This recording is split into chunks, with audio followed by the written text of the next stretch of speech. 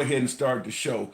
I do have a brand new machine. I just haven't brought it in the studio yet. I wish I had now because this other one is starting to really go slow and things like that. Let me make sure we're going to be open to all viewers.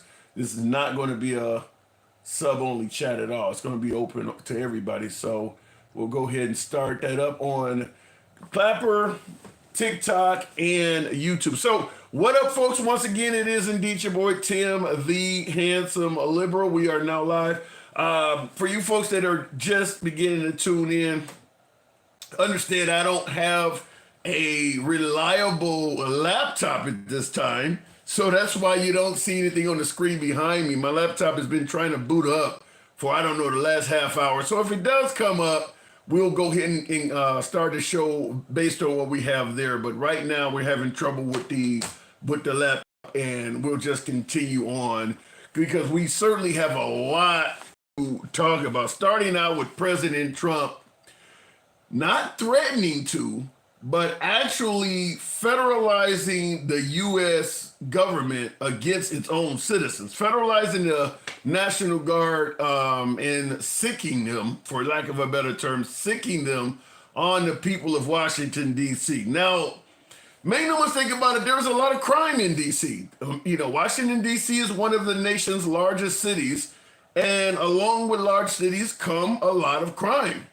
But keep in mind, did we get a computer back? Wow. Keep in mind that when it comes to the most crime-ridden cities in America, DC is not among the top 5 or so.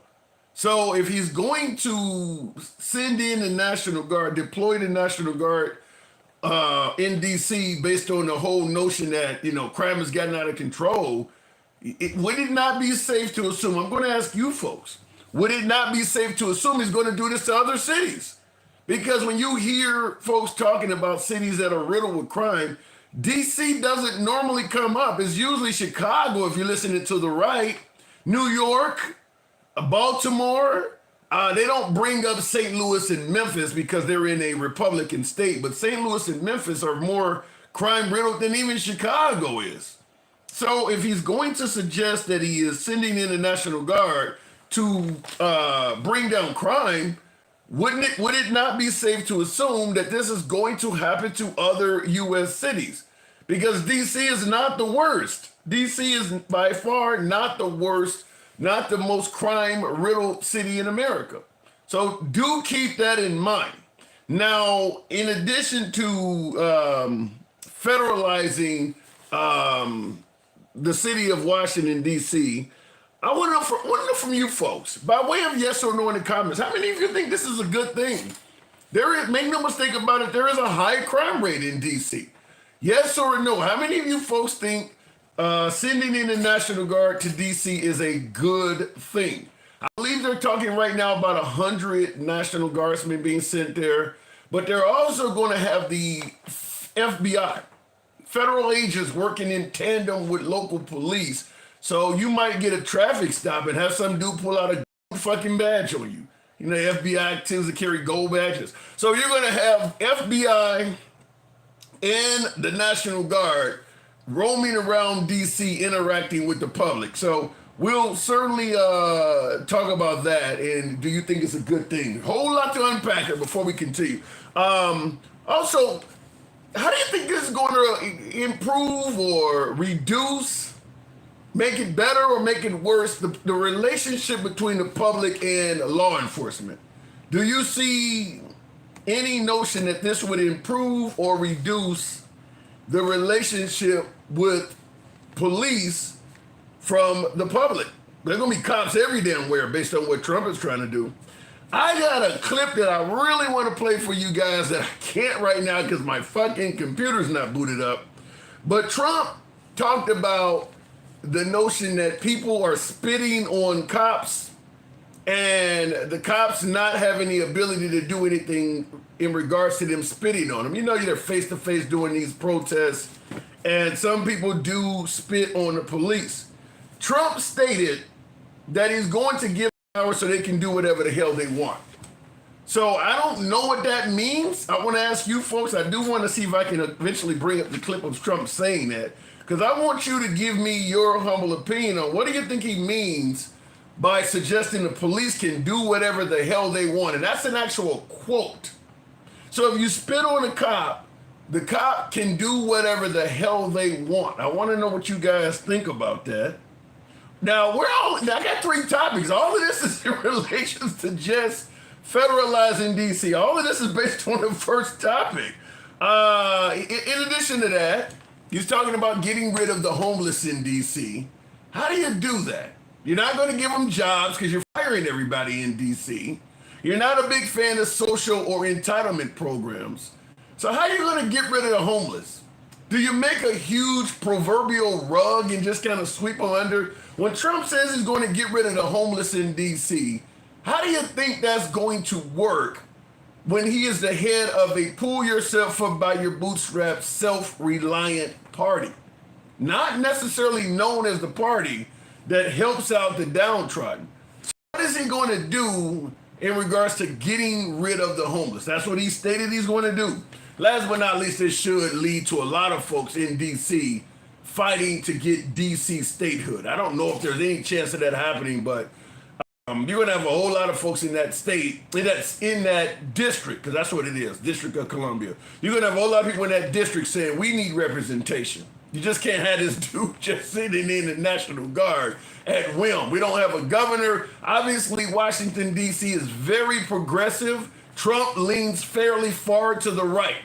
So he is not, if they had a governor, they'd have somebody who would have some pushback. But without a governor, Trump is essentially acting in that role.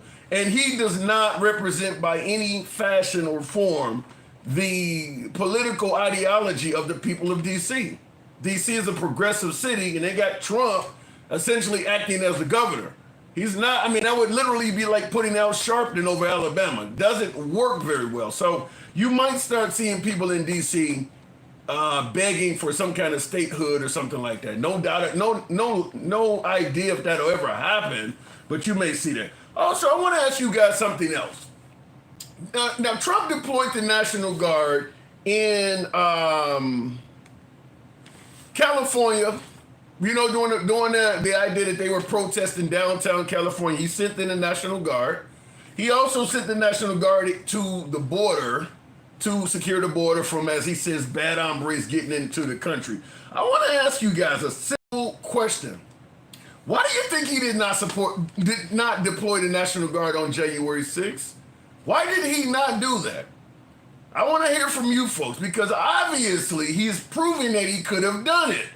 I mean, I don't think we're even up for debate anymore whether or not he could have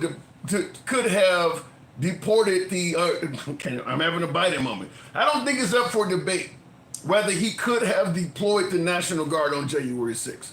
Why did he not do it? Period. I want to hear that from you folks, because he's deploying the National Guard over and over and over again all of a sudden now. but during that time, there was some kind of claim that it had to come from Nancy Pelosi or something. Did you hear Speaker of the House Johnson being mentioned in any of these deployments? Did you hear them saying anything at all about the Speaker of the House? But for some reason on January 6th, it was the Speaker of the House's job. So I'm asking, why did he not deploy the National Guard on January 6th? There has to be a reason for that. And at this point, unless there was some huge legislation passed during the Biden administration that changes how it was deployed, that I don't know of, maybe you guys do, it appears clearly that he could have done it and simply chose not to do it. So we're going to talk about that. Last but not least, Trump is scheduled to meet with Vladimir Putin on Friday. Now remember, he originally gave Putin 50 days. He gave him 50 days to end the war with the Ukraine.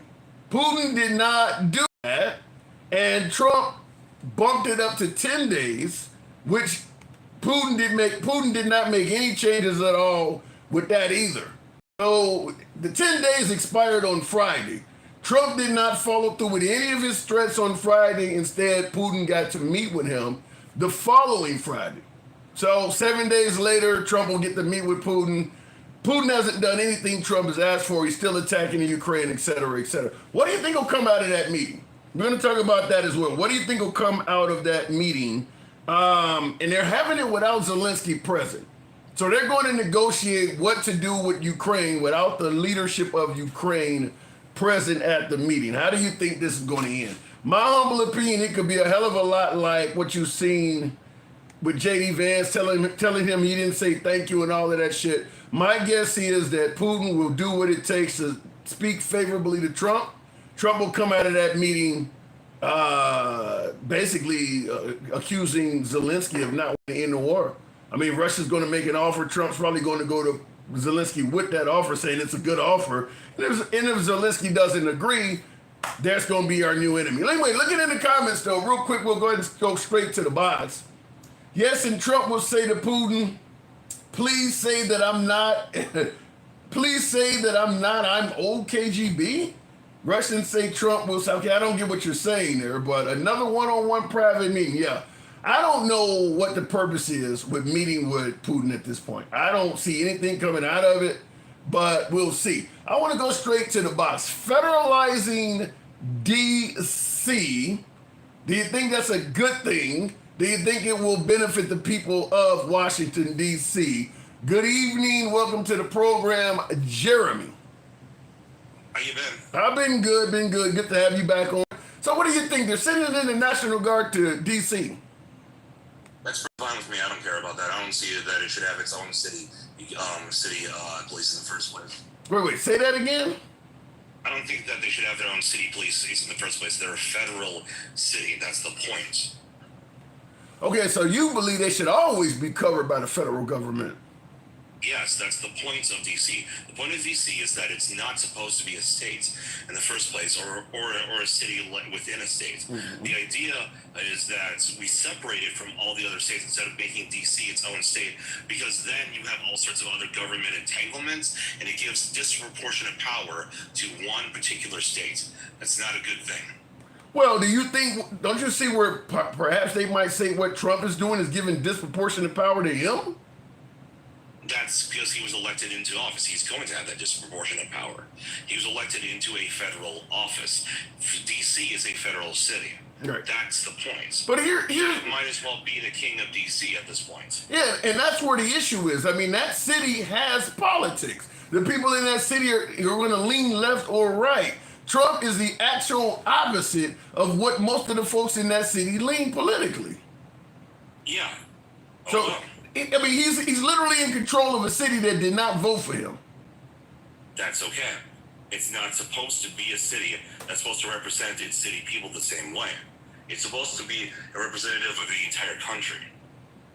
Well, to me, based on what you're saying, they should almost, because when you look on the map, there's this little, diamond that represents DC or whatever the case may be. They should actually just have the White House in that type of predicament you're talking about, in the actual surrounding city where people live at and things like that, the taxpayers.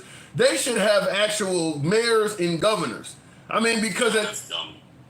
Why would it be dumb for people who are paying, hold on, for a working American that's paying taxes and actually able to vote? Why would it be dumb to tell them they should not have representation like everybody else in the country? No. Oh wait, sorry. Can you say what you said? And again, because I think you might have said something differently than originally what I thought you said.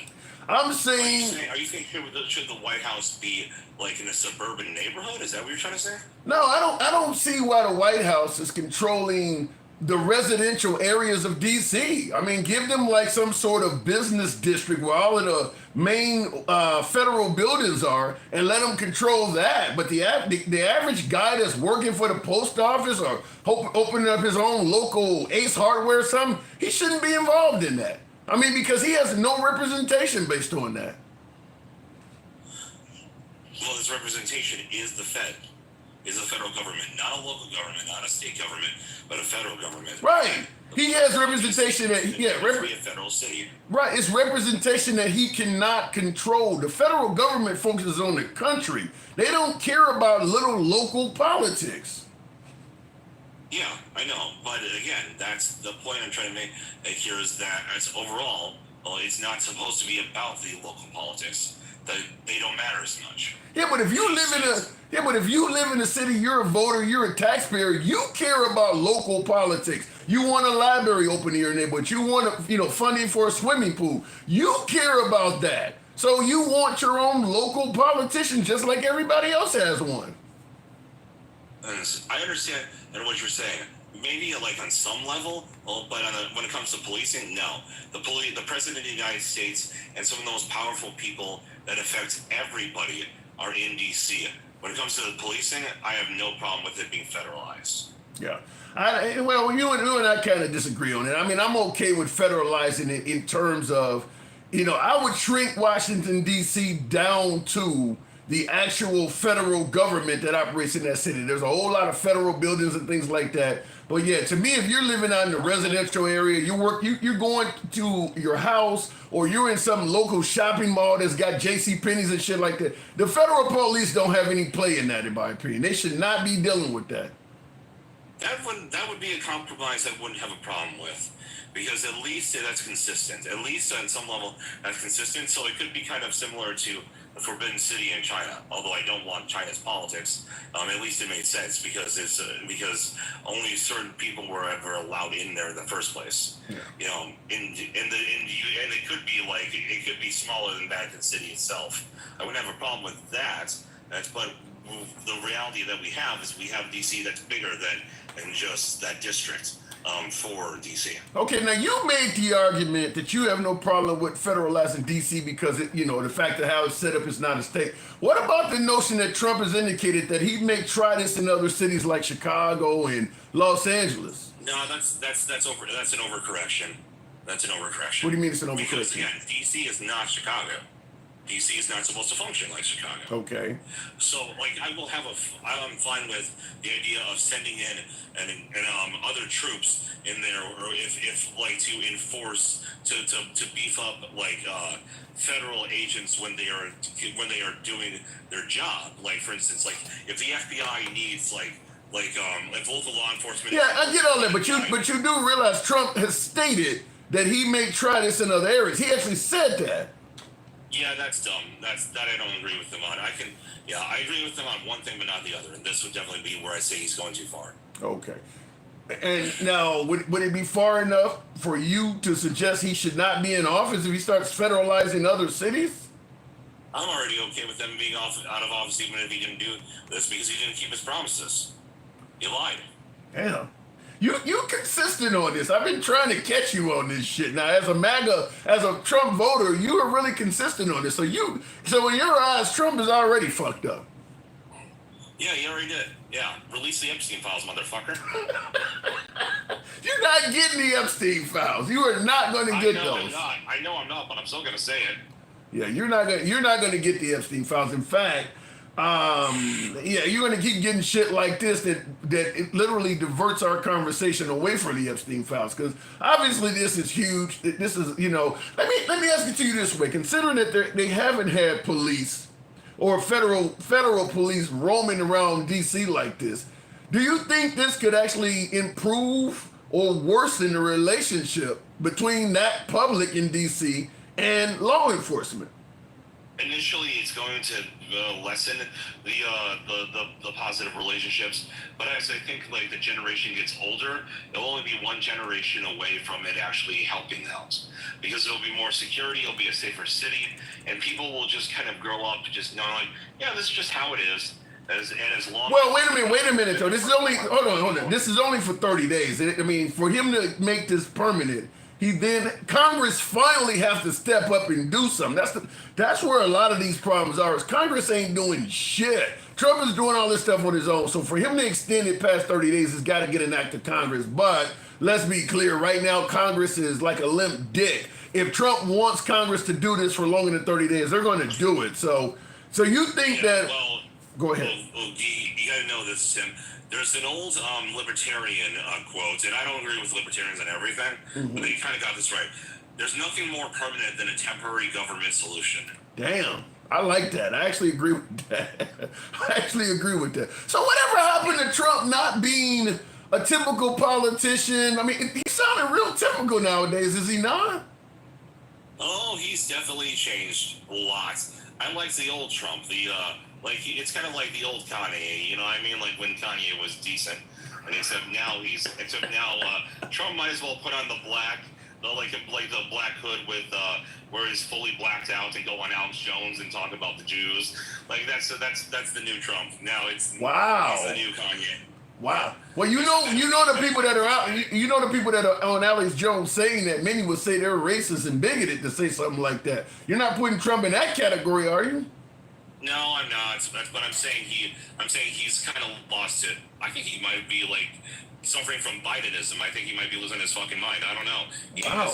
He ain't as snappy as he used to be. I'll tell you that much. So definitely you're not looking at Trump 2028. I might be open to Vance 2028 because Vance could be a dramatically different candidate from his. I don't think you're going to get that. I don't think you're going to get that. As long as Trump is alive and MAGA has the love and adoration for Trump that they do, if you get J.D. Vance or Marco Rubio or somebody in there, Trump is going to be running that from behind the scenes. If Marco or Vance do something that Trump does not like and Trump takes to social media or does a few rallies insulting them, they're going to have to either change or they're going to start losing MAGA. I mean, there is no one in the Republican Party that can do something Trump does not like and still keep their support.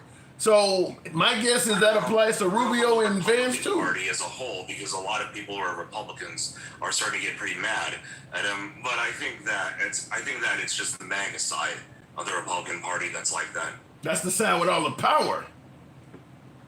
Yeah, currently. Yeah. So if you get Vance in there, who's going to be identifying as MAGA, that's who he can't win without MAGA. Neither can Rubio or whoever follows Trump up. They can't win without MAGA. So if Trump is in there and he's still about his wits and they do something he don't like and he starts attacking them, they're either going to have to back down on what they're doing or face the wrath of MAGA.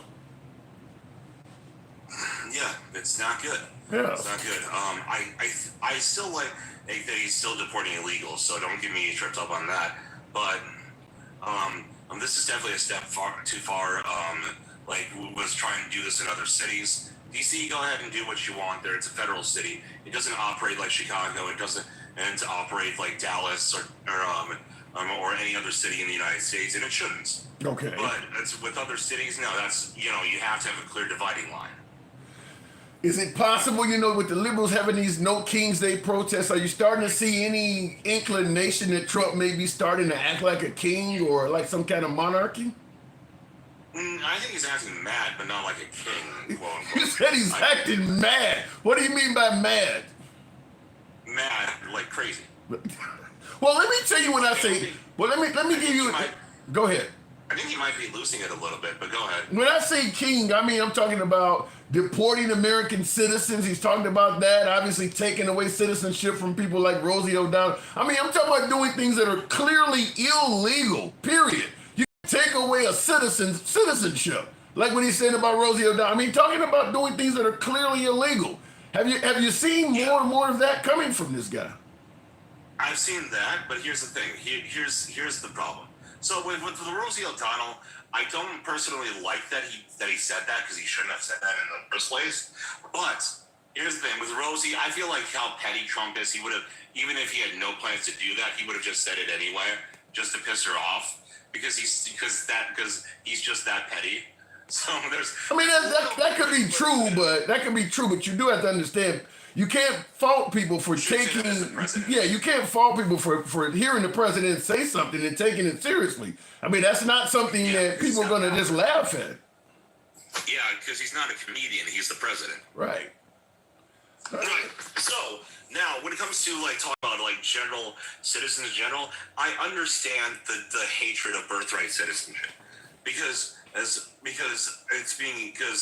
lot of people are trying to get their citizenship for their kids without being citizens themselves and escape the system. But it is in the Constitution, though. It doesn't matter if you hate it or not. You got a lot of liberals that hate the Second Amendment, but it's in the Constitution. You can't just take away birthright citizenship. It's in the Constitution. I know. That's why my solution is simple. Tell the illegals you can take your kid with you, or you can put them in foster care. Damn. Your choice. Damn. I know. But hey, you want to know what happens? What? 9 times out of 10, they take their kids with them. Yeah, I don't disagree with that.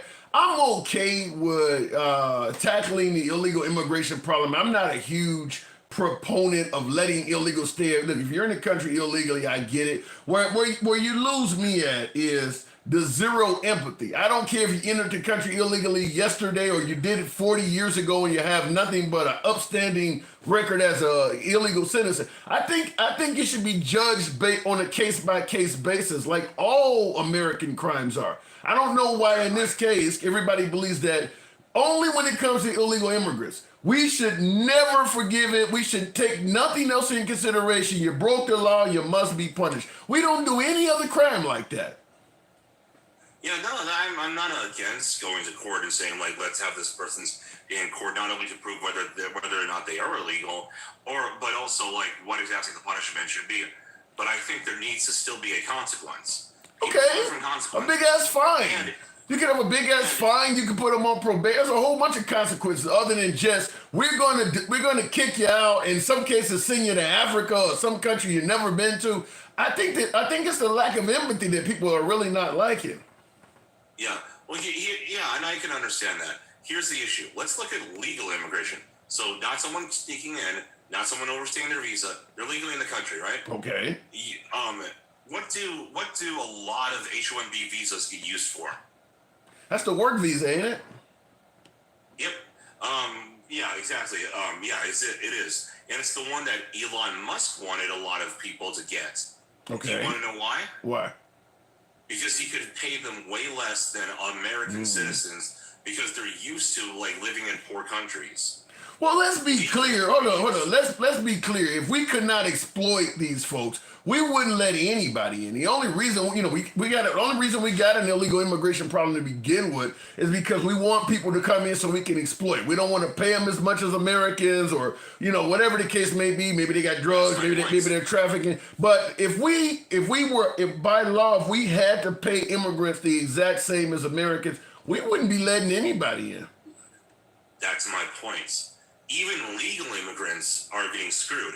There are tons of people, especially from India and South and Far East Asia, that oftentimes come from poor countries like Vietnam or India or Laos or Cambodia, and these people get their degrees, but they fire a whole bunch of like Microsoft and Google both did this, where they fired a whole bunch of Americans who got out of college and paid a decent money for their college degrees, and of course said, yeah, I paid a lot for my degree, I want a decent job that pays well.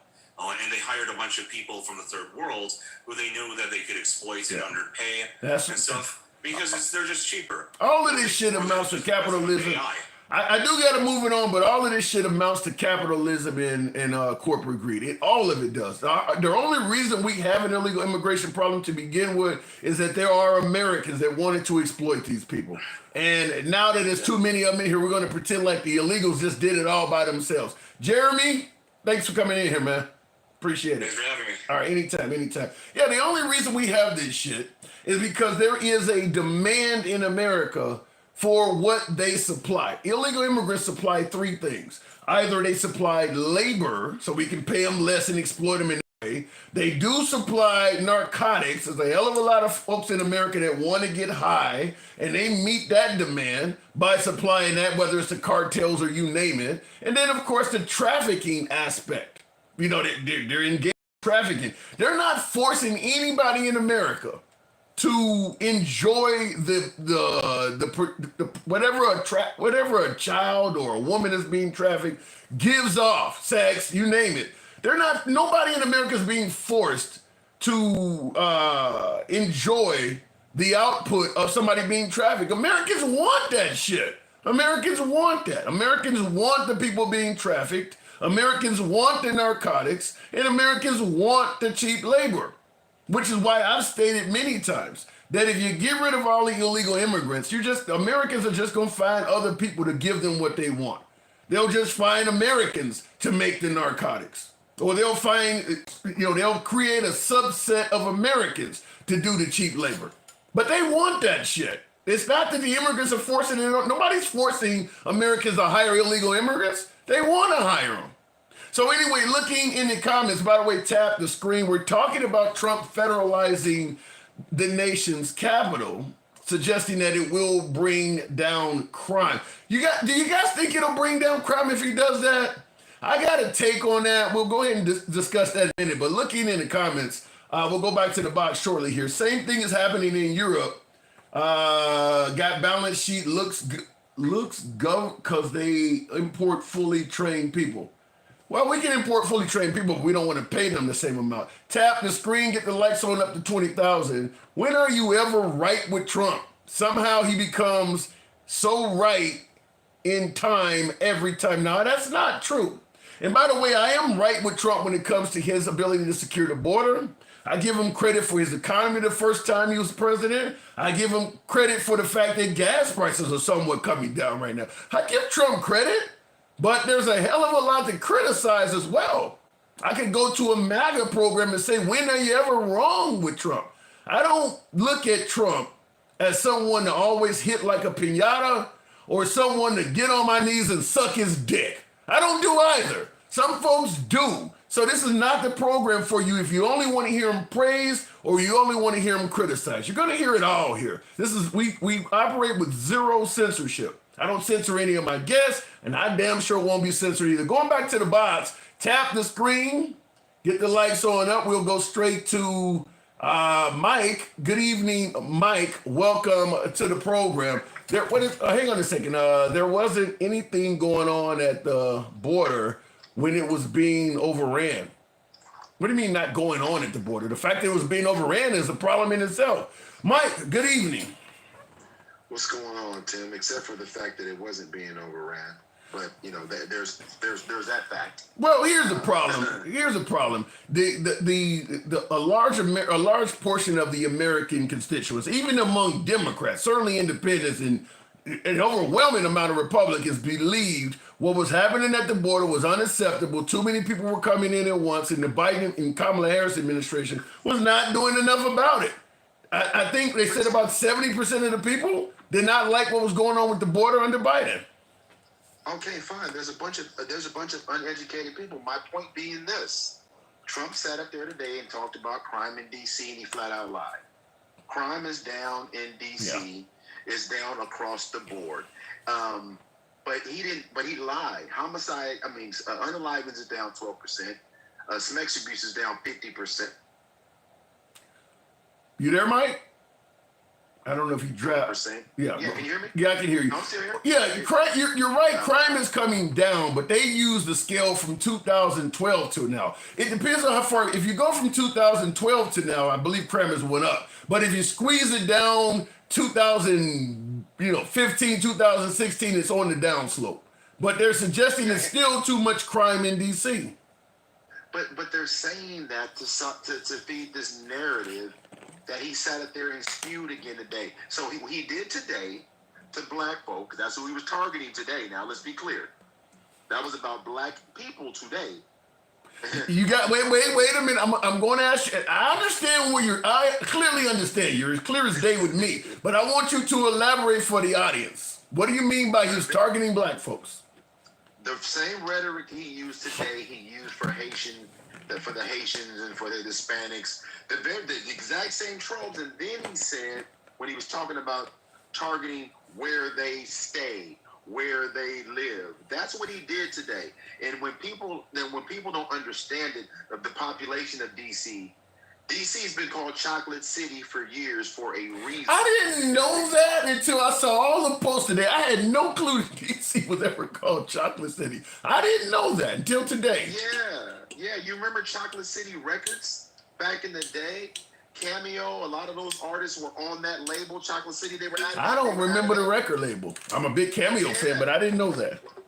Yeah. And so when you look at the crime stats, they're coming down. What he did today was demonize black folks in real time.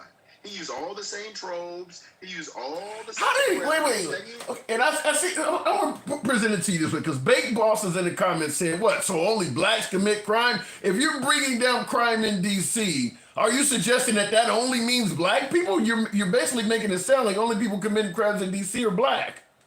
No, I'm saying that Trump, framed it that way.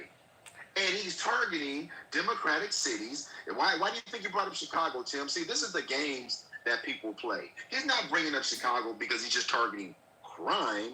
He's targeting black people, just like he targeted Hispanic people with deportations. But everybody, this is what I was telling you before when you talked about perception. Another point. People believe what he says. If he can bring the National Guard in for this, he could have brought them in for JC. That right there is a home run. I think what has transpired over Trump's 7 months he's been in office, with him deploying the National Guard to LA, the border, and now DC, it's pretty clear the whole notion that he couldn't do it on January 6th is a fucking lie. I don't think there's any denying that at this point, unless somebody can produce some legislation to show that some law changed who could do it on January 6, 2021 till now. Otherwise, he lied. He clearly, definitely lied. But how many people have come on this panel since we've been talking about this? Julio, Gen X, Jeremy. They didn't know. Maybe they didn't know. No, Tim. See, listen. This is my point. This is why I push back.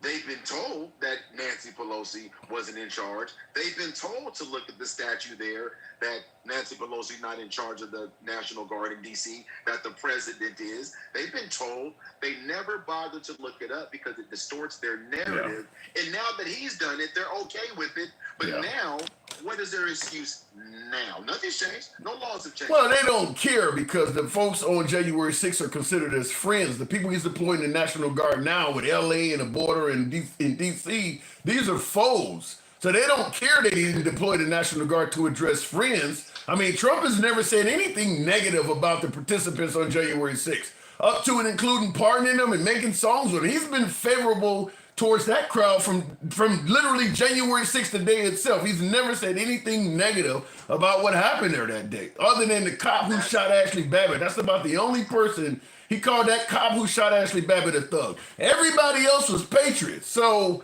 it kind of makes sense, but yeah, he clearly lied about not being able to deploy the National Guard there that day.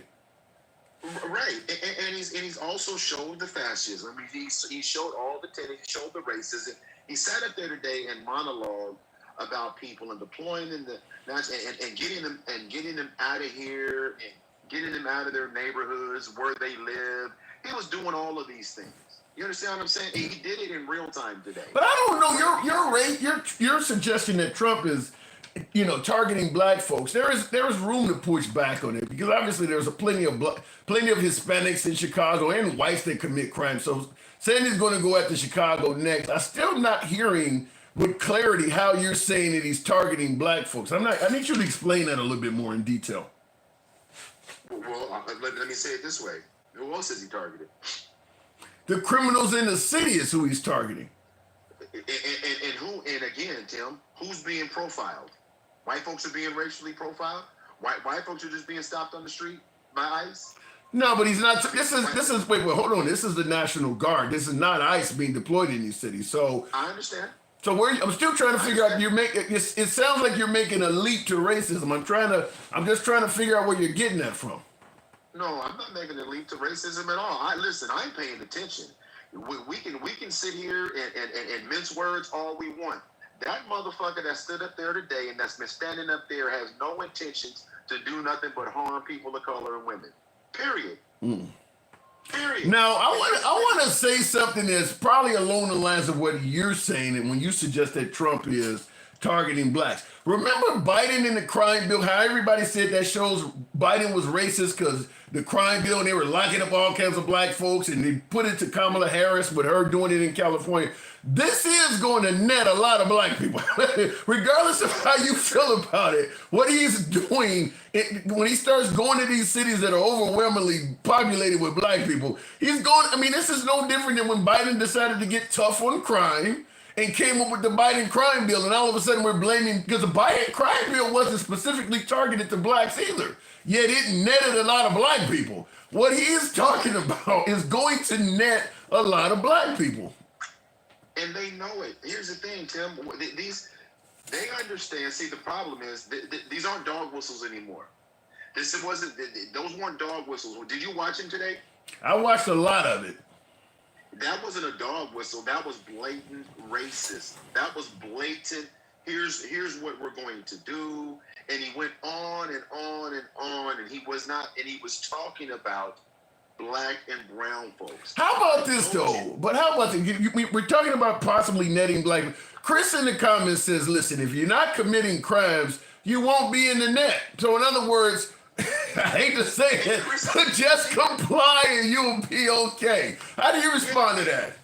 And Chris makes no fucking sense. Because if that way, here's the thing, Tim. Here's the thing. And this is the crazy part about this shit. Oh, I've heard white people talk about, just to secure their argument, white people get unalived by police all the time. But you say nothing about it. They say nothing about it. That is We're true. saying something about it. Yeah. You know something, Trump stated that too, that white people get killed. I never understood that, because of the simple fact is that if white people are getting killed and all this stuff, why aren't you saying anything about it? I mean, obviously that would be wrong if the police are mistreating you. Why are you more focused on complaining that blacks are making it sound like they're the only victims when you're a victim and you should be on the side of these people, as opposed to your argument is against blacks for not phrasing it right, as opposed to cops that are actually doing it to you? That never made sense to me. See, it makes perfect sense to me, and I've told you this since we've met. They are, when you're dealing with racist people, they are willing to hurt their own to get to us. Damn. Well, we talked about it. Listen, didn't we have this conversation about Flood Alley in Texas? Yes or no? Yeah, we did. Yeah, we did. Right? Their own funding. Right. Yeah. So again, I can substantiate everything I'm saying about the history of this country. They will sacrifice their own just to make sure we don't get shit. And the funny thing is, black people have just wanted to be left alone forever. Every time we go try to build something, they come tear that shit up. Every single fucking time. And listen, now they're trying to build their own white cities, and then we're like, we don't give a fuck. But if we try to go build something of our own, you know what they're going to do, right, Tim? What they've done every time. They burn it, flood it, take it, eminent domain, Central Park. Listen, see, a lot of people don't know. These are facts. Central Park was owned by black folks until white folks decided they wanted it. Lake Lanier in Georgia was an all-black community until they flooded it.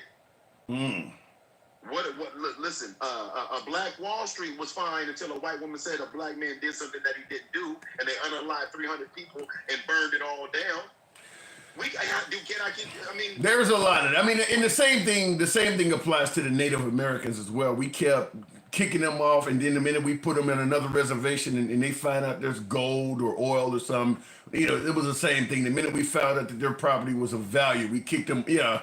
I mean, yeah, that has happened. There's no other way to deny that. I mean, that has happened over and over again. And look, Sam, let me say this. And this is for the people in the comments that because I'm tired of hearing, well, isn't that history or isn't that history?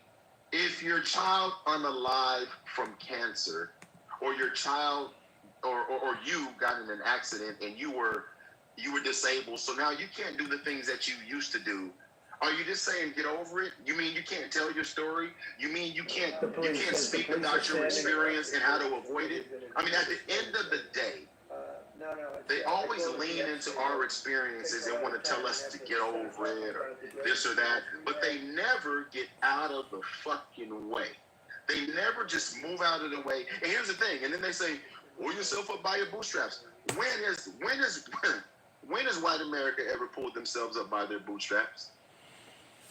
Explain. Okay, you got to explain that a little bit more in detail, because there's plenty of whites that are going to say, "Look, nobody did shit for me. I don't have any privilege. I worked. My parents were poor farmers or whatever." You need to explain that. If it doesn't apply, let it fly. But my point is, the history of this country, I mean, how much free labor, how much free slavery labor was used to build this country? Yeah, but you do know most whites did not own slaves, and I see in the comments even Zach says caller is ignorant. So somebody you got to detract her. Listen. Yeah, I'm ignorant and it's propaganda, but here's the thing: you don't have to own slavery to use that same whiteness and those principles to engage in suppressing people. Listen, I don't have to trip you to put a hurdle in front of you. You understand? I don't even have to touch you to make it difficult. Redlining would be one of them, right? Yeah. I mean, come on, we have sundown towns, Tim. Still. Well, when it comes to, and here's what I got to push back. I'm sure Gangsta Grandma ain't tuned in because she would be hammering me for this. But when you say the sundown towns, I've heard about these even as an over-the-road driver. But is there any examples in modern history where somebody went to a sundown town and something really happened to them? Or is this something that is mythical that people just keep saying exists? Where's the actual occurrences of violence or something of that nature where somebody went to a sundown town and something happened to them? There are articles and stories as recent of this year of black men being found as strange fruit as of this freaking year, Tim. But you're not going to see that on national news. They can't have that feed into their narrative, Tim. I don't know if I agree with that because MSNBC or CNN would cover something like that. They're all over police brutality and beatings and shit. They would cover that. Not to mention at this point, and this is something I often push back on the right with as well when they say mainstream media won't cover. What we're doing right now is media. There is so much media out there. You don't have to depend on the right or mainstream media to get a news story out. There's enough of us to get stories out. I mean, they weren't going to, mainstream media probably would not have put Derek Chauvin sitting on George Floyd's neck until the people started releasing videos themselves. So if what you're saying is happening, there's plenty of avenues for it to get out. I mean, if people are being brutalized in sundown towns, you don't need to depend on mainstream media to hear that. Do you know who Earl Smith is? The name sounds familiar. Keep going. Earl Smith was a 58-year-old man found strange fruit in uptown New York State this year, Tim. Now, strange fruit is strangled, right? You know, but I don't think you can say that. Dangling from a piece of vegetation. Yes. But but again, there's always questions around this behavior, Tim. This isn't new, Tim. Listen. At the end of the day, we wouldn't know about George Floyd if those cameras weren't there. That is true. That George Floyd would have been somebody who was resisting arrest and just happened to die of a cardiac event. Yeah, I agree with that. The cases we know about, or we only know about them because they were caught on camera. I mean, we wouldn't have known about Ahmaud Arbery. Matter of fact, if it wasn't for BLM, that shit, because you got to remember when the Ahmaud Arbery case came out, it had been months after he was. I don't think I can think of a single controversial police case where the police mistreated a citizen, where the citizen got justice when it was not on camera. If it's not on camera, it didn't happen. They're gonna believe the police. I mean, I can't think of anything. Every case we've heard of where the police were. I would say maybe Breonna Taylor, maybe, because it wasn't, the actual event wasn't caught on camera. But in most cases, if it ain't caught on camera, the cop is going to get away with it. Again, why did they end up having body cams, Tim? Why did body cams come about, Tim? You can thank BLM for that. You can thank BLM for that too. And so how many crimes have we seen because of that, where without those, we wouldn't get justice? So when somebody says to me, what I'm saying is propaganda or race baiting, they don't understand, because if they agree with what I'm saying, it destroys their ideology, and they're comfortable in their ideology. They're comfortable in their whiteness. They believe somehow. But there's a lot of black MAGA, Mike. There's a lot of blacks in Hispanics. I don't know anymore, but there's a lot of black MAGA. Hold on, black MAGA is still extremely happy with the results of Trump. There's a lot of black people that voted for Trump, and I haven't heard any of them suggest that they're not happy with their vote. Again, I'm not saying this is absolute, Tim, because there's dumb motherfuckers everywhere. I just said if it doesn't apply, let it fly. Wait a minute. Are you suggesting that if you're black and you voted for Trump, you're a dumb motherfucker? Is that what you're telling me? Yes, 100%, Tim. I don't equivocate on this shit because here's why I'm saying what I'm saying. We have too much evidence that shows that what I'm saying is true. We have too many resources to go find what I'm saying. It's not like I'm making it up. It's not like, Tim, you know I do my research. Now, the one thing you can say, I'm not even saying I'm always accurate, but I go back and check and fact check and fact check. Do you know that black people unaliving themselves by rope is not a, you know how small that stat is for us? I ain't never heard of a black person. You're holding down the block. You know you're not supposed to be dealing products on the block. I'm coming at your ass with a rope. I have never heard of that before. Exactly. But here's the thing, and I know you have to go, but here's the problem with this. The people that want to say, this is propaganda, or and I always say this. If I'm wrong, then you can hold me accountable, but me being wrong hurts nobody.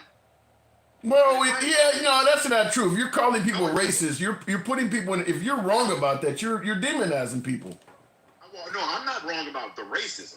No, I get what you're saying. No, you said if I'm wrong, it doesn't hurt anybody. I'm saying if you're wrong, it does. Now you're just saying, well, I'm not wrong. But if you are wrong, you're demonizing white people. No. Here's what I'm saying. I can't be wrong about racism exists.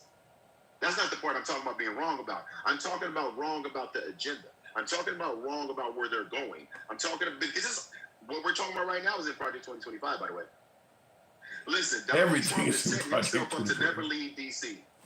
Donald Trump is setting up DC to never leave DC. Why would he invest $200 million out of his own pocket to make all these changes to the White House? That man ain't trying to leave. And so what is he doing right now? Insulating himself by taking control of DC. Look in Project 2025. All right. This is the thing. People can say what they want, but what they need to understand, if you say I'm full of shit, if you say I'm propaganda, then at least get outside of yourself and go read a little bit. And then come back and tell me that you can't align what's happening with what was written. I'll leave it at that. Mike, thank you. By the way, folks, tap the screen, get the likes on up. You guys know how this program is ran. We don't block or censor any damn body. We are MAGA friendly, been MAGA friendly since day one, always will remain MAGA friendly. If you favor uncensored dialogue from all sides of the aisle without the host trying to tell you how you should speak or think, you are in the right place. I would implore you to follow the program if you happen to be watching on Clapper or TikTok. If you're watching on YouTube, give your boy a sub. Nevertheless, Trump, a wizard MAGA in Latin sorcery. What the hell? Trump is not paying for that ballroom.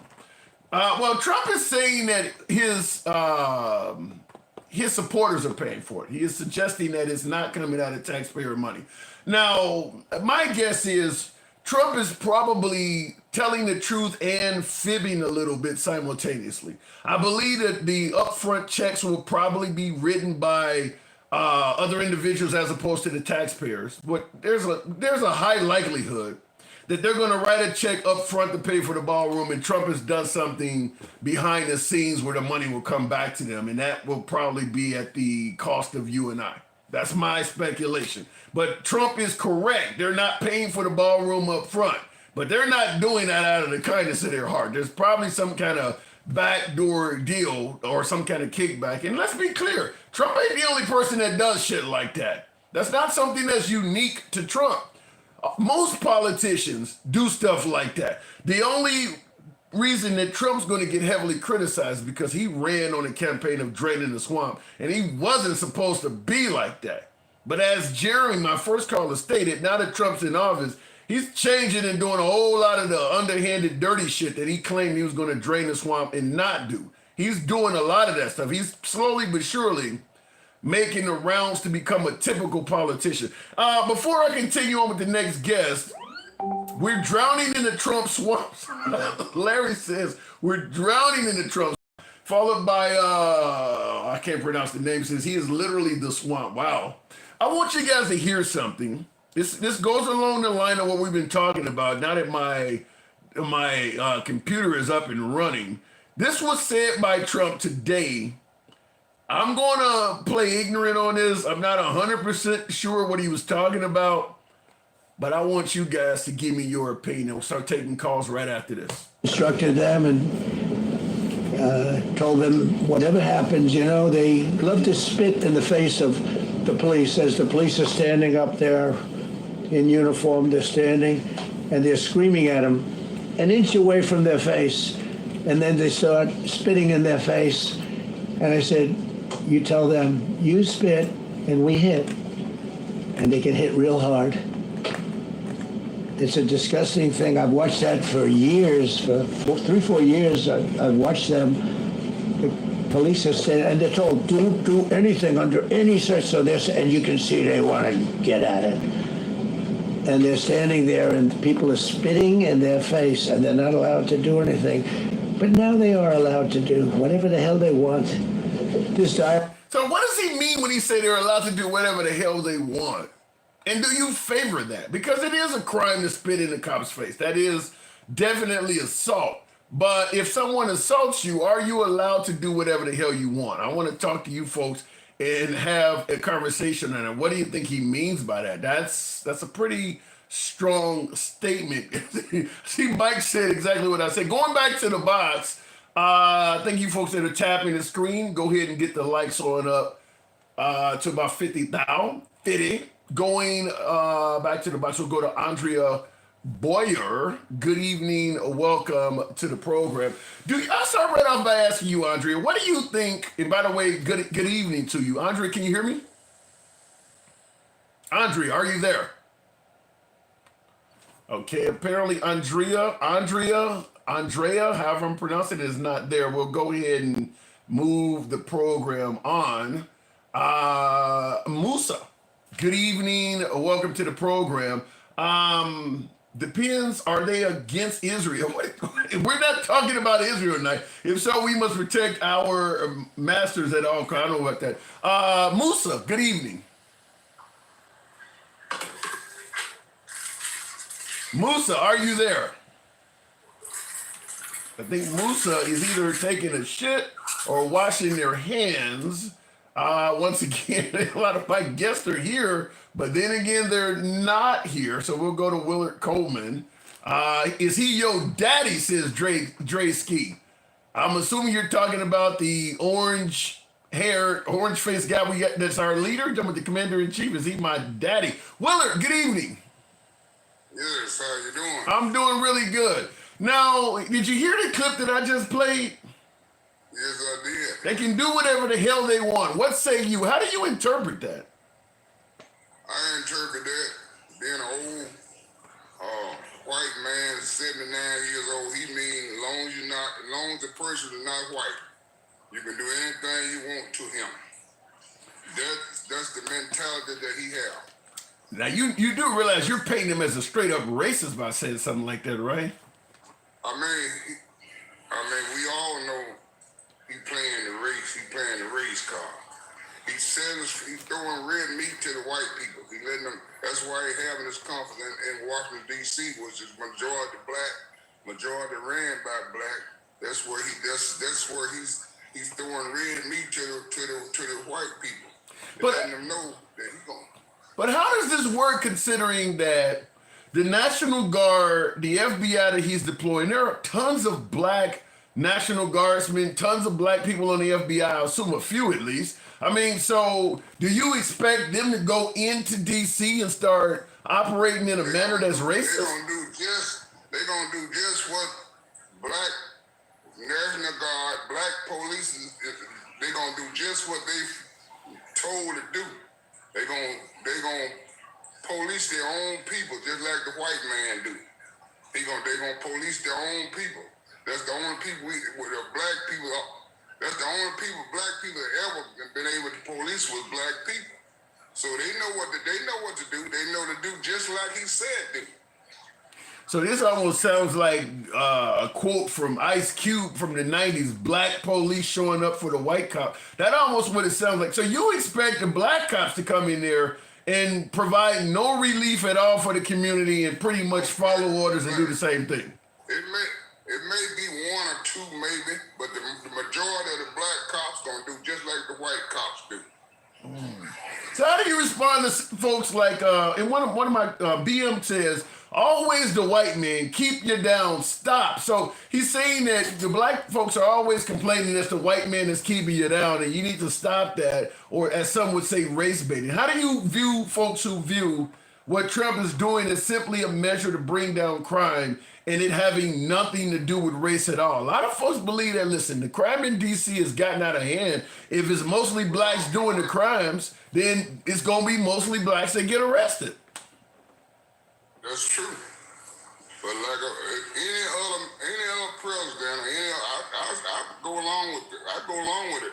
All the cities need to be policed. All the cities need good policing, but not by a racist president.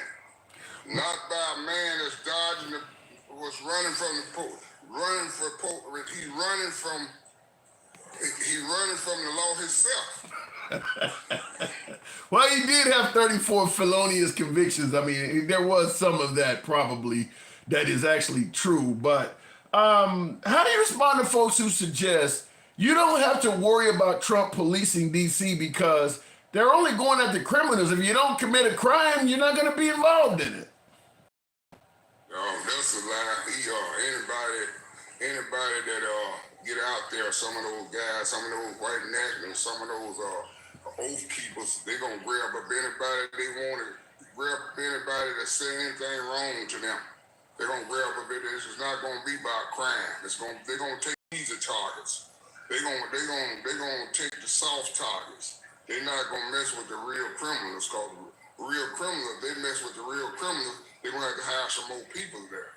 So you assume that there's a possibility that some of the folks deployed to D.C. might be white nationalists?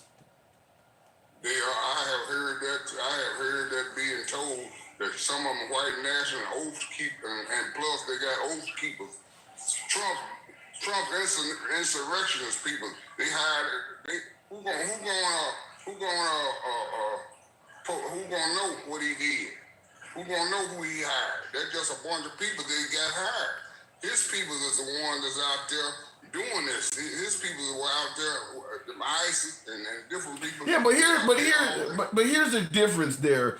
ICE is wearing masks and there's no way to identify them. Do you foresee the possibility that the National Guard will also be allowed to wear masks and perhaps remove their name tags from their uniforms?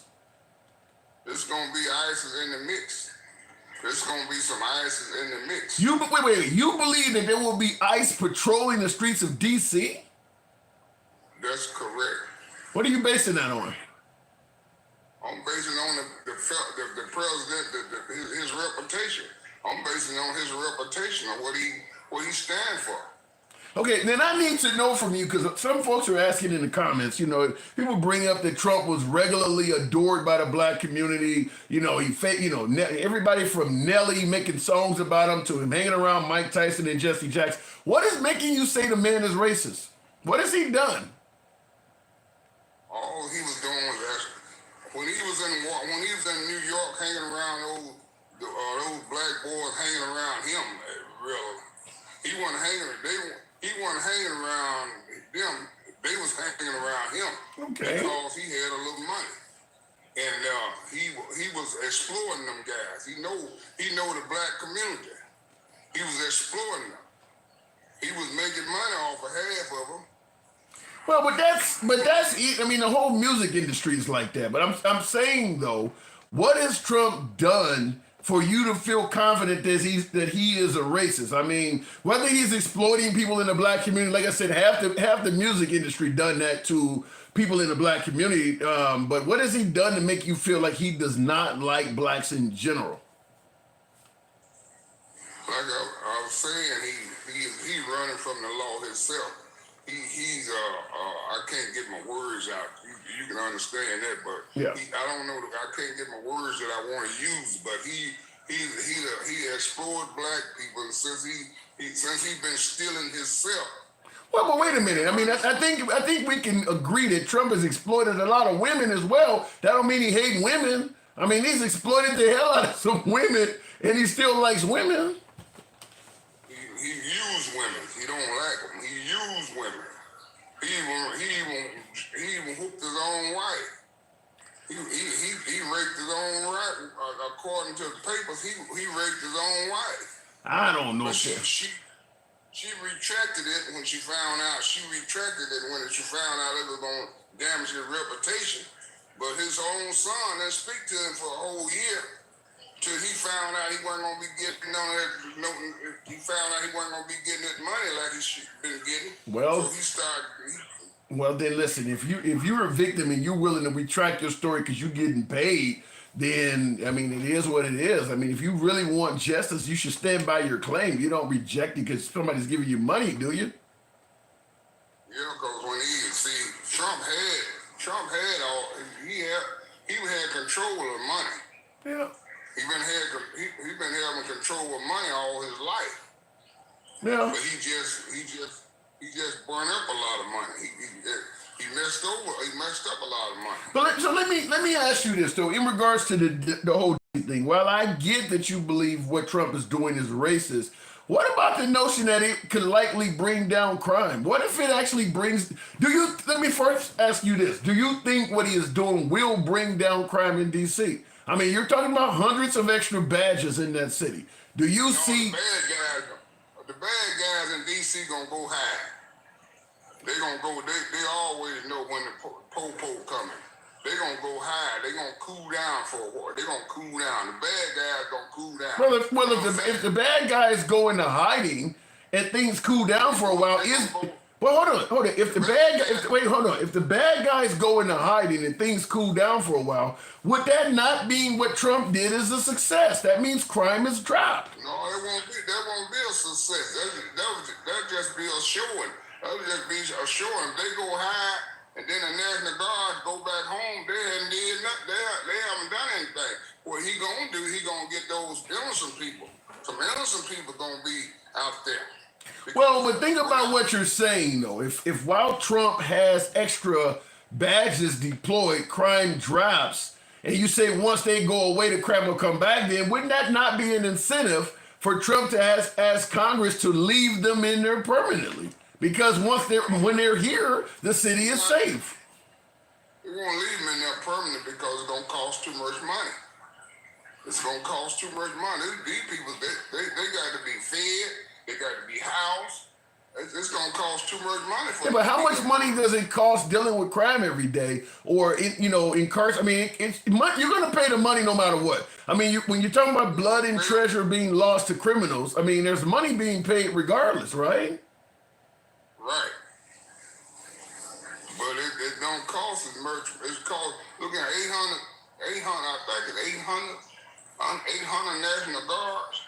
And plus, those people got to be fed. They got to be fed. They got to be housed. That's going to be a lot of money every day. Every day, there's going to be money.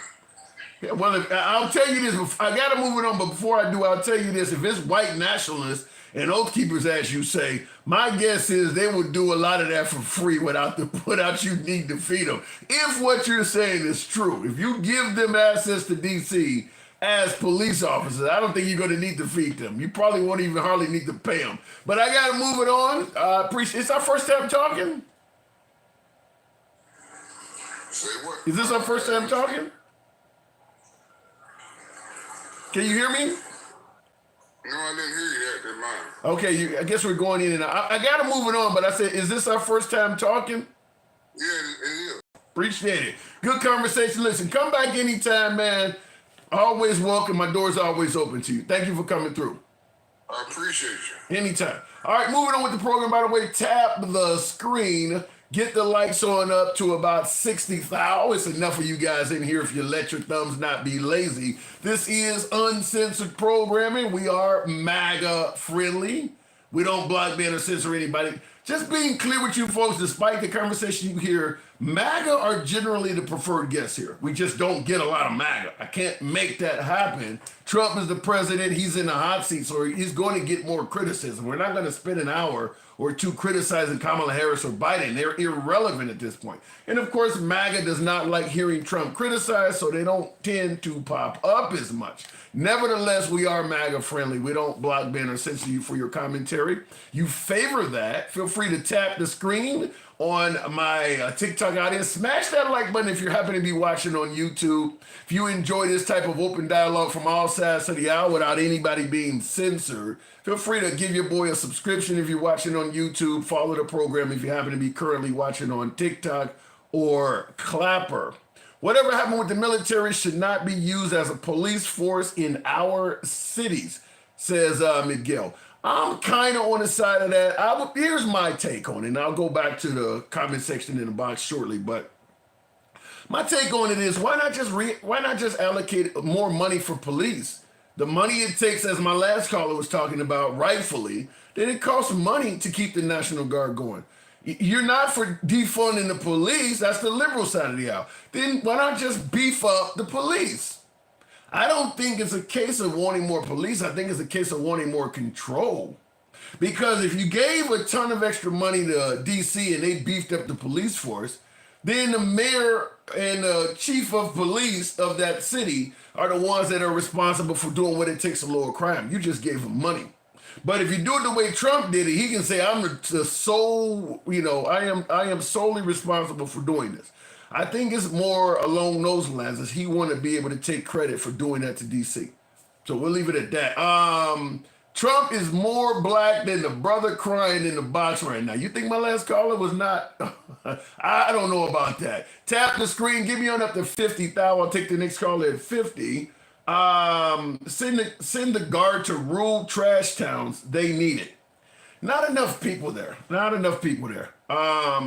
Listen, I'm going to agree that there is more crime in big cities. I mean, you're not going to have a lot of crime if there's not a lot of people.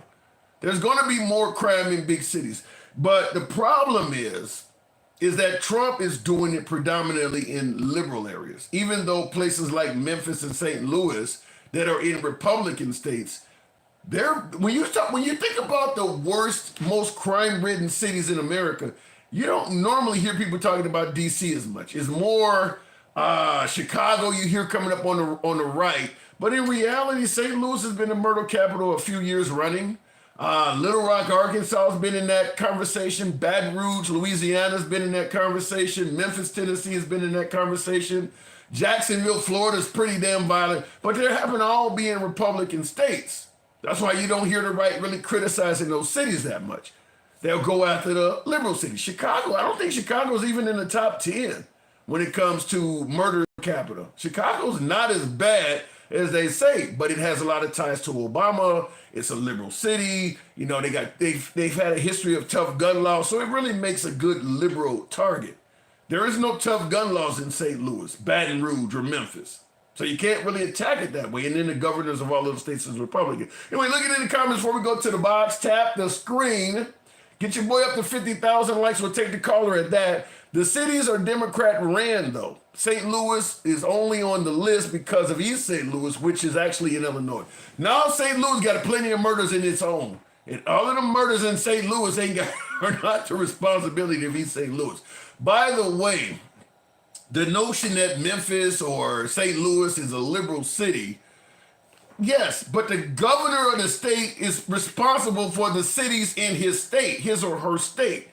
Just like when a Democrat city in a blue state is poorly ran, they blame the governor too. Like Gavin Newsom. Gavin Newsom is not the mayor of Los Angeles, but you're blaming him for the crime there.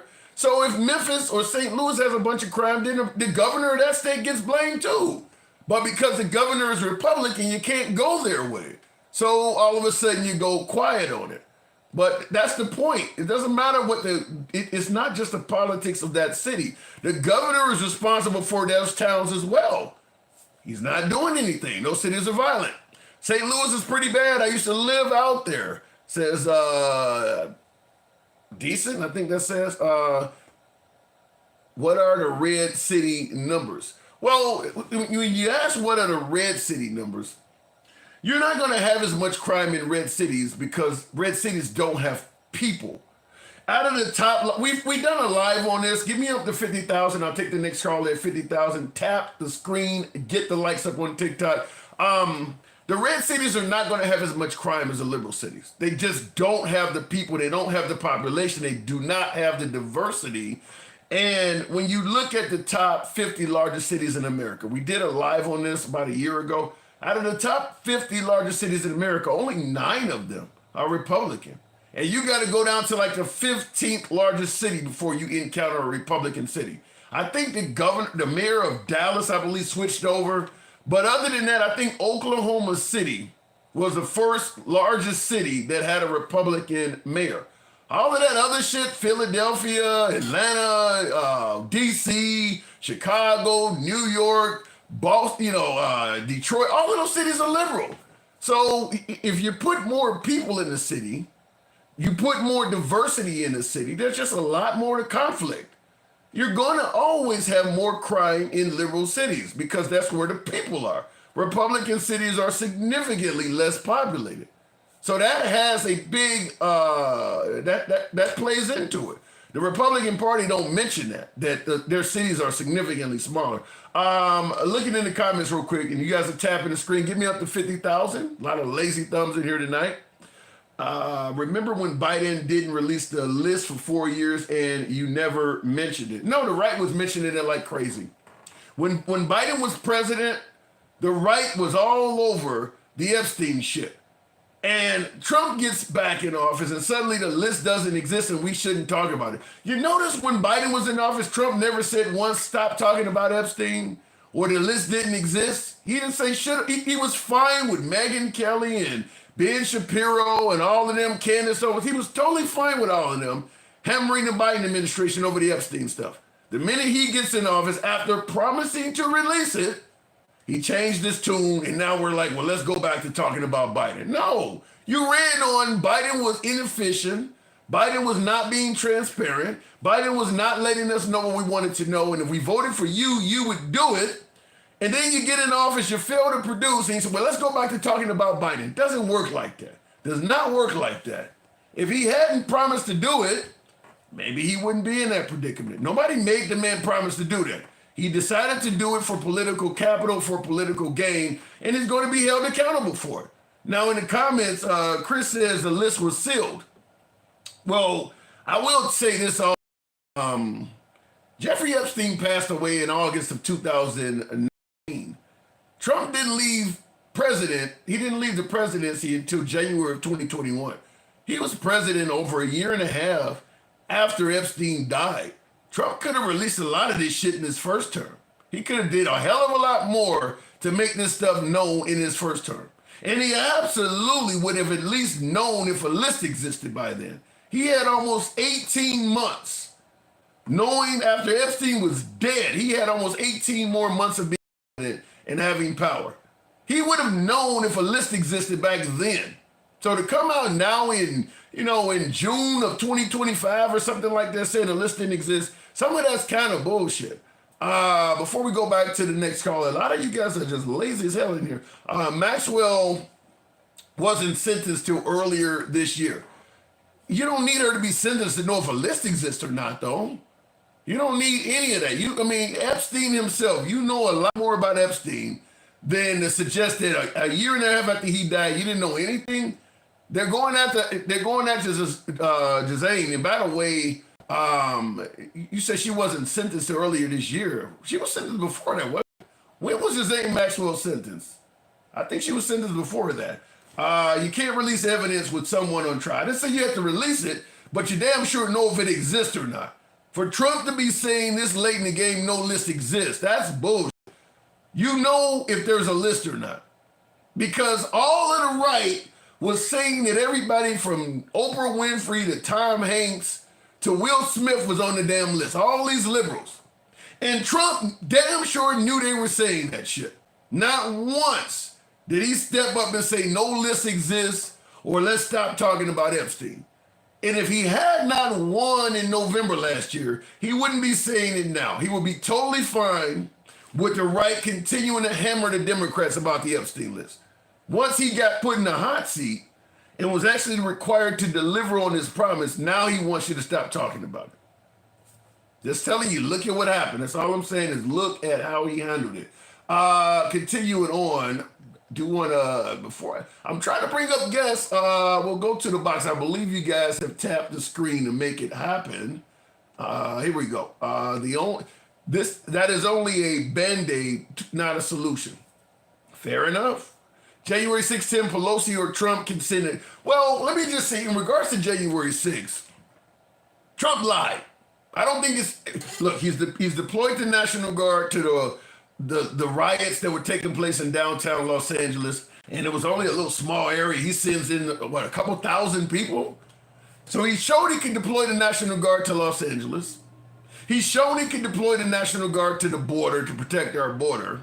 And now he's showing he can deploy the National Guard to Washington, D.C. The idea that Trump could not deploy the National Guard on January 6th is a proven lie at this point, based on his actions. Unless someone can show that since January 6, 2021, there's been some kind of major legislation passed to control who can and can't deploy the National Guard. If that legislation does not exist, that means he had the power to do it during his first term and he lied about it. I stated before, it's just a matter of friend versus foe. Trump sees the folks in D.C., L.A., and at the border as foes, and on January 6th, those were friends. That's why he didn't deploy it. Chris, good afternoon, or better yet, good evening. Welcome to the program. Hey, what am I getting wrong, Chris? Tim, you're getting a lot wrong. Okay, help me out. You letting people jump off subject. This is about the D.C. crime, and you letting people off track. They taking you off track, talking about other stuff. Okay, explain. You understand what I'm saying? Explain. I got my notes out. Help me out. What am I getting wrong? Help me out. What are they getting off track? What should be our focus in your opinion? As far as your backdrop, this is about D.C. crime, right? This is about putting patrol in D.C. to bring the crime down. Why wouldn't he? Okay, wait. Why wouldn't he just simply reallocate more money to put more D.C. cops on the street? Why send in the FBI, who has no training in traffic stops? Why not give more money to the people who are trained to do the job? Okay, so you talking traffic stops, Tim. We talking crime. We're not talking traffic. We talking crime. So that's where most of the encounters between law enforcement and the public, that's where it normally happens, is during traffic stops. You get drugs off the street, you get illegal guns, you get folks with warrants. It's traffic stops. Something to put. You speculate. You thinking that. Okay, tell me what it is then. Tell me what it is. No, all you do, you put patrol on the streets. Okay, you put patrol all over the place. You in a tourist town. He says it's a tourist town. We want to keep everybody safe, the visitors coming in. Okay, you go to a foreign country. If you see a lot of police, ain't you gonna feel safe?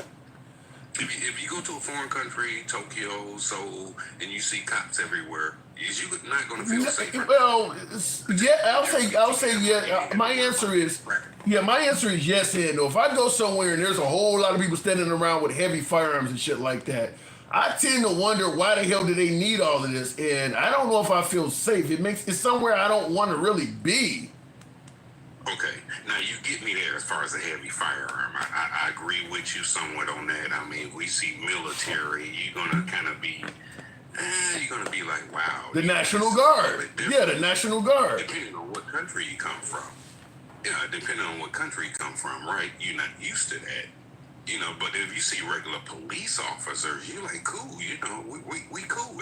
Every block you walk, 2 cops, 3 cops together, you're like, oh, you feel safe. I could bring my camera out. I ain't got to worry about popped upside the head and robbed, this, that, and the third, Okay. But that's what I asked you, though. Hold on. That's what I asked you. Why not allocate more money to put more cops, people in police uniforms? No, he's bringing in the military, folks with long rifles and camouflage. So them the folks that Americans are not used to seeing on the street. They're not going to feel safer with those people. Okay, I'm going to push back on you. What difference do it make? The training, the training makes a difference. The type of weapons they have makes a difference. The National Guard is not trained with the heavy interaction with the public like the police are. The training, that's what I started out by talking about traffic stops and stuff like that. They're not trained to do that stuff. But we're not talking about traffic stops, Tim. We're talking about just people feeling safe in the public. And crime, crime is not going to happen when you got heavy military. You understand what I'm saying? I don't know if I want to, but I'm going to go back to how I answered your question originally. If I see heavy long rifles and shit like that, I don't want to be around that. It ain't that I feel safer. I don't want to be around that. I don't want to be around. Why not though? Why not? What do it intimidate you or? Yeah, because I've grown up to when I see that many guns in one place, something is going on here. I don't feel safer. I feel like something about to pop off. Oh, okay. So I see what you're saying. I mean, let's be honest. Are Americans used to seeing a whole bunch of soldiers standing around? Right, and that's the issue. This is what I'm saying. This is our citizens, right? It's going to be a big, like, wow, what's going on? But a foreign person coming over, because a lot of foreigners come to DC, it's like, okay, this is normal over here, They have it's not normal over here. No, it's not. If you are a foreigner that's visiting America, we got tons of movies out, a lot of our entertainment. You probably know other people in your family or friends that have came to the United States. It's not normal to come to America and see military personnel standing around everywhere. It's not normal. Even as a foreigner, they know it's not normal. Is Washington, D.C. is the capital of the But country. even in D.C., it's not normal to see people with long rifles and shit standing on every corner. And by the way, it's a difference if you're just touring around federal buildings and things like that. But if you're in neighborhoods at the local mall and shit like that, it's not normal to see armed soldiers standing around. Okay, I'm going to push back again. Now, we talking about crime, right? We talking about getting crime down, right? Yeah. Now, do you think these long rifles will keep crime down in the city? Let me ask you that. I don't feel confident. Here's my take on it. I believe that it won't bring down crime. I believe it will alter the type of crime. And this is what I mean. If you over-police an area, I believe you will simply change who the criminals are. In other words, the citizens will be intimidated and fearful of police, and the police will become emboldened, and the police are going to be the ones that are likely violating constitutional rights, violating your Bill of Rights. The police are going to become the criminals. And certainly with Trump at the behest, I mean, now you got federal officers, so if a federal officer commits a crime, it's up to Trump to decide whether or not they get held accountable for it. The guy who's already saying on video they can do whatever the hell they want. So my guess is the crime from police is going to increase in D.C. No, you're thinking negative, Tim. That's not true. You're thinking negative. Okay. Cops hanging on the corner. They not bothering anybody. If you a normal citizen walking around minding your business, you a visitor here, and you're not doing anything wrong, they just there. They present. So you don't believe profiling happens? No, we're not talking profiling. We're not talking. Wait, no, I am. I'm asking you. I'm asking you. Does profiling happen? In this scenario, it's not going to happen. How do you know that? How do you know? Wait. What would make you say in this scenario? No. Tim, it's not going. How do you know that? If you hanging out, listen. If you hanging out in the corner, you looking like you suspicious. You shouldn't be there. You loitering. Yeah, okay. They gonna come up and talk to you. Keep moving. No. I'm trying to find out though. I'm trying to find out what is making you say in this scenario it's not gonna happen. What is that based on?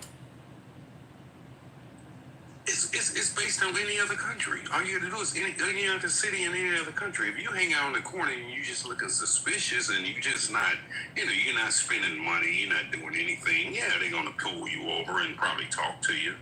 What is your definition of profiling? Profiling is, for example, you see, usually it's going to be young people, usually. Okay, I don't want to be discriminative. It could be old people as well, but usually it's going to be young people hanging out on the corner, not doing nothing, just hanging out, What are you doing here? Keep it moving. You know, as you take You pictures, do realize a person has a legal right to hang out in the corner without continuing to move, right? There's no law that if you're standing on the corner, wait, hold on. If you're standing on, hey, hold on. If you're standing on the corner down the street from where you live, there is no law that says you have to keep moving. it's kind of suspect in this is a tourist area. Chris, You're going to look sort of suspicious. Chris, Just hanging. Chris, not doing looking suspicious is not against the law. You can't just, anybody could have a different determination. You being a black man could look suspicious to somebody. You can't just tell somebody you look suspicious and start fucking with them. That's profiling. You can't do that. That's against the law. Okay, but this operation is not about profiling, Tim. What I'm trying to tell you. You sure as hell was describing it. No. Trump gonna put some police in place to deter. It's a deterrent crime. Do you understand what I'm saying? It might only be 30 days. It might take longer than that. Because like you say, 30 days is nothing. Yeah. They'll go in hiding, like one of your guests said. Yeah. They'll go in hiding and they'll come back. I believe that. I certainly believe that it will deter crime from the citizens, but I totally disagree with you that the police will. I mean, listen, there is a certain percentage of cops that are bad. If you, let's say out of 20 cops, 2 of them are bad. Military. Hold on. We're not talking about cops. The military got bad people in it too. What do you think? All of the military are good? Okay. Good All right. point. Good So point. here's the point I'm making. Let's say out of every 20 cops, 2 of them are bad. If you increase the number from 20 to 100, that's 5 times as many cops. Now you're going to go from 2 bad cops to 10 bad cops. If you put more cops on the street, you're going to have more bad cops in public. Right, so what are we supposed to do, Tim? You're trying to get rid of crime. You're trying to bring crime way down. We're trying to bring crime down to the 19th century, not 30 years ago. Okay. We're trying to bring crime down to the 19th century like other countries. You want to bring crime? You want to bring crime down to the 19th century, a period of time when you could enslave or rape a black person and it wasn't even a crime. There was more. Hold on. There was far more crime. Wait, hold on. Hang on. There was far more crime. Let me finish. There was far more crime during the 19th century. They just didn't call it a crime back then. You could literally criminalize against a whole race of people back then. It was more crime in the 19th century. Are you serious? Let's say 1890, 1880. Let's say that year. Don't matter what year. 18 anything. 18 anything. You weren't going to be held accountable for victimizing somebody who was black in 18 anything. So why is everything about black? I don't get it. Everything about black. What do you mean? Because, Can you listen, explain it? well, if you want, we can make it about Hispanics. We can make it about women. Fact is, hold on. But you, Let me answer your question. Fact is, during the 19th century, other than being a white male or a white woman, you could essentially victimize all the other races and there was going to be zero accountability. Does that clear it up? how about violent crimes? Okay. We talking about people going to a city to visit a city. You get popped in the head trying to take a picture. That's not cool, bro. I think it's And this is me and you. We can go to DC and get stuck up by anybody. But I'm trying to figure out, where does the National Guard have training in solving homicides? Where does the National Guard factor in any of this? It's not solving homicide. What is solving? We're not talking solving crimes. We talking about deterrent. Deter. If you see people on the corner, you know they're gonna arrest you. Criminals gonna stop doing what they doing. You know, maybe kids stealing a candy bar. I don't think well, Chris, I don't think you realize how big DC is. He's not deploying enough cops that they can see every corner. Crime is still going to happen. I mean, it's not like you deployed enough cops to have one on every block. And I mean, you still can still go do a drive-by on your ops. You can still sell drugs. I mean, it's going to still happen. I don't see how you believe. It's only like a couple. I think he's sitting in a few hundred or maybe 1,000. It's not that many. So, Tim, you think USA has that culture? Do you think it's the culture of the United States? What do you mean? Is it the culture of crime, violence? We Is it the culture? I think, and I'll respond to that by saying this, because you asked the question, what do we do? What can we do? We need to bring down crime. In my opinion, we need to actually address the reasons why people are committing crimes, as opposed to flooding the area to proactively deal with crime. People commit crimes for a reason.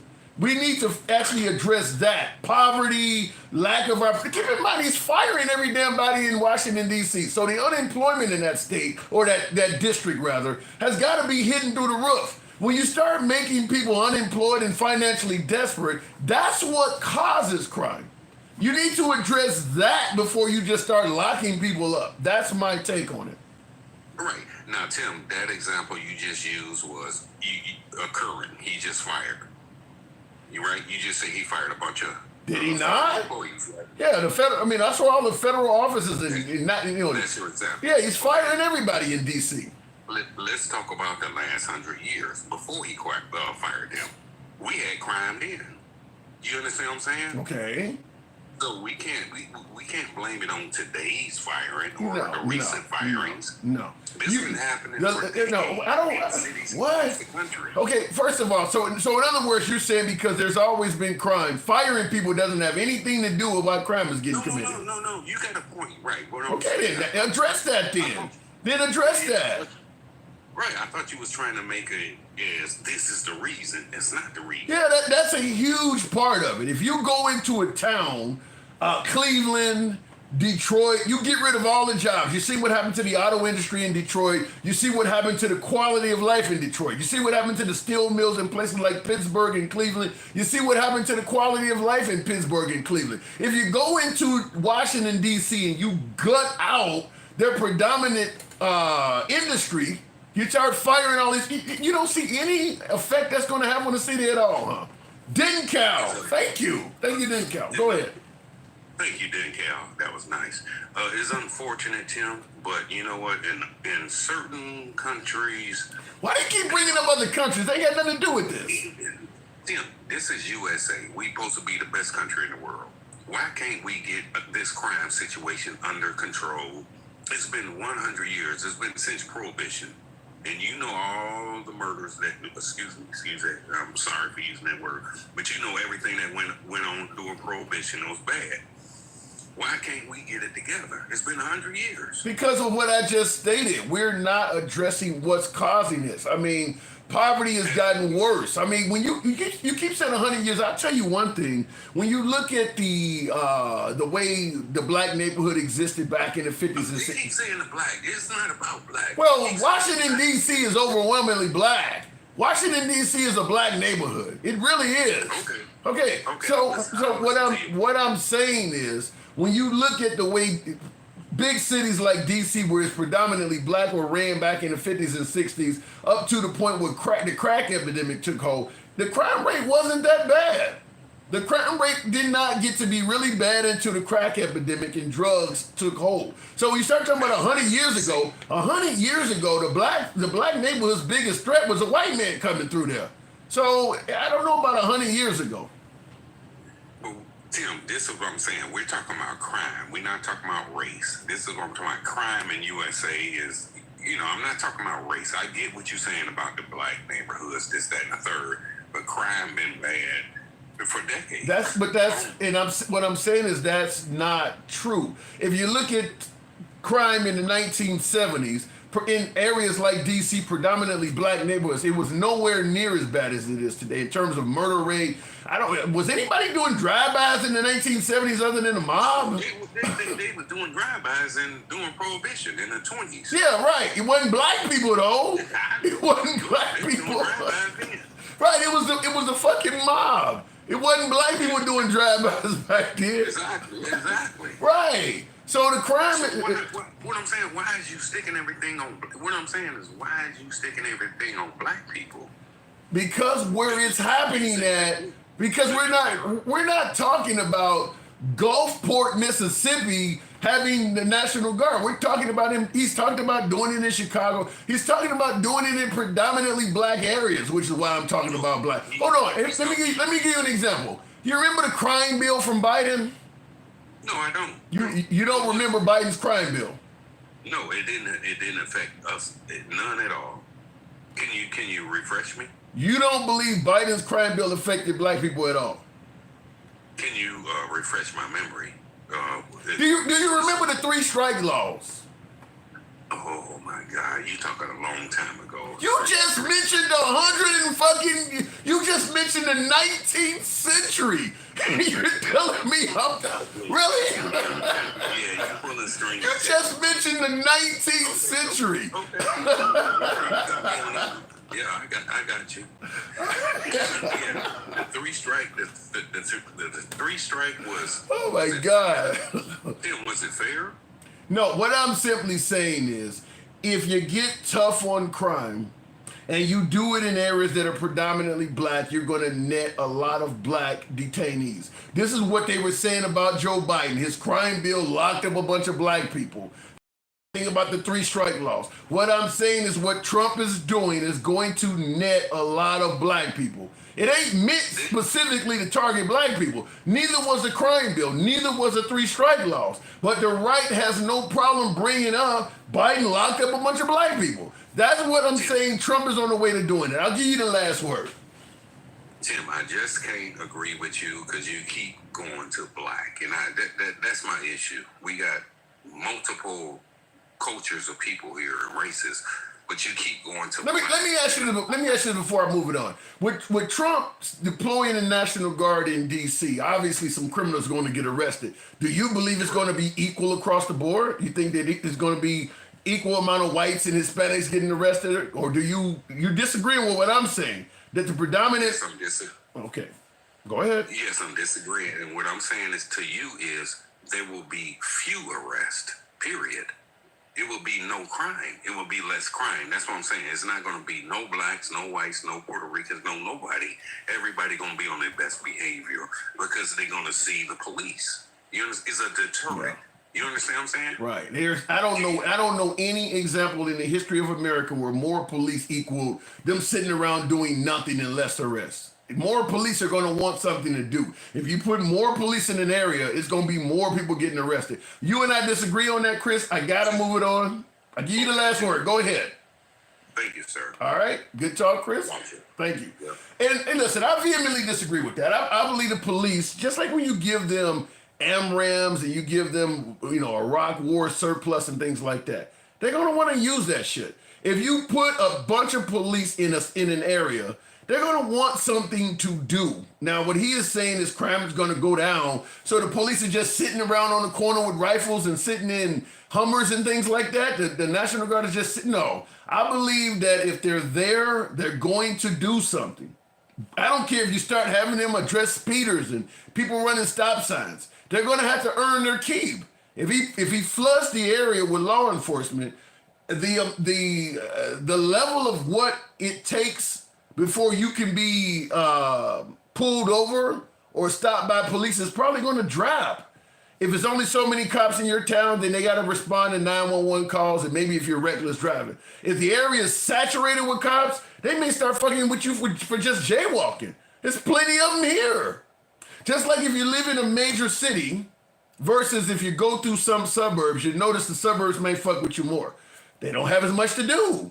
So if you got cops that don't have nothing to do, they're going to start coming at you for lower level stuff, such as profile. Standing on the corner at 3 o'clock in the morning. What are you doing there? Stuff like that. So me and my last caller do disagree a little bit on that. A deterrent is good for the country, says Chris. We'll see. We'll absolutely see. Our capital should be the safest in the nation. I'm okay with making the capital safest in the nation, but it should also not be so damn poor. I mean, if you look, that's what I told my last caller. And by the way, tap the screen, get your boy on up to 65,000. We'll take the next call. I'm okay with the capital being the safest place in the nation. Then put it in a wealthy area. I mean, you're not going to have a lot of safe area when everybody's poor and struggling to get along. Poverty incentivizes crime. And that's what my last caller was disagreeing with. But poverty incentivizes crime. People who need money are going to do something to eat. Dencal, what am I getting wrong? You see my last caller hammer me? I'm in the trenches. Good evening, Dencal. Yeah, he wasn't really hammering nothing. He kept changing his position. He didn't know what the hell he was talking about. He doesn't understand that you can't throw a couple of thousand National Guard in a city the size of DC and crime is going to go down. That's not the way it works. You have to get out into the neighborhoods. You have to develop intelligence. You have to do a lot of different things to really start clamping down on crime. Just stopping everybody doing the stop and frisk. Yeah, you're going to take some people to jail for a little bit of, they got a bag in there. Maybe they was carrying around a firearm and they shouldn't have. But that's not the people that he's talking about. When he talks about basically saying that DC is a cesspool, you can't even walk outside. That's not the reality. And when people go into it saying, well, yeah, we should just have a deterrent. You sending people out there for 30 days is not a deterrent to criminals. What they do, they go sit down for 30 days because they already know you can only be there for 30 days. Yeah, but what about what I just told my last caller? If they go there for only 30 days, because he has to get Congress to give him an extension, but if they go there for only 30 days and the criminals sit down and they know in 30 days these people got to be gone, that means the crime rate is going to plummet for a month, which would be a great incentive for Trump to go back to Congress and say, see, this is working. We need more time. And with the Congress we got in office now, they're going to absolutely give them that. So if they do what you're saying... But you're cherry picking. We don't have enough National Guard and active duty people to go to every city in the country and set up shop and walk up and down the streets. No. People don't have an inkling unless they've lived in a big city atmosphere what it would be like to suppress crime in Chicago. Yeah. It's so fucking big, you could put 10,000 people downtown at one event. And it's not going to stop the people. I'll tell you, but I gotta somewhat disagree. And being from Chicago myself, I will say this: I was in Chicago. I was on the streets during the 1991 Bulls victory over the championship, and it got really rowdy in Chicago. People were, doing all kinds of bad shit all over the city of Chicago when the Bulls won their first championship with Jordan back in, I think, 91. The next year, expecting that to happen again, they had cops all over the south side, west side, standing on corners, and it was far less violent. I mean, it did work. 1 or 2 cops sitting here. I mean, I can see a little bit of benefit to it. So what would you say the square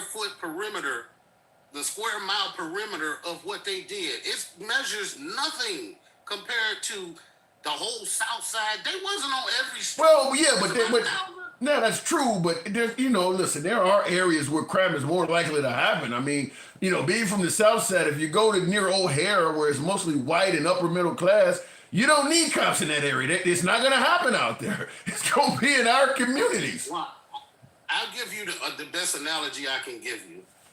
If that approach worked, then why was there still all that damn crime when we had the crime bill? Why when we had the war on drugs, when we was running up in everybody's houses and all of that stuff was happening, we had no lack of murders and crime in the city. That does not stop people from committing crimes. Just like you said, if you have means and the ability to escape those areas, people do when they have opportunity. Right. You have to remember, Detroit at its peak was about 2.1 million people. Yeah. And almost all of that labor was going to the big three. When they decided to start moving their plants down south where they could do right to work, they can't have no unions. All of those people lost their jobs. Yeah. So now you got an economy set up for non-skilled labor, because we have been doing that for decades in Detroit. You just graduate high school, find somebody that work at the plant, you get to hook up, you in there, you instant middle class. Now, if 1 million jobs done left, then the people start leaving. The people start leaving, then you lose your tax base to provide services for the people that's in the city. Crime gets worse. There's a problem. Yeah. There's a root cause that people are not addressing. They just want to we put a whole bunch of people out there, crime gonna go down. No shit. If the president comes in and says we taking all the guns away in America, will crime go down? Yes. We understand that. But there's certain things you can't do because you're violating people's rights. I don't think Trump cares about violating your rights, though. Right, but we're going to have people going around what we all know, and your last caller seemed to try to jump around saying, well, I don't think they'll be profiling. What else they gonna do? If you put a motherfucker down in the middle of DC in Chocolate City, down on that corner, who is he gonna profile? All the black people he see. Yeah. He's not gonna see a white person and be like, let me check them. I hate to even push back on this because I agree with you 100%, but there are some cases where white people get profiled, and that is coming to black neighborhoods to buy drugs. If you're in a all-black neighborhood and you're a white person, there's a chance you can get profiled. I've seen it happen. I mean, you have no business in this neighborhood. So you got a 13-year-old kid in the open air market who's running out there to a car, and it's a 32-year-old white guy who's looking all paranoid with his eyes bucked. Guess what? The little boy on the corner, 13-year-old, is going to jail. The white guy is going to rehab. Like, there's a system in place to make shit happen. Could you imagine what would happen if Barack Obama took office and he said, well, I'm going to send a National Guard to these red cities. What do you, a large-scale version of January 6th is likely what. And I've said that before, is that people favor this stuff because it's happening to someone else, whether it's the ICE and immigration raids, putting people on the streets of D.C. All of this stuff sounds really good because, cops wearing fucking masks and no identification. It all sounds good because it's happening to somebody else. It ain't happening to you. But yeah, if you put a bunch of cops in rural Alabama and they could wear masks with no identification, or a bunch of black cops patrolling the streets of rural Louisiana, they would suddenly not like it. It sounds great when you can say it, it deters crime or it's great for the community. Yeah, because it ain't happening to you. But when it starts happening to them, they have a major problem with it. I agree with that 100%. I can't stand having conversations with people who gonna tell me what's happening to me or the people that I know and love. Just out the blue, that ain't happening. Yes. Yeah. But to have a guy like my last guest suggest that under that circumstance the cops would not profile is kind of shocking. That's kind of, to have a brother. That's like saying ICE is not profiling when they go to that Home Depot. Yeah. Like if they see a brother, you know what I'm saying, in a truck sitting on 22s, you think they gonna get him for immigration? No, he probably a drug dealer. They not gonna mess with him. Yeah, that's kind of shocking to hear a brother say that if you flood an area full of black people with cops, they not gonna profile. I don't know what made him say that. I just don't even understand that. When the guy who's setting the standard, the rule, when the president is saying blue area, we all know what he's talking about. We don't have to imagine or somebody try to give an interpretation. We know what he's talking, and then when he started talking, he never mentions one city in a red state. Never. Yeah, and it's hard to overlook that because, like I mentioned before, Memphis and St. Louis and red states are pretty violent, and you don't hear the right criticize those areas at all, and it makes no sense whatsoever why they keep going. I'm right here in Lower Georgia, and ain't no mass raids going on down here in the Deep South. No, that shit's all happening for people's viewing pleasure, so he can say, "Look what I'm doing." If he wants to get all of those damn immigrants that's down south just picking fruit and all of that stuff, and he could damn near go door to door down south in some of these areas and pick up all, but they're not doing that. They only doing, and we know that if there's a reason why he's doing it, he wants to hurt the blue states. And that's where I'm not here to say everything Trump is doing is bad. I mean, I believe in securing the border and things like that, but it is the revenge stuff that I find problematic, which is what you're talking about, deliberately targeting the areas of your adversaries. Even though the same thing is happening in violent red cities, you're only going to blue cities because you don't like blue. I mean, that's where I have an issue with, is when you're operating not necessarily as a president for the people, but to settle scores. I don't like what they did to me when I was a citizen. They tried to pin me with federal charges, so I'm going to become president and just go fucking after everybody. And by the way, MAGA likes that. They actually believe that he was wrongfully treated, so he has a right to just be, revenge in chief. That right there, to me, is probably obviously divisive, but I think it's kind of dangerous. Yes, it's dangerous if he continues down this road and he expands it like he said he was. He said that's not going to be the only state, and he talked about Chicago and New York and all of that stuff. And then what people didn't realize, if you watch the rest of that clipping, when Cash Patel got up there, he just started talking about we had the lowest crime numbers in the history. So there's a lot of conflict of interest or hypocrisy. Hypocrisy is what I'm looking for.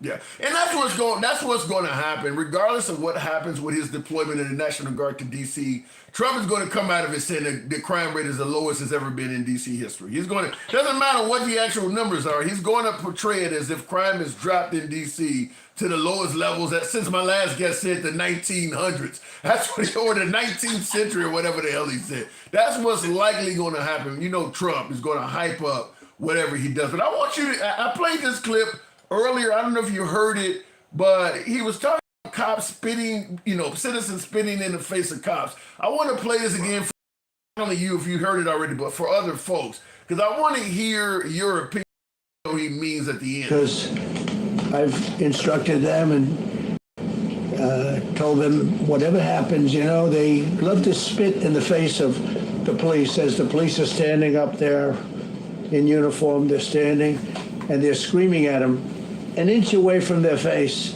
and then they start spitting in their face. And I said, you tell them, you spit and we hit. And they can hit real hard.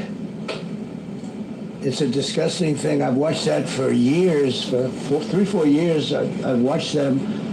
The police are standing, and they're told, don't do anything under any such, so and you can see they want to get at it.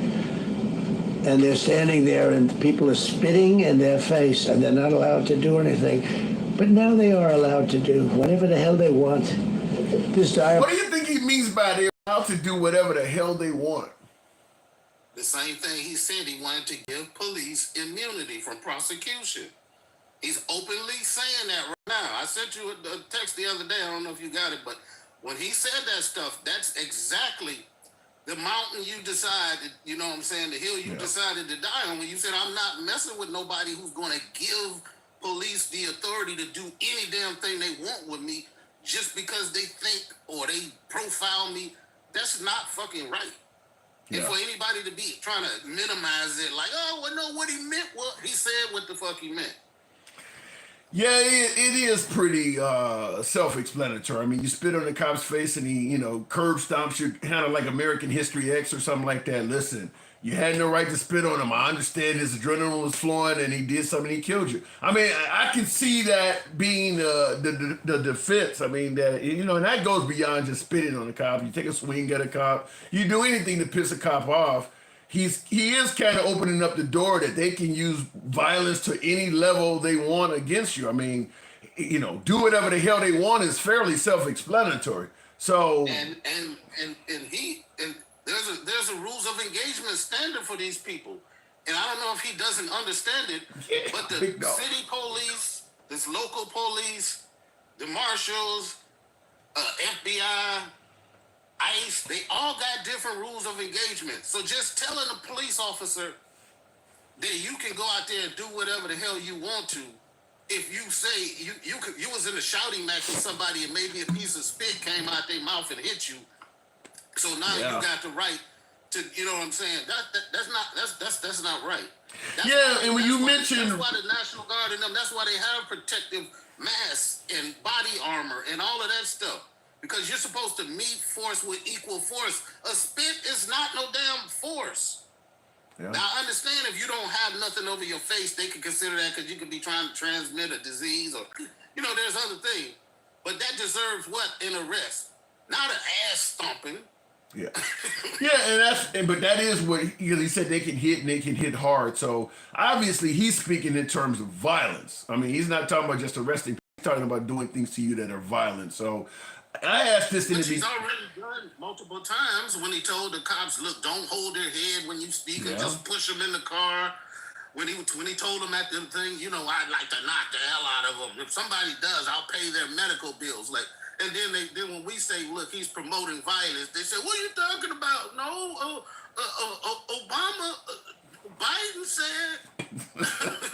Well, that's going to be the go-to deflection. But yeah, it does sound like, and you're right, the hill I died on was that, with me, I didn't think his first term was that bad. But when he started talking about, he wanted to give police immunity from prosecution in liberal cities. That's what made me firmly decide I would never vote for him. But now that he's in office, because I had so many people tell me he wasn't going to do that. He's talking qualified immunity, and now he's here saying phrases like they can do whatever the hell they want. So it does sound like he's leaning more towards giving police immunity, because these are federal. If he sends in the FBI and the National Guard, it's starting to get more federal. And that means that if they do something wrong, he now has the ability to pardon them. I mean, because now you're dealing with federal officers, so he can actually make it so when he says I'm going to give them immunity from prosecution. If you sit in federal officers, you can actually do that. In DC in particular, Instead of them acknowledging what we've been saying before it ever happened, now that it's happening, then they just divert to something totally. Entire public safety crisis stems Hold directly. on, I didn't mean for that. Go ahead, keep going. I didn't mean for my damn thing to kick in. Yeah, it's like all of the stuff we was saying back then when he started to do it, he was going to profile, he was going to take advantage of people, he was going to do all of these things. We were fear-mongerers. He was not going to do any of that stuff. He was going to get just the criminals out. You know, he was just going to do what's best for America. It was America first. He out here making deals all around the world with the UAE and Saudi Arabia, and he got the crypto coin, and he done quadrupled his wealth on his second term, and they still telling me something. But he gave up his whole salary when he was first running. Yeah, he gave up $400,000 for $400 million. Yeah, or a couple of billion. He definitely, absolutely, without a shadow of a doubt, increased his wealth. I mean, crypto, he's selling all types of shit. Like you mentioned, he's taking a jet now. And I don't think it will be hard to get anybody to believe that Trump has made a lot of money off the White House. He's made, I mean, you're right, giving up a $400,000 salary ain't saying nothing at this point. Did you hear when they was talking about now he's predicting that they're gonna have that $400 million jet ready in about 3 months? So you trying to tell me you gonna throw about $1 billion at this plane when you could have threw $1 billion on the original one that's being built for them to speed up?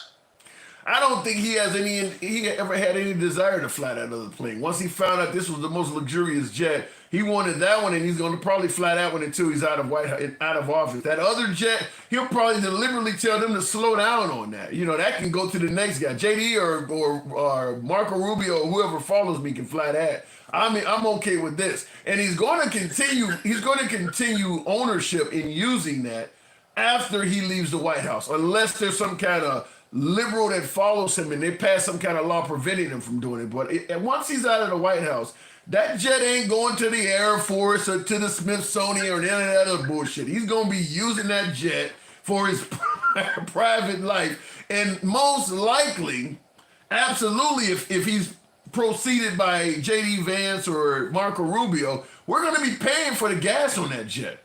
I mean, when he leaves the White House, they're going to have something put in place that he gets to keep that aircraft, and the taxpayers are going to continue funding it. Right, and he's going to be able to keep some of that equipment that's put on there because he's now a former president flying around in his own jet. So he's going to have the special radars and the special, defense mechanisms and all. But that's crazy though, because you get I think Obama, I think you get $1 million a year travel allowance, which is insane in itself, but you don't get your own jet and shit like that. I don't know how Obama or Bush get around, but they obviously don't get a whole Air Force One size aircraft to travel in. But Trump does it bigger and better than everybody, so my guess is he's going to do it. Before I let you go, did you hear he moved the man's picture? Medgar Evers? No. Obama's picture. So for folks who tour the White House now, they've moved it to the top of a stairwell somewhere like that. So if you tour the White House, you don't get to see his picture anymore. Right, but he also moved Medgar Evers' painting from the common areas also. And then when we say that some of this stuff has to do about race, they say, why you got to keep bringing up race? Good point. Did he move Alexander Hamilton's photo? Did he move, Abraham Lincoln's? Hell, the dude that got the damn, he got the Declaration of Independence up there. Don't know what the hell it is. It's a beautiful document full of love. It was literally a declaration of war against the British. And he had to... That's our president. Dinkel, I got to move it on. Always a pleasure, man. Thank you. All right, take care. Good talk. Looking in the comments, someone says, Tim, he's almost 100. He won't be in the plane long. He's not almost 100. Trump is 79. 21 years from now, that plane would be probably need to be repaired or replaced by the, or it'll certainly need to be repaired every few years, but that plane won't even be anything special. He could be around at least until, late 80s. He'll be flying in that aircraft. Not only that, but shit, for all we know, Trump may sell the aircraft on to the next person and do whatever he wants with the cash. Look, who's going to stop him? You think anybody, right now on the Republican side of the aisle, he literally, and I mean literally, could shoot somebody in the middle of Fifth Avenue, and they would say, I need to see the whole video. What else did he say to the guy? What did he say to Trump? I need to hear more. The Republican Congress is not going to get in the way of Trump on anything he does. So my guess is the man is going to have a jet to use after he leaves the White House. Looking in the comments, I'm sure Obama and Bush have a plane taxpayers are paying for. I'm not sure of that. And I'm certainly not sure it's the size of Air Force fucking One. If you want to give him a G6 or something like that, a little small private jet, that's one thing. But you're giving Trump a jet that is the size of a 747. Why? Why do you need to pay for something? The jet he owned, his own Trump jet was a pretty big ass aircraft. Paid for it by him. Why should you have to pay for him to have a 747 after leaving the White House? Taxpayers don't pay for nothing. What? Oh, taxpayers don't pay for nothing. They do get a pension. You don't get a pension that covers a 747 there, Archangel. You don't get that. That's not what you get. They do get a travel allowance. Taxpayers cover a former president for life, but not to that level of lavishness. They don't pay for that. You don't hear about George W. Bush or who else was alive? When Carter was alive, who's left? George W. Bush, Obama. Are those the only three? HW's gone. Carter, yeah, that's not right. Yeah, there's only three left, huh? Who am I missing? Bush, Trump, Biden. Biden is still, and Clinton. Yeah, Clinton is still. Okay, I'm like, damn. Okay, you don't hear any of them flying around on 747. Yeah, Bill Clinton, I forgot about Bill Clinton. He's still around too. I'm thinking like, damn, somebody got to be in there. Anyway, looking in the comments though, it is normal for an authoritarian. Now that might be true. It's normal for a dictator to have a 747. That might be authoritarian. That might be more accurate. But it's not accurate for a president to leave office every 4 to 8 years with a whole fucking 747 that they own. That would be a lot of money on the taxpayers. Every 4 to 8 years, somebody's walking away with a 747? No. That's a bit much. Did the taxpayers got to keep paying for all of those? No, that's ridiculous. When you're cutting off aid to people like USAID and you're messing with Medicare, Medicaid, but he gets a 747 on the taxpayers. You realize how many insurance plans and how many you could do for the poor with just the fuel that thing costs to fly across country? You realize how much money that's going just to that one dude who's already insanely wealthy anyway? I don't know, at some point that gets to be ridiculous. Lord Tim done unalive Bill. I forgot about him, Alicia. Tap the screen, get me on up to 80,000 in the likes. We don't block, ban, or censor. No one is coming to America. That is something the right is not wanting to discuss. I see your comment there, Sassy Mo, says no one is coming to America. Have you guys seen any clips, any articles on how bad the tourism is in Vegas? You can actually stay on the strip at a decent hotel now for about $100. The price of tourism in America has dropped a lot because so many countries are not coming here. The Canadians were some of the biggest tourists coming to America, apparently threatening to make their country the 51st state. Is not working well. So that's an area that you're not hearing as much outcry from yet, but Trump has really hurt tourism. Disney World, Vegas, all of that shit. They're hurting bad. They're hurting bad because of that stuff. Now, some are trying to make it sound like it's, well, in Vegas, it's going to cost a lot more to eat and they're charging for parking. No. It's because of what Trump has done. A lot of the foreigners that came to America, even the Europeans, they've all kind of started boycotting and not coming here. From Canada, they've actually canceled whole flights because it's just nobody flying. They've limited the amount of flights coming to America. It's just not a lot of people coming anymore. That's costing a ton of money. That is costing a ton. That area is, you're not hearing Trump bragging about it, tourism at all. You're not hearing them say shit about that because it's doing really bad right now. In the comments here, I don't know what I just hit there, but tap the screen, by the way, get the likes on up to 80,000. We'll certainly take the next caller. Jack the Ripper says, good. You're happy that tourism dollars are not coming into America? That actually makes you feel good? All of the hotel industry and travel, all of the jobs. This is why I mentioned before, and tap the screen, I'll take the next at 80. This is why I mentioned before, I don't understand why Trump was so damn shocked that his job numbers were bad. You've been firing people for the last 7 months. You've been costing jobs from tariffs to tourism to firing federal employees. Why would you think that your job numbers were going to be anything short of dismal? Now he's fired the labor commissioner that gave those bad numbers and replaced her. You can guarantee the next set of numbers will be the best in job number history. They won't be accurate, but you can guarantee they will be good. But fact is, it shouldn't shock anybody why his job numbers are low.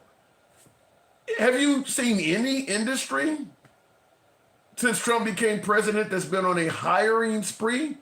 You can name a bunch of them that's been on a firing spree. If everybody's getting fired and nobody's getting hired, shouldn't that equate to bad job numbers? Why was that such a shock?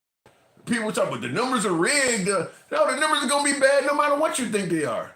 Everybody's getting fired. Now, I see in the comments, Bama Landscaper says Apple.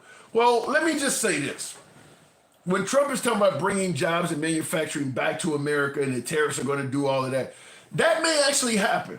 I don't have a lot of confidence in it, but I'm just one person. That may actually happen. That hasn't happened yet, though.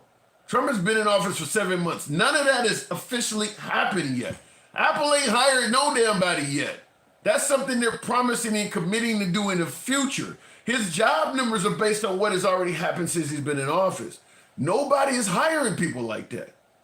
There's no reason for his job numbers to be anything other than dismal. Everything he's talking about are predictions for the future. You can't get credit for job numbers based on what somebody promised to do when nobody's working, nobody's earning a paycheck yet. You don't get credit for that yet. That person could change their mind. There were promises to open up plants during Trump's first term that never culminated to reality. I believe they broke ground on a facility that was supposed to be built in Kenosha, Wisconsin. It never happened. Yet they're out there with shovels breaking ground talking about a big plant where a bunch of jobs are going to come here. And that never took place. You can't get credit for shit that ain't happened yet. Under his first administration, under his first 7 months, it's been nothing but people getting fired. His job numbers should be bad. I don't get why that is a surprise to anybody. Looking at the comments, Marty says exactly why you lost. Talking about the job numbers is why we lost? Just one hamburger today is $8. And maybe that's the reason no one is eating out as much anymore. Well, the price of food is going up under Trump, just like it went up under Biden. Trump is not meeting his promise to bring down the price of groceries and things like that. Now, you say the price of a burger is $8, that's why people are not eating out. Maybe, not disagreeing with that. But Trump promised to bring the price of that stuff down. Folks are so broke, they are 50 cents away from having a quarter. Okay? You're old enough to have seen all of this in real time. The fact that you don't understand any of it, it proves you should not have the right to vote. What are you suggesting? What do you mean I've seen all of this in real time? I've never seen the National Guard deployed to major American cities. Trump is doing so much shit that has not been seen before. Have you not heard the word, doesn't matter if you lean right or left, doesn't matter where you get your news from. Have you not heard them use the word unprecedented lately? Trump is doing so much shit that has never been done before. What do you mean I'm old enough to have seen all this happen in real time? Where the hell do you think I'm from? Kuwait? You haven't seen this stuff in America. He's doing all kinds of stuff you have never seen before. Unprecedented, huh? Let me go back to the box. Not releasing the Epstein files. Yikes. I don't think he's going to release the Epstein files. I really don't believe that. Somebody said 5 tip for private. You can request to come up. I'll bring you right up on Clap or somebody else that. He has to keep crazy going to avoid Epstein. And it's working. And it's working. The great nation has been brought on her knees by a common thief and a con man. Are you suggesting that Trump is a con man? Okay, let me go back to the box. Are we at 80? Yes, we are. Going back to the box, we'll continue on with Twisted 77. Good evening, Twisted. Welcome to the program. Federalizing DC. Twisted, now I'm assuming you probably favor that, right? Oh, absolutely. What's the problem with it? Well, you are sending the military to deal with average American citizens, and the military do not have the training for You're that. sending the National Guard. That's different than the military. But he also stated that he's not above doing that. Okay, and what's the problem? They're not trained to do this, What are you Twisted. afraid of? They're not trained. You're terrified. Wait. Because you don't actually listen to what he says. You interpret what he says to what you think it means. He said they're going there to assist. That doesn't mean they're going to be pulling people over, doing any police work. The police are still going to be there in the same numbers that they have been. Okay? So they're there to assist. So what if I get pulled over by a cop, then all of a sudden a police car is back there, a Humvee with soldiers in it pull up behind the cop car? Is that what you're saying? They're assisting? Did You said assist. Anybody say that? You're just making shit You up. said assist. What the assist means is a cop on site. Assist. What did he say exactly? He said he was No, there to you assist. said it. I haven't heard what you're talking about. So you didn't listen to the speech. You just listened to snippets of it, like you always do. Okay, so clear it up for me. Because you don't get the full amount of information. You get half of it, part of it, pieces of it, bits and pieces. I got a snippet here, a clip there, and I think I'm just going to sit this and clip it all together, and I'm going to get a meaning from it. Okay, But so you don't actually know because you didn't actually listen to it. Okay, so I got you here. And by the way, I did listen to all of it, but I got a lot of shit going on throughout the day. I Well, can't. apparently not. Okay, but I got you here to clear it up for me. Remove- Okay, I got you here to clear it up for me. But you're here. to assist removing homeless encampments, moving them out. Did you not hear that? Yeah, I heard that. What is he going to do with them? Oh. He said they were going to give them housing. They were going to move them somewhere else, just far away from the city. You believe that? Well, he said it, didn't he? Until he does. Well, shit, he said he won the 2020 election, Twisted. Wait. That's your problem, dude. Because anytime he says something, you don't believe it. Automatically, it's false. Okay. Hold on. And You're when he gonna says he does, then you're criticize me, suggesting that anytime he says something I believe is false. When you don't do the same damn thing about CNN and MSNBC, don't you do the same thing? I don't watch them. How are you talking? That ain't what I asked you. You don't have to watch them. To you, and you don't believe them either. You don't have to watch them to think everything they say is false. You do the same thing you just accused me of. No, I watch everything and decide for myself. Okay. So you don't just think everything coming from CNN is false. No. So Trump does. Okay, good for him. So I'm doing the same thing so good for me then too. Then good for me then too for doing it. Okay. So if Trump does it, it's okay, but then he's a liar, but then he's not a liar. What is he, man? Because you're all over the damn place. The point I'm making is when you say that I don't believe anything Trump says a lot of lies. Are you saying he's an honest man? No, I'm not saying. All right then, there's a reason why I don't believe him. I'm saying no politician is honest. I'm saying you're not honest either. He was supposed to not be a typical politician. Why are you comparing a guy that was not going to be a typical politician? Why is he always getting compared to Obama or Biden or other politicians? He was not going to be that. Because they were the president. You don't compare another president to another president? No. What do you compare them to? He was not going to be like them. President to? Every time I didn't say he wasn't going to be like them. I'm asking you, what do you compare a president to? If he's not going to be a typical politician, there's nobody to compare him to. Nobody. He's going to be better than everybody. Nobody. So he stands alone. That's what he promised. He's not doing it, but that's what he promised. That's not what I asked you. I asked you, who do you compare him to? Do you compare a president to another president, or do you compare them to, the guy who sweeps the street down his, I compare a president to another president unless they tell me otherwise. He told us otherwise. Oh, so he told you, so you're going to listen to exactly what he says. That's why I keep sending the man lies. All right. That's why I keep sending the man lies. So why do you care that they say he's doing things that are unprecedented? What?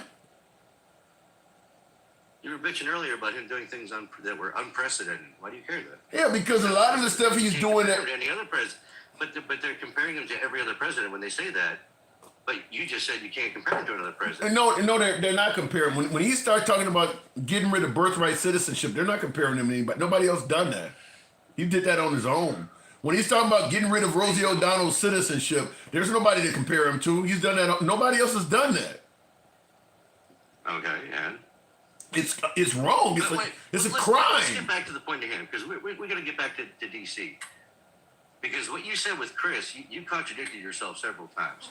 First of all, you said having those military out there, as you call them, the National Guard. Okay, you said they're not military? That was going to make people.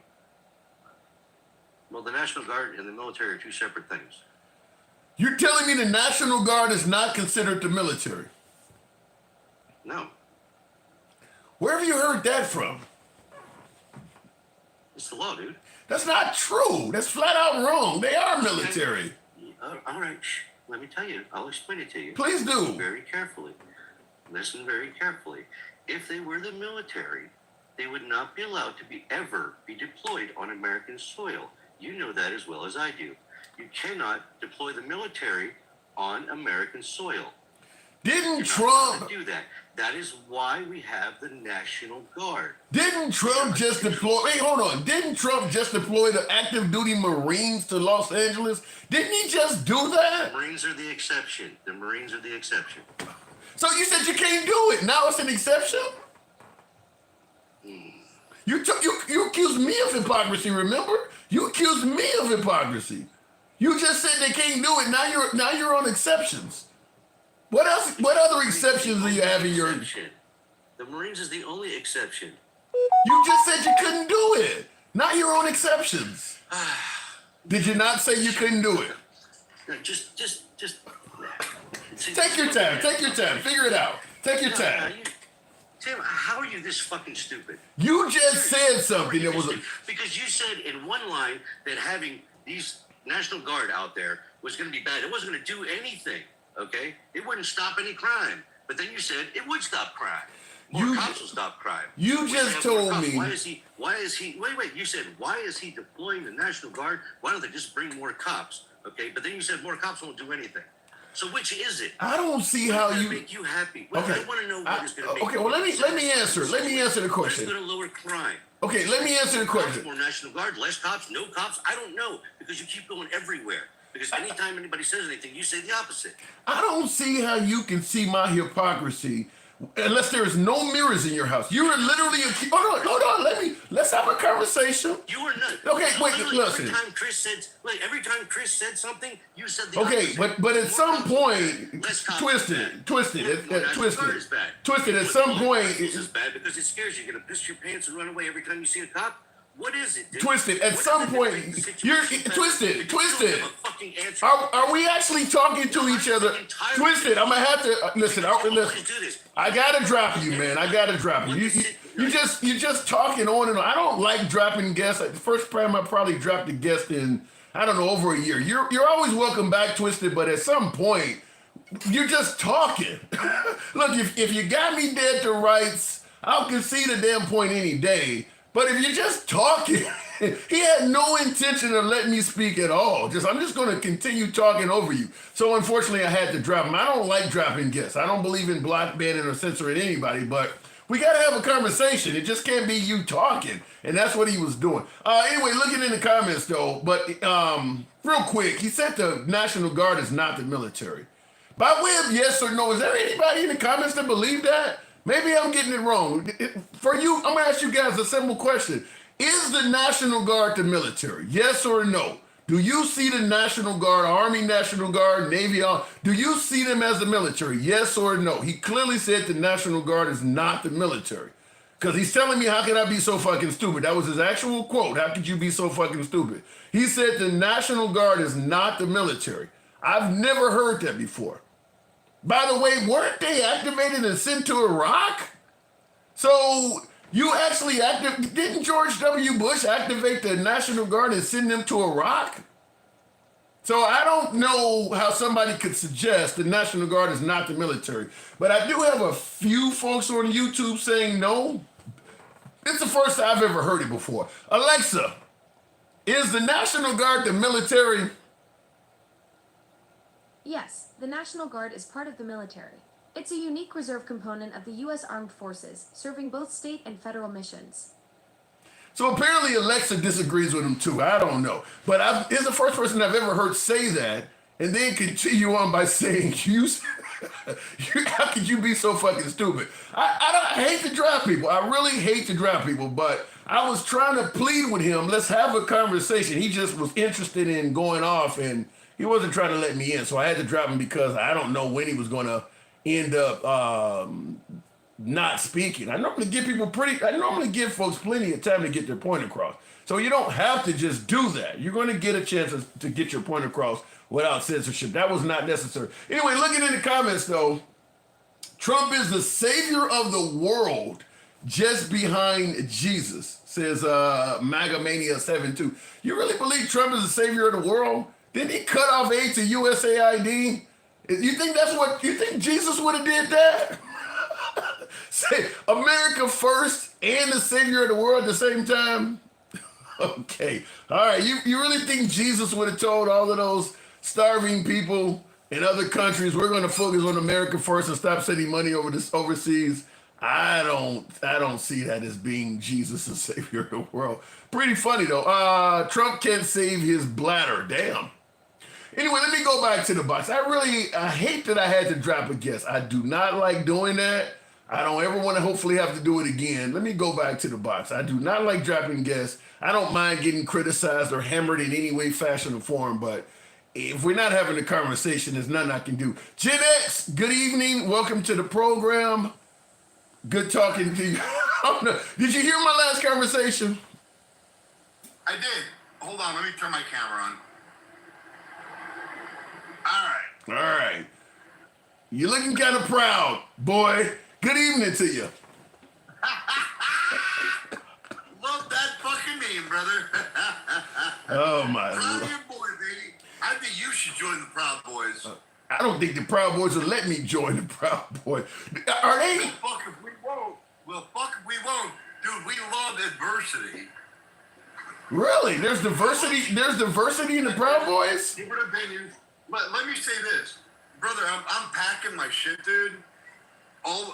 Everything is, I'm living. Hold on. So let me blow you up so the guests can see it. Where the hell's I don't know how I can do it. I don't, for some reason it's not letting me do it. Oh shit. You're good. Yeah, I can't figure out how to do it. Go ahead. What were you saying though? Yeah, I'm getting ready to move in. I'm going to Helena, Montana, moving from Zootown, and I am very, very happy. Now let me go to your to the conversation. Let's get it right. The aircraft Trump, you're saying that Trump's doing, he's not keeping that, brother. He's not keeping. He's going to use it as he should, but he's not keeping it. It was donated to the Air Force. Here's where our disagreement is, Gen X. He is telling you he's not going to keep it. We don't believe that is true. That's where the difference is you're going by what he's telling you, and his detractors are saying they don't believe him. I believe personally that by the time Trump leaves office, there will be a reason for why he needs to keep that jet, and I think that MAGA will be fine with it. Huh? Do you have a crystal ball? No, but I know Trump says a lot of things that don't come true. We're still waiting on the Epstein list. He's clearly on video making it sound like he was going to release it. I get what you're saying, but it's a conversation from the Epstein list to the aircraft. No, the point. A crystal ball that's going to tell you he's going to keep the aircraft. No, he's not keeping the aircraft, man. Well, I'm just simply saying that taking Trump's word he's shown that his word is not always trustworthy. He said a lot of things and he didn't mean it or didn't do it. So I'm just simply saying, I don't just take him. Right now, he is saying he's not going to keep the jet. There is no law stopping him from doing it or nothing. So we just got to take him at his word. And as far as I'm concerned, his word is not that credible, Gen X. The man has told a lot of lies. Okay, now, let me ask you another question. What politician hasn't told a lot of lies? And I'm going to say the same thing to you that I was trying to say to my last guest, is that wasn't he supposed to not be like a typical politician? Why are we always comparing him to other politicians when he fuck up? He was supposed to be the guy that wasn't taking a salary. He's not a typical politician. We're constantly saying, well, you know, Obama did that too, or Biden. Why is he always doing what a lot of folks on the right thought were awful politicians? He's always doing the same stuff that they were doing. Because at least he does a lot of the shit that he says he's going to do. And he also does not do a lot of shit. Thing, he is. He said he's going to declare war on the cartels. He is. Yeah. He said he's going to try to get the Ukraine-Russian war under wraps. He is. He's got a meeting with Putin Friday. The man is trying to do what he said he's going to do. Do you really see him going from ending the war in 24 hours to giving Putin 50 days to going down to 10 days to now meeting? Do you not see how Putin is just moving the goalposts back and back and back with Trump? Trump originally started out thinking Zelensky was the enemy and Putin was the friend. Then he went to Zelensky being the friend and Putin is the one that was the enemy, giving Putin 50 days to get his act together, knocking it down to 10 days to get his act together, which the 10th day was last Friday. He hasn't done any of the things he promised to do if Putin did not do what he threatened him for. He didn't promise, if he didn't follow through on any of that stuff. Now all of a sudden we're having a meeting between Putin and Trump on Friday. For you to say he's trying after all of that, at some point he's not succeeding, Gen X. All right, maybe he's not succeeding. Did Biden do more? You're comparing him to another. Biden did more to end that war. No. Answer that question. Did Biden do more to end that war? No, he didn't. No. Now, he said he was going to end it in 24 hours, whatever. He's a fucking idiot and he fucking talks to his ass. I get that. I don't get that, though. Here's what I don't get. You give him credit for the things he's done right that he promised, but then when he promised to do something wrong where he's talking out of his ass, no, that's a lie. That's a failure. If you're going to give him credit for the successes, you got to call it as it is. It's a failure. You promised to do something. Okay, so that's a failure. That ain't talking out of his ass. You promised to end the war in 24 hours. You failed at that. Tim, I absolutely do. Okay. 100%. All right. But he's doing a lot more trying to end that war. He thought he could go in there and just end the war. And I respect that. But the reality is he couldn't. And now he's trying to do just a little bit more to end that war. He's got a meeting with Putin in Alaska, Friday? He's at least really trying to Gen make shit happen. Gen X, you Come on. What you're saying. I know you're an intelligent. Let me say this, Tim. I know you're an intelligent man, and I give you that 100%. We've been friends for 2 years, 3 years? At least, yeah. I know you're an intelligent man. Look at what he's trying to do, man. Do you realize? Hold on. You realize what you're saying? What you're saying has participation trophy written all over it. Who gets credit for trying? Well, he tried to win the Little League Series, so he should get a trophy. You either won it or you didn't. You either succeed or you didn't. You don't get credit for trying. I mean, Is the Little League Series over? No, it's not. It's 7 months into it. The Little League Series is not over just yet. He's got 3.5 more years to win that series. It's over with if you say you can do it in 24 hours, Gen X. Nobody forced him to put a time on it like that. He did that. He promised to bring down the price of groceries fast. He promised to release the Epstein the minute he got in office. Release the Epstein list. He's the one that put time frames on him. He didn't meet his own promise. That's a failure. You don't get credit for trying. Trump damn sure would never give a liberal credit for trying. So why do you expect folks on the left to give him any credit? It's not a failure if you're still trying.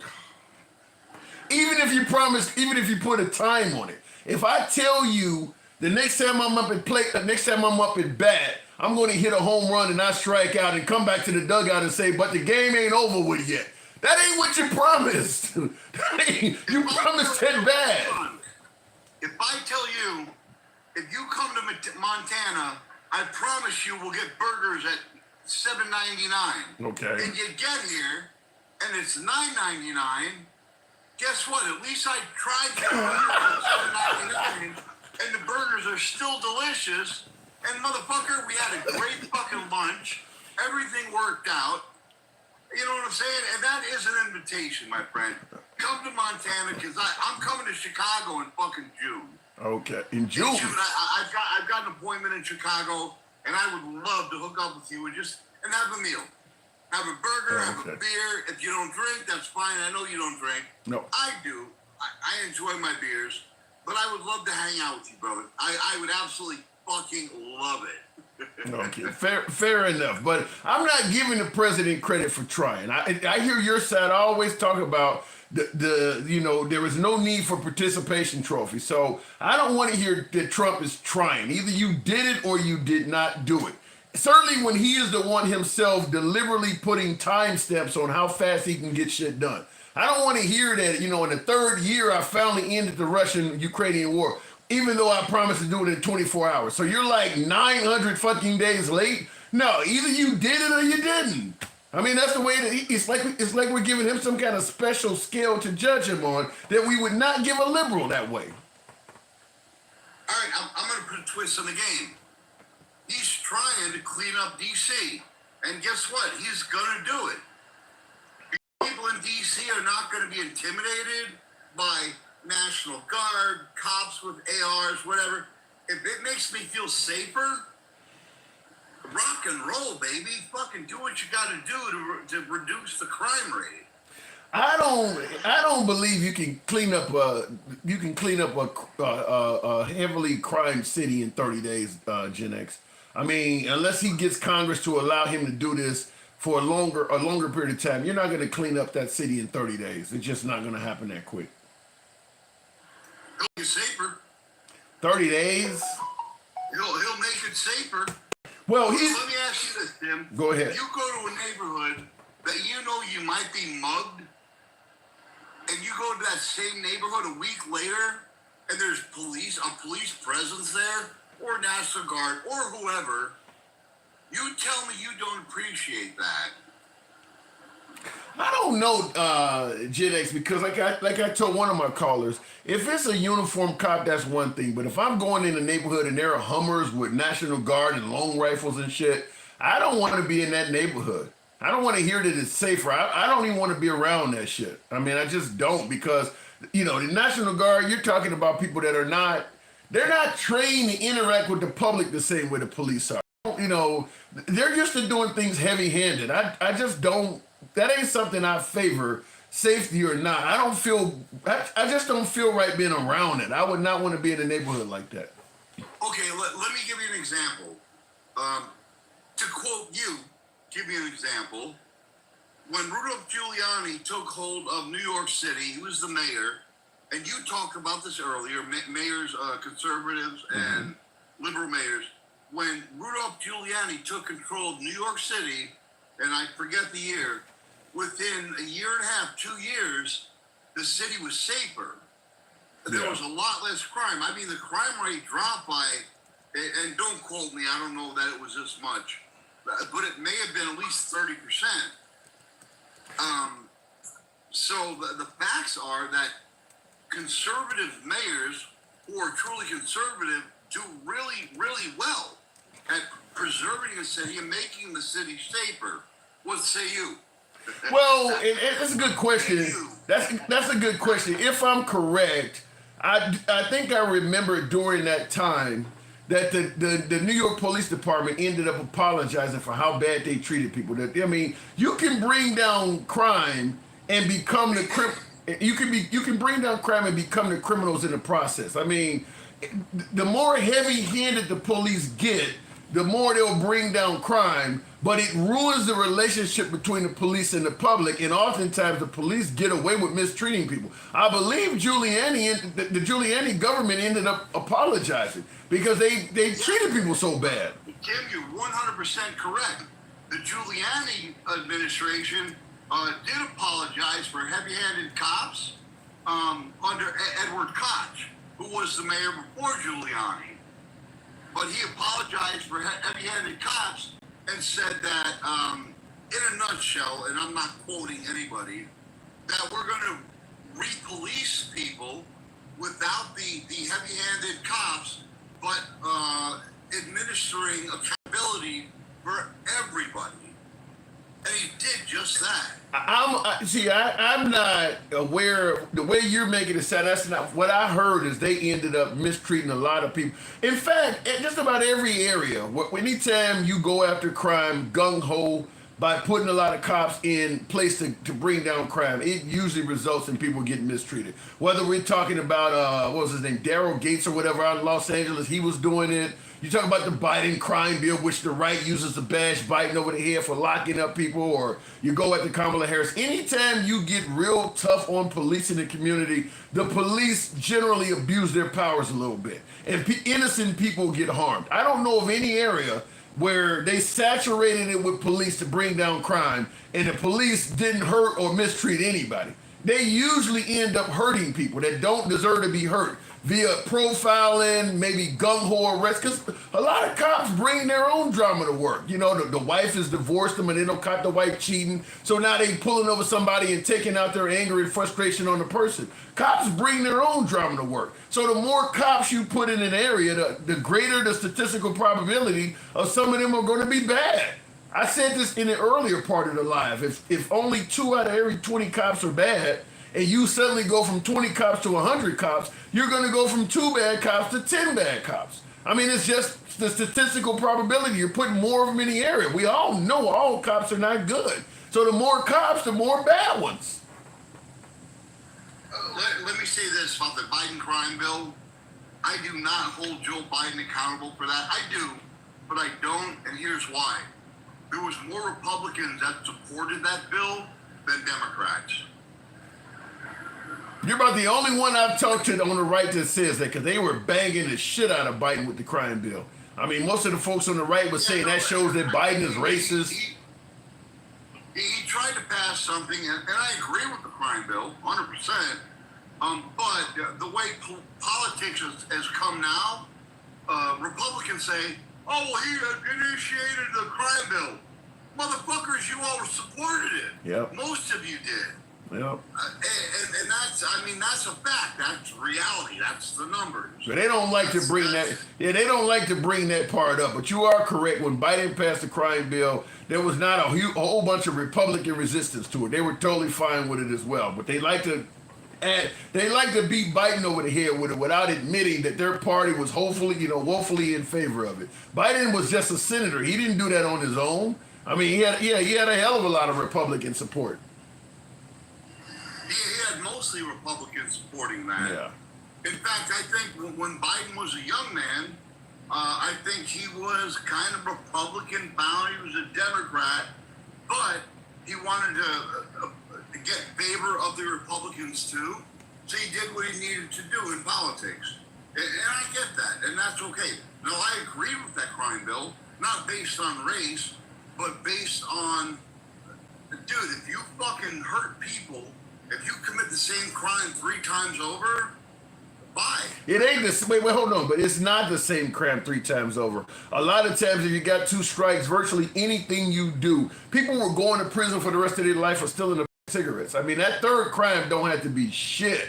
So it wasn't. Now, if he had 3 major felonies or something like that, that would be different. But no, that 3rd crime did not have to be that bad. You got a lot of folks that spent the rest of their lives in prison or got, life in prison for a 3rd crime that, I mean, in some cases it was pretty minor. I think I did hear of a guy who stole a pack of cigarettes and they got him with his 3rd strike for that. It didn't have to be that bad. No, and we agree on that. We agree on that. And I'll concede there and agree with you there. 100%. All right, well, Jen, it's always a pleasure. I do got to move it on, but that's the point I was just making, though. If you saturate an area with the police, you can count on police to abuse their power at least to some level. I'm not saying all cops are bad, but I would damn sure never say all cops are good. The more cops you put in an area, the more. Abuse their power. If police are going to abuse their power, Tim, they're going to do it with everybody. They're not going to do it with just blacks. They're not going to do it with just browns. They're not going to do it with just whites. If police are that stupid, if they're that untrained, they're going to, especially if they're federally mandated, they're not going to just do it for any Well, yeah, but race. They're going to do it with everybody. They're going to that's do it not. for Well, all no, America. no, Gen X. What I'm simply saying is, if you're a cop and you're going to abuse your power, you're not going to abuse your power against some rich kid driving a Ferrari. You're going to do it against somebody who doesn't have influence, who can't hire a lawyer, who's not connected to somebody high power at City Hall. And that's going to be far more people of that type in the black community. You're right. They may do it against poor white kids as well. But fact is, when you look at the amount of power and the amount of poverty in the little bit of power and a little bit of money in the black community, fact is, black people make better victims. If you're going to abuse a group of people, that's the best group to abuse because they don't have that much power. They don't have that much money. They make better victims than everybody else. Yeah, Tim, I disagree. Bad cops are going to be bad cops. So you think a bad cop? You think a bad cop would? I really don't. So you think a bad cop would abuse a senator's son just as much as they would abuse me? 100%.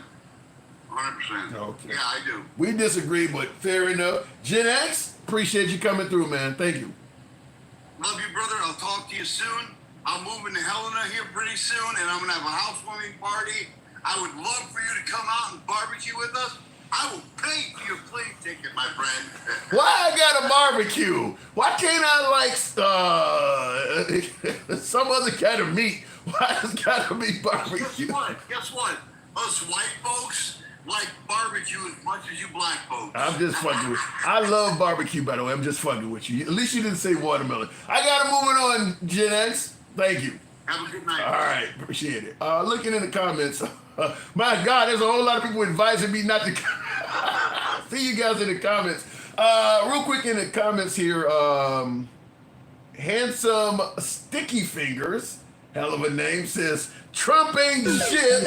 Says Handsome Sticky Fingers says, you let your caller, your last caller is crazy. Thank you for cutting him off. He was definitely one of those craziest ones that come through. Oh my God. Well, me and Twisted don't agree, and I don't mind having people that disagree. If you think I'm full of shit, you can say I'm full of shit. We don't block, ban, or censor. The issue was he was just not allowing the conversation to happen. He was just talking. I mean, he was just going on and on. I couldn't get a word in. And it's not necessary considering you normally get at least 10 minutes on the program. And I tend to give Twisted, because he is MAGA and my preferred guests are MAGA, I tend to give them even more time. But he just was not letting me speak. Like, well, shit. I mean, there's nothing I can do. But anyway, looking in the comments, I don't know what I just get there. Tim is the menu. Oh my God, Uncle Sneaky Lee. What do you think I'm going to go out there and become the menu? What is that sound? What is the movie that was Keenan Peele, Get Out? Is that? I hope that ain't what you're talking about. I hope that ain't what you're talking about. And let's mention the most childish behavior from any president ever, says Jason. Yeah, Trump is a petty president. I don't think there's any denying that President Trump is a very, very petty, emphasis on petty. Just the whole notion that he's running on a campaign of revenge. I'm not a fan of it. I get that people think that he was mistreated when he was a citizen. People were coming after him trying to arrest him for stuff or whatever the case may be. But I don't favor having a president get in there and literally decide I'm going to go and attack everybody I got an issue with, from Rosie O'Donnell on up. He is just literally a president of vengeance. I'm not a fan of that, but I do think it's working well for Trump because it's making people fearful of speaking out or anything against him. Even on the right, if you say something, he's going to come after you. That's why you don't hear the Liz Cheneys and people like that anymore. They're scared. You don't hear from any of those folks because he's frightened everybody. I'm not a big fan of that. being a president of vengeance. I do want to hear this clip real quick. This is Janine Pirro from Fox talking about what we're talking about. Been doing it. Which is flooding the DC area with basically federal agents, because he's also talking about, he's just talking about the National Guard. He's talking about federal agents as well. I saw you today in the briefing room along with the president and also the Secretary of the Defense talking about this move that the president is putting forth. You know, the last time the National Guard was deployed here in our nation's capital, as you know, was 2021 after the deadly insurrection. Let me ask you, why take such extreme measures to fight crime now? Well, I think that there is a crime emergency in D.C. And, you know, people say, well, you know, crime is down from last year. Well, so what? Last year, crime was too high.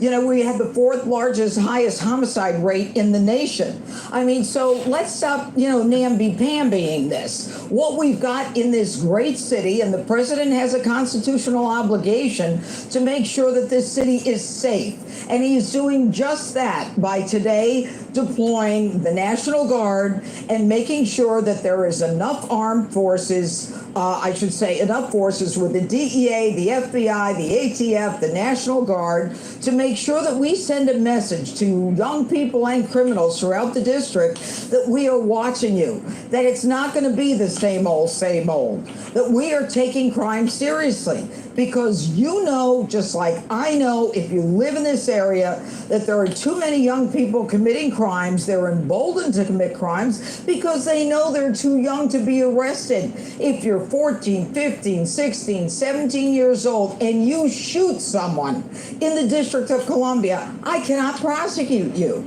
And I'm not just talking about federal crimes. I'm talking about my job as a local DA. Unless you kill that person, I cannot handle the case at all. And young people know it. And that's why we had an intern who went out for... Now, I will go back to continue with the show. I mean, this is a lengthy clip, but to me, it sounds like they're going to be locking up kids. I get that if you're 14 and you commit a major felony, you should be punished, but I don't know. If someone is 14, do you think they should be getting life, should we just throw away juveniles under the guise that you're so bad you don't deserve to be out from a 14-year, 14, 15. You heard her say 14, 15, 16. So, and keep in mind, there was a time, some might argue that time still exists, where they did give life sentences to kids that young. So in other words, irredeemable at 14. We already know now at 14, you don't deserve to ever see freedom again. I mean, there was a time when we used to do that. I believe America has executed a 14-year-old. I believe a young black kid, if I'm correct, the story talks about how they had to sit him on phone books so that he would be high enough to meet the conductor they put on your head for the electric chair. They executed a 14-year-old. So, I mean, to me, it sounds like that's what she's talking about. Now, I don't, in regards to people suggesting that there's a color scheme here or going after black people, whatever the case may be, I'm not going to speak on that specifically, but juveniles committing these major crimes usually are black kids. I mean, look, I'm from the inner city, from Chicago. There is a lot of people under 18 that commit major felonies. I mean, drive-bys, stealing shit, smash and grabs. It is a lot of folks that are under 18 that do that.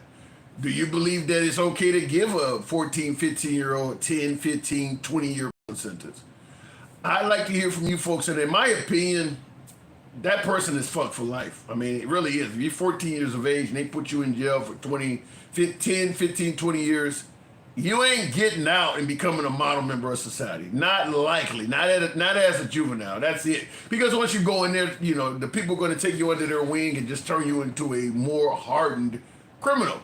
Anyway, looking in the comments, they keep doing because they've never been to lock up. You can lock them up. She's talking about charging them as an adult, though. You can lock them up, but if you're talking about locking them up for long periods of time, then you're not going to get back anything that is not going to get out and get their life together. If you put a 14, 15-year-old in prison for 10, 15 years, chances are that's a career criminal coming out. That person is going to go back to prison back and forth until you finally give them a life sentence. That's probably what's going to happen if you give somebody that young a lengthy period of time behind bars. I mean, that's it. That's going to be it. Looking in the comments, if we're looking for criminals, let's start with January 6th, says Joseph Quick. Well, they pardoned all of those folks. Those were patriots. January 6th was a love fest, if you ask President Trump. But continuing on with the program, Dio, good evening, Dio. Welcome to the program, Dio. You must break the spirit and then rebuild it. That's how you get to change these people that we're talking about. Yeah, but our penal facilities are for profit. They're making money off incarceration. Their goal is not to reduce the recidivism rate. I mean, think about it. We actually have 50% of our inmates are back in prison within 1 year. 70% are back in 5 years. Yet on the front of the facility, they call it a correctional institution. You're not correcting the damn thing. Ain't nothing being corrected. These people are coming right back. So the goal is to fill up the cells because they get federal subsidies and money for that. The goal of incarceration is not to it's not to make better people. Deal. Good evening. Good evening. How you doing? I'm doing good. What am I getting wrong here? Well, can I ask you what do you think they should do with them? I'm curious because you've seen all this. You've seen the system working or not working. What do you think they should do? Great question. Two answers. First of all, I mentioned this earlier to one of the other guests. Number one, you got to address the root cause of why crime is being committed. That's the first thing. You gotta, people, for instance, there's a reason why there's more crime in poor neighborhoods than rich neighborhoods. Even people from poor neighborhoods, when they get money and move to a rich neighborhood, they don't commit crime anymore. So there's a reason why the crime is happening. That's the first thing. The second thing is actually making an effort to improve the quality of the human being once they are incarcerated. We don't do that in this country. As I was just mentioning before you and I started talking, is that you gotta actually, if you incarcerate somebody, we're focused on making sure the state is as harsh as possible, as opposed to trying to make sure we produce somebody that might be a model human being when they get out. No, we want it to be hard. I don't want them to have decent food. I gotta pay for my food. Why should they get good food? I don't want them to have weights. I gotta pay for a healthcare membership. I don't want them to get education. I gotta pay for mine. We want it to be bad inside, but then we expect a good person to come out. That's not gonna happen. Right. Do you feel like maybe the liberals they're not really pro mom and father? Like they don't really push the family aspect of family staying together with a mom and father in the home, so they have a dad and they can actually raise the kid. What is the liberals doing? Give me an example. What is the liberals doing to break up families? I don't know. I feel like there was a war against men. Well, the liberals, yeah, here's the difference. The right is very religious, and religion is obviously more focused on a woman should be with a man, the hierarchy, God, man, woman, child. The liberals believe that everybody should be equal and free. So if you don't want to have a husband or a wife, you don't have to. The right, the religious section believes that you should be in an intact marriage and all this. So I don't know if it's that the liberals are promoting the breaking up of the family. They're promoting freedom. Whereas on the right, you may have a lot of women that are in unhappy marriages, but they've been told that you should be married. So they're just staying with the guy. I don't know if that's a better situation or not. Yeah, well, honestly, I don't even want to blame the kids because I just feel like it's the way you're raised. It's what you're taught as a kid. That stays in with you your whole life. In regards to the way you were raised, I can tell you there's plenty of folks that have came from intact two-parent households and still turned out to be really bad. I mean, I do believe the father should be in the home. I get, but I just simply think the root cause of crime. There's a lot of factors. Poverty probably being the biggest one. I mean, if people are struggling, they can barely get by. The likelihood that they may do something wrong is going to increase. And we're not addressing that in this country. When you got a whole class of people being told you don't even deserve a minimum wage increase, I mean, you're kind of overlooking that. And that's the people who are making those low wages like that, that's where a lot of your criminals are coming from. So I do believe that if we address the issues of what's causing crime as opposed to just flooding the air with police, I think we could get further. Don't you think people that have a lot of money, they can't be evil? I know a lot of people with a lot of money that are just evil people. Yeah, but fortunately They're doing white collar crimes is what they're doing. They're just not literally killing people, but they're killing people because they're doing white collar crimes. But they have a lot of money, so I don't think money determines if somebody's going to do something bad or not. I totally disagree with that. I think that you're going to have a whole lot more people in poor neighborhoods committing crimes than rich people committing white collar crimes. I don't disagree with you that there's plenty of crime that happens in wealthier areas, but I don't think it's up anywhere near to the level of what it is in poor areas. And by the way, white collar crime is different than going out and actually taking somebody's life or causing some serious physical harm to them. I mean, you're talking financial crimes, which financial crimes are nothing to joke about, but the crimes that are happening in the inner cities are actually violence against people. Yeah. It's funny because my brother's a doctor and he used to steal people's bikes out of their garage. Damn. You know, he got caught when he was a juvenile, like so many times stealing mopeds and stuff, and now he runs a hospital. You know what I mean? So I think kids can make a mistake. It just depends how bad and how much you're willing to accept. You know what I mean? Like if somebody shoots somebody, you have to draw a line at that point. Yeah, but they can kill you. Let's say a 14-year-old during a robbery shoots somebody in the leg or shoots them in an area where they survive. Do you believe a 14-year-old should be thrown away? I mean, give them 10, 20 years in prison? I mean, God sakes, man. I mean, if they shot you, how would you feel if they shot you? We always put somebody else. If somebody else got shot, how would you feel if they shot you and you? I want you to be, well, you asking me how would I feel? I want you to be executed for breaking in my damn car. That's why you don't let the victim decide. I mean, if you let the victim decide, everything you do would come with a life sentence. I mean, you can't let the victim decide what happens to the person. Otherwise, everything would be death. I don't care if it's breaking into somebody's house. Well, I needed that. You should spend 20 years in prison for that. So I look at it like this. If you throw somebody that young in prison, you are kind of throwing away that human being at that point. Yeah, it's really, like I said, that is just such a tough call. You know what I mean? But, you know, would it make an example to other kids? Probably not. No. Because the kids don't really think. Ain't nobody looking at that. To think what's right, yeah. Yeah, I think we have more than seen plenty of examples that being tougher on crime does not deter crime, because when you're committing a crime, generally at this level, we're talking about crimes of opportunity. Ain't nobody thinking about, I would break in your car if they only gave me 6 months in jail, but now that they give me 5 years, I'm not going to do it. Nobody is thinking logically like that. Or, I would sell this bag of weed if it was only 2 years in jail, but now that it's 6, I'm not going to. Ain't nobody thinking like that. They're thinking about how to cash in on what they're doing. If they were thinking logically, they wouldn't be committing crimes at all. So the people that are passing these tougher laws are using logic against a group of people that are not thinking logically.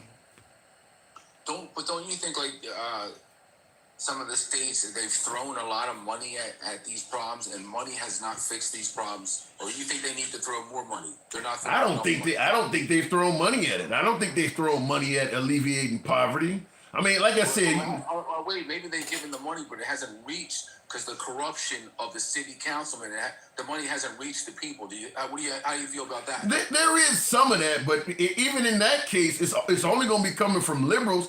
The right ain't throwing money at them at all. When you say the money ain't reached the people, the right ain't even throwing money for it to not reach the people. The right believes in self-reliance, and you pull yourself up by your bootstraps. So if you fall flat on your face, the right believes that either you figure out a way to get up or you just lay there until you die. The right is not going to do any of that. So they're not throwing money to try to help this stuff at all. They're like, either you get up on your own, or if you do something wrong, I'm here to lock you up. There is no help. There is no cavalry coming. Yeah. So what do you think the best solution is? As I just stated, jobs and opportunity, for instance. I mean, you could opening up rec centers and giving some of these young kids something to do helps out. Certainly more jobs helps out. Like people asking for a minimum wage increase. If all of a sudden mom didn't have to work 2 jobs and she could just work one, she could be home helping to raise her kids a little bit more. Now you got a lot of families, because you mentioned having a family in a home and how important that is. You got intact families where both mom and dad got 2 fucking jobs. The jobs don't pay enough. People are struggling, and the streets are raising their kids. Some people actually want to be good parents, but they can't be a good parent and pay the bills at the same time working at these bullshit jobs. Not to mention, if you do go out and try to better yourself and take out a student loan, now you're straddled with debt that the right don't believe you should get any assistance with. You take out a loan, you should pay it back. If you're struggling, so what? I mean, this is what we're dealing with. Yeah. No, I hear what you're saying. And somebody in the comments, Peace and Lover in the comments said, don't have kids. See what I'm talking about? He's probably right, because it costs money to have kids. Yeah. Well, and now you go, and now the right side of that. Now you lean right, correct? I voted for Obama. Okay. Who'd you vote for in the last election? Trump. Okay. I voted for Trump. Well, and let me ask you, why did you lose the last election? Why did the left lose the last election? Yeah, why? Oh, man. They thought they were going to win. There's two. Okay, go ahead. There's 2 reasons why the left lost their last election. One being they only gave Kamala. First of all, Biden refused to admit, and they lied to a lot of folks on the left about his cognitive decline. And Biden then won a horrible debate on June 27, 2024, refused to step down for damn near a month or more. So all of a sudden you got Kamala Harris in there, who was not a good campaigner herself, but only with 100 days to run against a guy that we've known our whole fucking life. That's the first reason. The Democrats handled it bad. Second reason is Trump does a lot of good shit. He was going to end wars in 24 hours and stop people from killing themselves. He was going to bring down the groceries immediately. People were pissed off with Biden with the transparency. Trump was going to get in there and release the Epstein list and let us know. Trump promised a lot of really good shit. So he won based on making great promises against a person that was not a good campaigner. Yeah, I think the problem with the left was they had a lot of numbers, but it wasn't matching people's realities. They kept telling them things were doing great. Don't you read the numbers, and making people feel like they're a fool, like everything's going great, but then the reality is not matching all the numbers that they're telling everybody. This is the facts. This organization says this is not true, but it wasn't matching people's reality. Yeah. So as much as you told them this is what this says, it wasn't matching their life. But that's what I mean when I say a bad campaigner. Is people can tell what you're saying. You're right. The Biden administration was talking about how great the economy was doing, and people are like, no, I can't afford shit. But Trump is doing that now. Right now, Trump is talking about how great the economy is. People are like, no, it's not. I'm not doing well. I mean, most Americans are not seeing a whole bunch of extra money coming in their house since he became president. He's doing that too now. But you are right. Biden was telling people that things are going better than they were their personal perception was not what he was saying. Yeah. And I think if they're more real and say, look, things are a little tough right now, but we're working through this, people respect that. You know, give us a couple more months. That's what Biden should have said. Things aren't great right now, but don't tell people how great things are. I don't think that's going to. I don't think you're going to get. Yeah, I don't think you're going to get the benefit. I don't think you're going to get the benefit of the doubt saying it when Trump is trolling you the way he was. I mean, that's another thing that didn't help Biden out at all either, is the fact that you got a guy out there that has a huge amount of support just trolling everything you do. If you go out there and fall down, he's online making fun of you. I mean, he was trolling everything. No other president probably in history has had their predecessor, because Trump lost to Biden, their predecessor just stay around, linger around, and just keep attacking you constantly. Nobody's ever had that. I mean, Trump was on social media almost every day attacking every aspect of Biden, from his policies to how he lived his life, everything about the guy. I mean, that people talk about having Trump derangement syndrome. He literally did that on Biden. Now, they don't call it Biden derangement syndrome, but it fits the definition of what they call derangement syndrome. He did that on Biden. That also hurt the Democrats. But you got to realize 80 or 90% of the news stations the Democrats own, and they were trashing Trump for how long? That ain't true, though. That ain't true. The 80, 90. Yeah, that's not true. 80-90% of the news stations are Democrat. I mean, your local, because you guys view anything that criticizes Trump as being a liberal news station. I don't see your local ABC, CBS, or NBC affiliate in your town. You know, CBS New York, that's a liberal station. I mean, any network that's not pro-Trump, you guys call it a liberal station. That's not true. See, MSNBC, huh? You know why? Do you know why? Because they wouldn't say one good thing about the man, like not one thing. That's how you know when it's sided. Somebody has to do something good. They would say nothing good about him. Nothing. You wouldn't get one good thing ever out of all the stations. I think that one good thing. His economy, I think people were giving his economy credit, even on MSNBC and stuff. No, they weren't.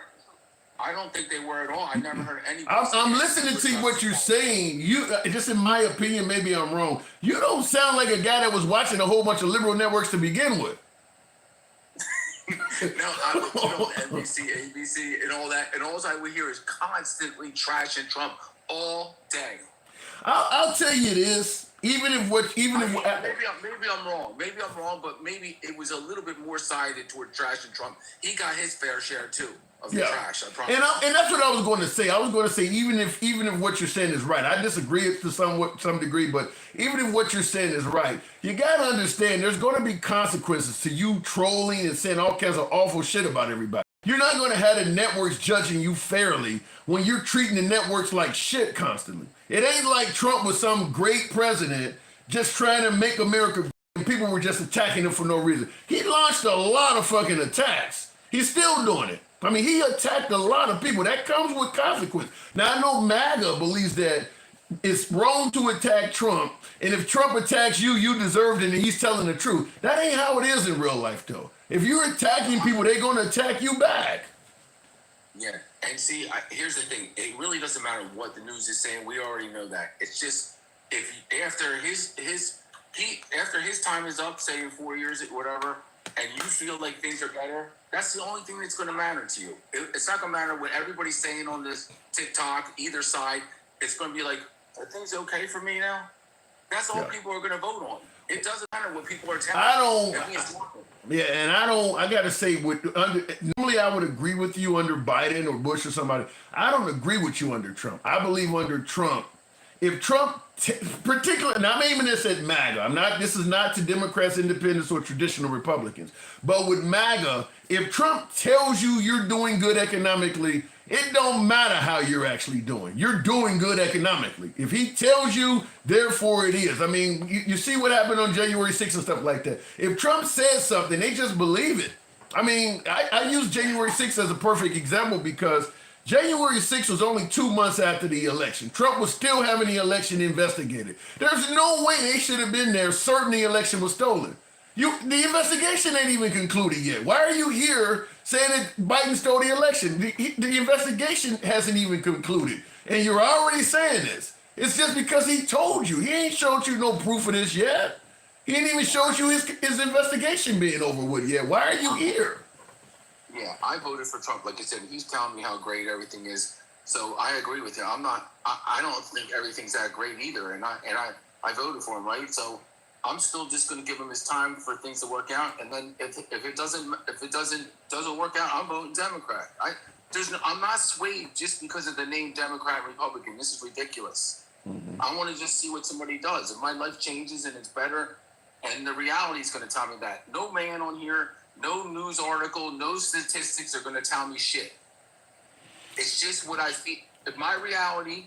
That's what I'm voting on, and that's what everybody I think is going to vote on. Well, I will tell you, there's a little bit added to that. Like for instance, if Obama's in there and he's giving you a great economy and you're doing well financially, but he's taking away gun rights or he's banging on Christians and saying all kinds of negative shit about Christians, the fact that you got a good economy may not be enough. The reason why I'm pointing that out is because there are a lot of things Trump is doing that may be deal breakers. For instance, me personally, I don't like the idea of giving police immunity from prosecution. I don't care what the economy is. If you do that, that's the equivalent to me of taking away Second Amendment rights to the right is. So there's things he's doing on the side that may be bad enough to some people that even if he gives you a good economy, it may not be enough for people to keep voting for him. He's doing a lot of that side shit like that some people do not favor. I don't favor even discussing taking away people's citizenship, like Rosie O'Donnell, somebody who's born and raised in America. I don't favor that. Or discussing, talking about sending home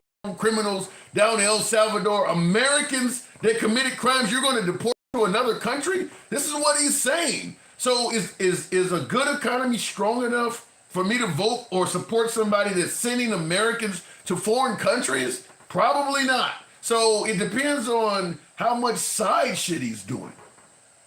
Right. How do you feel he's doing so far? I don't have a lot of high marks, and I would give him. I think here's when I give him an A+ on securing the border. I think he's done a really good job on securing the border. I said it before he got elected that he would be better than all the other Republicans running against him. He would be better than Kamala Harris and Biden at securing the border. Because I personally was saying I believe he's so gung-ho on securing the border he would break the law to do it. I was saying that before he got elected. Now that he's gotten elected, I still believe that. I mean, certainly he's talking about birthright citizenship and ending things that are constitutionally protected. So I really believe if you wanted a secure border, there is nobody on earth that's going to secure the border more than Trump. So he gets an A+ in that area. Economy, D. I don't see where grocery prices or anything is coming down. I'm not giving him any high marks on that. And I don't give out participation trophies. He made it sound like if he gets in there, he's going to do this shit quick. He ain't doing it quick. Now it's like short-term pain for long-term gain. That ain't what he campaigned on. Obviously, the foreign affairs, he was going to end the wars in 24 hours. Gotta give him an F on that. I mean, he said 24 hours. Nobody made him say that. He could have said, I'm going to do it fast, but it's going to take time. Nobody made him say 24 hours. He said that. So he gets an F on that. And then, of course, even going beyond the 24 hours, what he's done from going from the Ukraine started the war to Russia is the aggressor to giving Russia 50 days, knocking it down to 10 days. The 10 days expired. He didn't do shit. Now he's meeting with Russia on Friday. F. I mean, everything he's doing is falling through on that. That's an F. The Israeli-Palestinian conflict.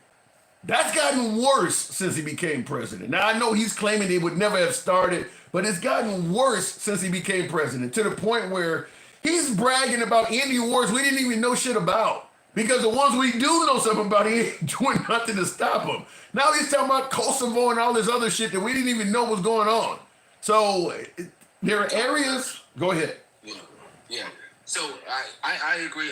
I just think, he's talking before he's doing what he needs to do. I agree with you. He's over bragging and underselling is what I'm saying. Nobody's making you make these bold ass promises. I think, that's his personality. I mean, this is how he's been his whole life. I'm the best. I can do this. Nobody's going to do this better than me. Yeah, because he hasn't been judged on it. He's been able to say it, not carry it out, and still do well. I mean, he's never really been held accountable. He can make these statements like Trump University, for instance. People just start suing him until he became president. He had obviously overpromised on Trump University and did not deliver to all of those folks. Ripped them off. Finally, he became president and he had to answer to that because it was nagging in his campaign. But yeah, he probably has been doing that his whole life, is overpromising and under-delivering. But I can't hate on him for doing it. It's been working. He's been getting away with it. I guess people just, you know what? I'm glad you just said that because he had a vision to give the people, whether it was a lie or not. He gave the people a vision and hope. The Democrats did not give any hope. There was no, I'm going to do this, we're going to do this from the Democrats. That's why they lost the election. There was absolutely no hope. So you're right. Maybe Trump did lie, but at least he gave them a dream and a hope that something might change, even if it wasn't going to. Bro. And that's what the Democrats missed. There was no hope, zero hope anything's going to change or get better. And they didn't put that message out there. And that's why they lost. Fair enough. I do got to move it on, but in the words of Sarah Palin, how is that hopey, changey thing working? Dio, I think it is?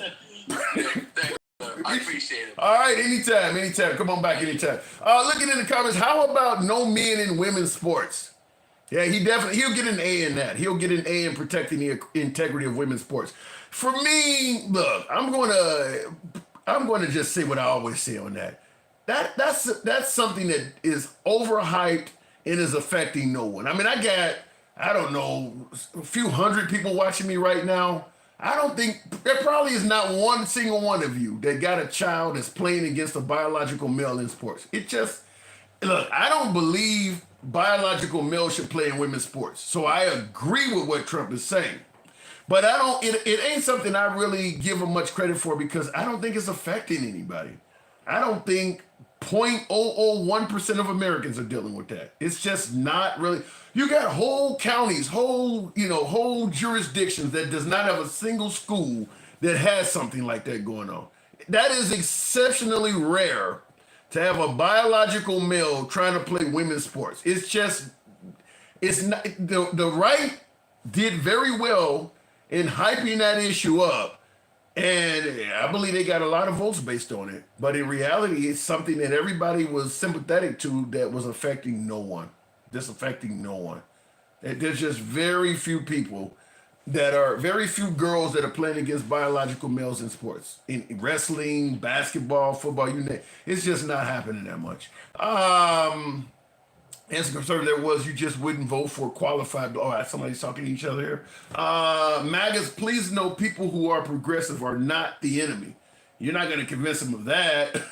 The 16 women in transports in the U.S. are such a threat. I don't believe there's even, 16 women in transports. I don't, look, at the end of the day, and I'll go back to the box in a minute here, tap the screen, get your boy on up to, it should be way higher. We should be higher than that. Get your boy up to 80,000. Put my spectacles on. But yeah, I don't believe that's really affecting people. I actually believe it's more based on hate.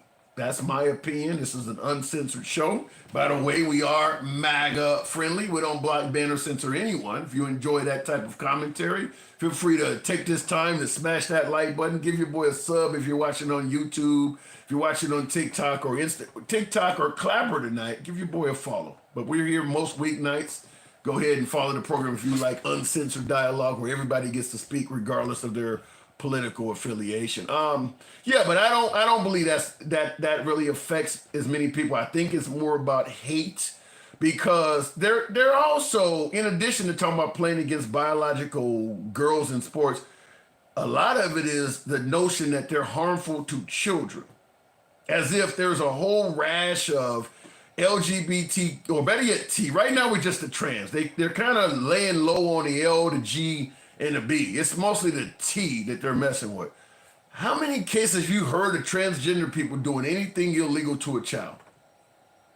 I say this every single time this topic comes up. If you are keeping your child away from the transgender community and taking your child to church, you have things backwards. There is a significant history of church clergy, priests, pastors abusing children. Hundreds, thousands of them, dating back centuries. Your child is far more at risk in church than they are around the transgender community or at a drag queen show. The numbers don't lie. The numbers do not lie. Children are not getting abused at drag queen shows. They have a history of getting abused at churches, dating back over a century. It's about hate. It's not about actual reality. It's about hate. Anyway, let me go back to the box. I don't know what I'm hitting. And it ain't just Catholics, Lutherans, Mormon, Baptists. I mean, all of those religions have a history, have a lengthy, significant history of abusing kids. And you're taking your kid to church, but keeping them from the transgender community. That is backwards as can be. Miss Mo Better. Good evening, Miss Mo. Welcome to the program. It's a rough night tonight. It was rough for you, Tim. I was so happy you dropped that guy because he was just talking and chatting, and then he's in the comments chatting. Like I said, you saying he don't know shit, he don't do X, Y, Z, but you still here. Like, make that shit make sense. And that's the problem with people like him. You're a fucking hypocrite. Beat it. I didn't want, listen. Well, listen, to be honest, I love talking to my MAGA viewers. I don't like to, it's just he was not having a conversation. He was just talking. And it's like, hey, look, if you got a point to make, if you think I'm a piece of shit or I'm full of shit, feel free to say that. Yes. But then let me speak back. I mean, he's just going on and on and on. There was he wasn't leaving any room to get in there. So I don't.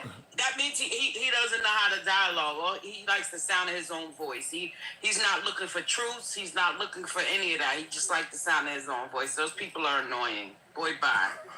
Anyway, I was listening, how they're saying, the border is secure and all of that stuff, and that you got rid of. Do you disagree with that? So why are you deploying the National Guard if you got it so secure? Well, he's deploying the National Guard to Washington D.C. That ain't got nothing to do with the border, though. He's saying that. But that's to declare war on his own people. That's what that's doing. Because, like you said, once people start seeing that out there, people they're gonna be uneasy because they're like, why are they here? Yeah, I'm not a fan of it, but I don't know if I would call it declaring war. I mean, some folks are saying it will bring down crime. Do you see the military walking around as a deterrent? Crime is already down, Tim. The numbers ain't lying. The numbers are there. Yeah, but they don't drop it. It's down, 30%, 36%? Not just D.C. and New York, Chicago. All of those places are down, but what's happening is they don't want to go look up those statistics. Well, they just want to go on the notion of what Trump is saying. Well, they're suggesting that even if it's down, it's not down enough. It's still too much crime. And like you said, because the problem is not being solved. As long as there's poverty, there's going to be crime. Yeah. Which, like you said, now let me ask you this: how can a landlord is charging $2,000 a month for rent, but you're only paying $7.25 to $8 an hour? How are they supposed to afford some shit like that? You're cutting the programs like Section 8 and DSS and stuff like that. Then you wonder why homelessness is so popular. I know. Because people are not affording. And now if they want to do something, start going after these landlords for start raising these rents so goddamn high that people can't afford to live in them.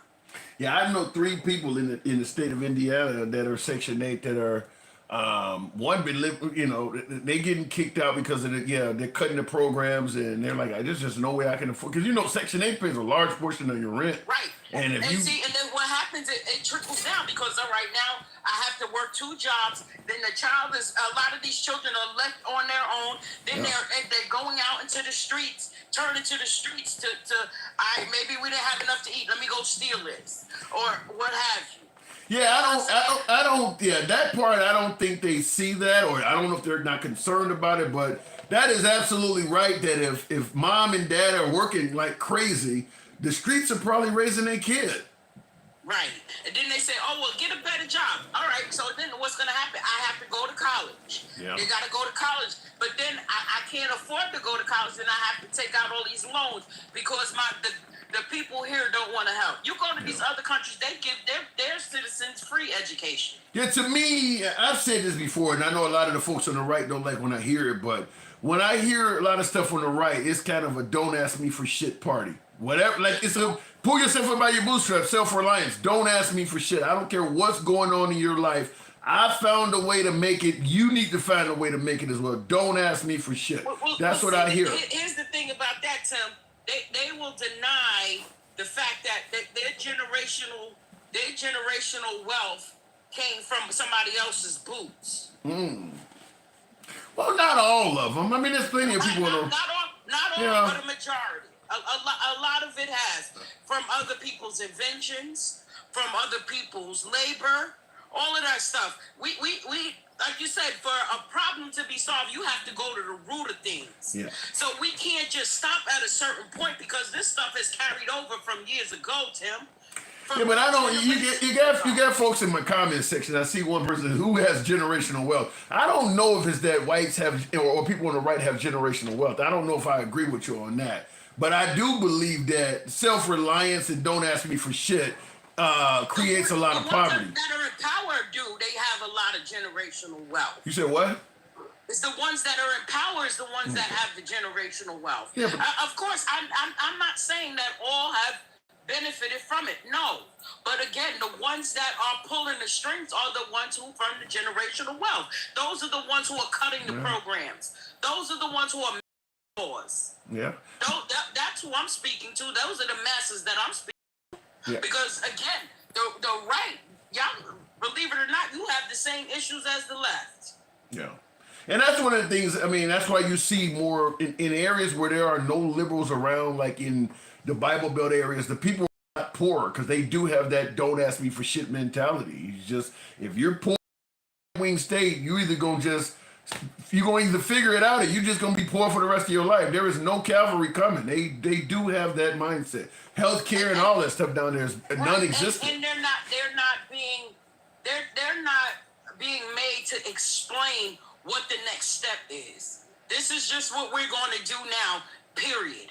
There's no solutions. There's no solutions to healthcare, to none of that stuff. To ending poverty. I don't believe they want to. They need criminals because prison system's a big business. Yeah.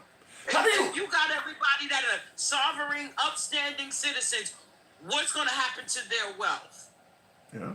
How do you respond? In my comments, American Made says, don't be fucking if you can't afford your kids. How about that one where they say, look, I didn't make you have sex. You the one that went out there and was irresponsible, got pregnant. Why should I have to take care of your kids? How do you respond to that? It doesn't always start out that way, Tim. It doesn't all. Some people do go on with plans and they fall apart because guess what? We just lost our job. I just got fired last week. And then some people don't even get their pensions that lose their jobs. Yeah. So what you're saying? I find that to be an asinine statement. So what you're saying? Please go somewhere else with that. Yeah. So what you're saying is it's not always a case of two irresponsible people creating a child they couldn't afford. In some cases, they actually could afford the child, and then something financially happened to them, like you said, losing their job. Yeah. It does happen. Yeah, that's true. But again, a lot of people that come up with these statements and stuff, most of them they're not at risk of losing a 401k. They don't have a mortgage. Yeah, They maybe. don't have car payments. They don't have stuff like that. You know, they might be a deadbeat. They just so happen to have internet service. Yeah. So situations come up to where some people lose out on things. Yeah, like it could be two federal employees that had sat down and planned their children, and now all of a sudden Doge has made them both unemployed. Mom and dad. I'm sure there's some real cases out there like that where mom and dad don't got fired by Doge. So yeah. People lost jobs. Listen, I've been at my job 18 years. There's people that was there longer than me lost their jobs because I worked for the federal government, Department of Energy. They lost their jobs. Yeah. Yeah, I'm sure the Trump administration. Yeah, I'm sure the Trump administration has made some financially responsible parents poor. I mean, he's fired a lot of people. I'm sure he's done that. It ain't always just irresponsible and fucking. Sometimes you got a president come in here and he just fire you. I'm sure that is happening. He's trifling, and not only that, I have news for them. They're looking to cut 10 to 15% more. So how do they think? What do they think gonna happen with crime? And the commander in chief himself is a criminal with stealing stuff because he wanted for stealing. That was stealing, Tim. What did Trump steal? Oh, you mean taxes? Yes, cheating. All of that stuff is stealing. Well, shit, the way he going after what was her name? What's her name? Letitia James. She may be in jail by the time he done. Again, because he has a vengeful heart. And see, this is what they talk about. Nobody has anything nice to say about Trump because he doesn't do nice things. He sets his own precedent. Give somebody something so they could say something nice about you, but he doesn't. You're going after people who don't bow down to you. You unjustly do things. How do you expect people to respect you at that? Let me tell you something, and this is what my late grandmother used to say all the time. Your character can carry a lot further than your talent. I agree with your grandmother. I do agree with that. His character is terrible. He has a horrible demeanor, and people can't see past that. The crazy thing is, I was going to say exactly what you said. They can't see past, because the crazy thing is, MAGA don't believe Trump's character should get him in any trouble at all. I mean, as long as he's, what do they say, don't pay attention to what he's saying, pay attention to what he does. MAGA thinks that his character is irrelevant. He does stuff, too. He does fucked up shit, and that's why people don't respect him. No ones that talk that shit are the ones who don't have any kind of dental benefits or anything. They the fucking toothless ass food. All right, Miss Mobetta. Are you suggesting that MAGA doesn't have teeth? Some of them don't. A lot of them don't. They don't have brains either. Oh my God. I'm gonna leave it at that. Miss Mobetta, I appreciate you holding, by the way. Hey, Mike, y'all tap that screen. Get this up to 200,000. We could do it. Are we that high? Really? I don't know about Get that. your focals on, Tim. You at 172. You know, when I get, as I've gotten older, I used to wear glasses in my life. Last year or two, goddamn, yeah, 171. Wow. Don't be too proud. Me and you the same age. I wear them. Yeah. Listen, don't be too proud. Put them things on so you don't see something wrong. Shit. All right. That is good advice, Miss Mobetta. Always a pleasure. Indeed. Thank you. Somebody in the coach said that Michael says can't see shit. I can see everything else. It's just that little number at the top of the screen. And it happens to be, on my screen, it happens to be right up there where handsome liberal is. So the letters are white. And my background up there is white as well. So they're kind of blending in. So that's where I'm getting it at. But Mike, I see you in the comments. Pizza Lover says that explains a lot. Yeah. Let's talk about negative income tax. What is that, Michael? What are you saying? That people are working and not explain. What do you say? They're not paying taxes? Let me know what you're referring to there. Says let's talk about negative income tax. And real quick in the comments, handsome sticky fingers. Thank you. Appreciate the support. Says also some parents out there who are very negligent and they just don't care. They just let their kids do whatever. That's the sad part. Also, speak on that. Negligence has something to do with some of these mass casualty events happen by way of negligent parents, where you just letting your kid, sit around all day and being able to, 18, not quite an adult, but, I guess old enough to get your hands on a rifle. Some of that stuff has happened from that. Just negligent parents. I believe a couple of states have now started charging parents whose kids get access to their firearms and go commit a mass casualty event. Somebody says Kyle Rittenhouse, Miss Mobetta, yeah. Kyle Rittenhouse, even though I 100% believe what he did was an act of self-defense, he had to defend himself. It was a lot of negligence involved in that. His parents actually took him to that shit. Why would you take your kids to a fucking riot with an AR-15 on them? You would a 17, you gonna drop your kid off as that? Yeah, Kyle Rittenhouse, his mom, I think, took him to that. That is incredibly negligent. Like, only by luck did your kid survive.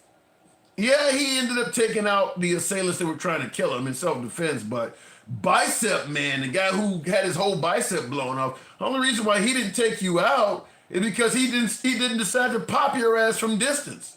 That was really, really negligent to drop Kyle Rittenhouse, drop your son off in the middle of that shit. That really was negligent. Negative income tax is a tax structure that replaces things like Section 8, etc., with cash direct to recipients. Could call and explain this shit. First of all, Mike, you can if you're on TikTok or Clapper, you could call. But in regards to replacing Section 8 with cash direct to the recipients, I don't favor that. I don't favor doing it that way because then, you probably gonna have some irresponsible people spending the cash on drugs and other shit. I don't think you need to give it to. Look, if you need housing, I'm gonna provide you with housing. You don't need to hold the money. You don't. Yeah, I don't believe in doing it that way. Do you think my baby's mama deserved 11,000? Damn. Somebody said, do you think my baby's mamas deserve $11,000 from me every 3 months until my child is 18 years old, so she doesn't have to work? Well, there's a lot to factor there. You said, first of all, you said baby's mama, so it's plural. I don't know how many kids you have, but $11,000 every 3 months. So what is that? $3,000 some odd dollars per month? You can actually look. I know there's a whole lot of women that are benefiting from child support in ways that they should not. But depending on where you live and how the quality of your child's life, $11,000 every 3 months is not a ton of money. Now, I don't believe, or I don't like the notion that it goes by income, because then at that point, once you start making a certain amount of money, it can become a windfall. I mean, at some point, you can be paying child support that is way beyond anything anybody could ever refer to as child support. I think there should be a cap on it. There should be a cap on it. Or better yet, the judge should say, if you need more money than that, the father gets the opportunity to have the kid. If you're telling me you cannot survive off of $10,000 a month or some shit like that, like when R. Kelly started getting in trouble, his baby mama started coming out saying we're homeless and shit. Like, you've been getting, your kids are teenagers. You've been getting R. Kelly type child support for over 10 years, and because he's dealing with the law, you suddenly fucking broke? What have you been doing with all that money? So something like that, that's a different story. But $11,000 a month, if you're living in, New York City somewhere, look, it can be a lot of money to the father. It could be putting the father in damn near homeless and still not be a lot of money to the mother. So there's a whole lot of factors to play depending on how many kids and things like that. But I'm not going to pretend like the child support system is not unfair. I'm not going to pretend that way. I mean, it is a pro-woman system, no doubt. Looking in the comments, only when I should be paying for my son, that's it. I shouldn't be paying none of my baby mama's bills, none of them. Well, here's the problem. If your girl, she living in a studio apartment or a 1-bedroom, she gets pregnant by you and has a kid, and now she goes out and buys a 2-bedroom. He wouldn't have needed that 2-bedroom apartment if y'all didn't have a kid together. So you should be responsible for some of her rent because her expenses are going to go up somewhat by having a kid. And as the kid gets older, the kid is going to have the lights on in his room and all of that's going to run the light bill and stuff up. I mean, there is some argument to be made for it, but I don't think the way the child support system does it is fair. But there is some argument to be made for it. Such as also when the kid is with the dad, they don't normally factor in shit for the dad, even though he has expenses as well. Looking in the comments though, let me go back to the box. Somebody says, keep your legs shut. And I'll tell you this right off the bat, because you hear a lot of folks on the right saying, if you don't want all this shit, then don't have kids. Passing laws that reduce a woman's right to choose is only going to make this worse. It's only going to make this worse. Because you're going to have a lot of people that are going to have children they don't want, and now you force them to have a child when they normally would have exercised their option to terminate the child. And they told you ahead of time, yeah, I was irresponsible and I got pregnant, but I cannot afford this kid. Boom, now they own the system. Now I know a lot of folks on the right tend to believe that if mom ain't working or if mom can't take care of the kid, both mom and the kid should starve. There's a lot of lack of sympathy or empathy on the right for this stuff. There's a lot of people who believe that a mom on welfare should only be on it a certain period of time and she should be permanently cut off. I get the idea of holding mom responsible, but you also understand you're telling that kid to starve due to mom's irresponsibility as well. You're starving the kid too. A lot of folks on the right are okay with that. Real quick in the comments, choose better women. Choose better women, men. Be godly and choose truly godly women. I don't trust the godly thing. I don't, look, I know too many godly people that should be burning in hell. I don't trust hell, slave owners were going to church every damn Sunday. I don't trust the godly people. The Klan burns fucking crosses. They're godly people. I don't trust the godly people. A lot of them people should be burning in hell if you ask me. Anyway, let me go keep your God to yourself. I like that one. Let me go back to the box. Godly people, I don't know. But speaking of godly people, let me go ahead and kick it off with Jesus Freak. This is an actual name. You'd be the perfect person to bring up. Jesus Freak, good evening. Good evening, and I appreciate you bringing me up. No, fair enough. I'm the one that made that comment about telling men choose better women. A lot of these problems come from these men choosing ungodly women, and they have ungodly attributes. It's ungodly men choosing ungodly women, and they're all complaining about each other. Well, it's hilarious to me. Sometimes I just sit around and listen just to laugh. But I will say this: While I agree you should pay attention to who you sleep with and who you choose, I don't believe that if you choose the wrong person, the system should sit by and idly let that person rip you off. Shannon Sharp type deals is what I'm saying. Yeah, he was wrong. 50-year-old fucking with a 19-year-old, but the system should not allow her to have a come up. She caught somebody slipping. Just like if a woman chooses the wrong guy and that guy turns out to be an asshole, the system steps in and tries to help the woman. For some reason, if a guy makes a bad choice, they just tell the guy, well, you stupid for doing it. No, because that gives a woman an incentive, especially gold diggers, to go around and take guys. The system shouldn't help bad people get away with it. The problem is men are supposed to be heads. So if you're a head, you should understand how the world works and work in the world based on the way the world works. This is why I tell men, be godly. So I'm telling them to get yourself right. I'm not just telling the women to get right. I'm telling the men to get right and choose better. But I have no remorse. I have no sympathy for dumb men getting what dumb men get, or dumb women getting what dumb women get. Do you think it's always dumb? No. I mean, you could have some people. You could have some people. You know better. You know better. Come on, I'm a man. I've been a worldly man. I was dumb. I don't know. I've been on both sides. I've been on both sides of the street. I know how it is being a worldly man doing worldly things. But the difference between me and other men is I never got mad at the situation. I never got mad because I understood it was me. I chose to do this, and this is the outcome of it. Can't get mad about it. No, I don't. What you got to do is do better.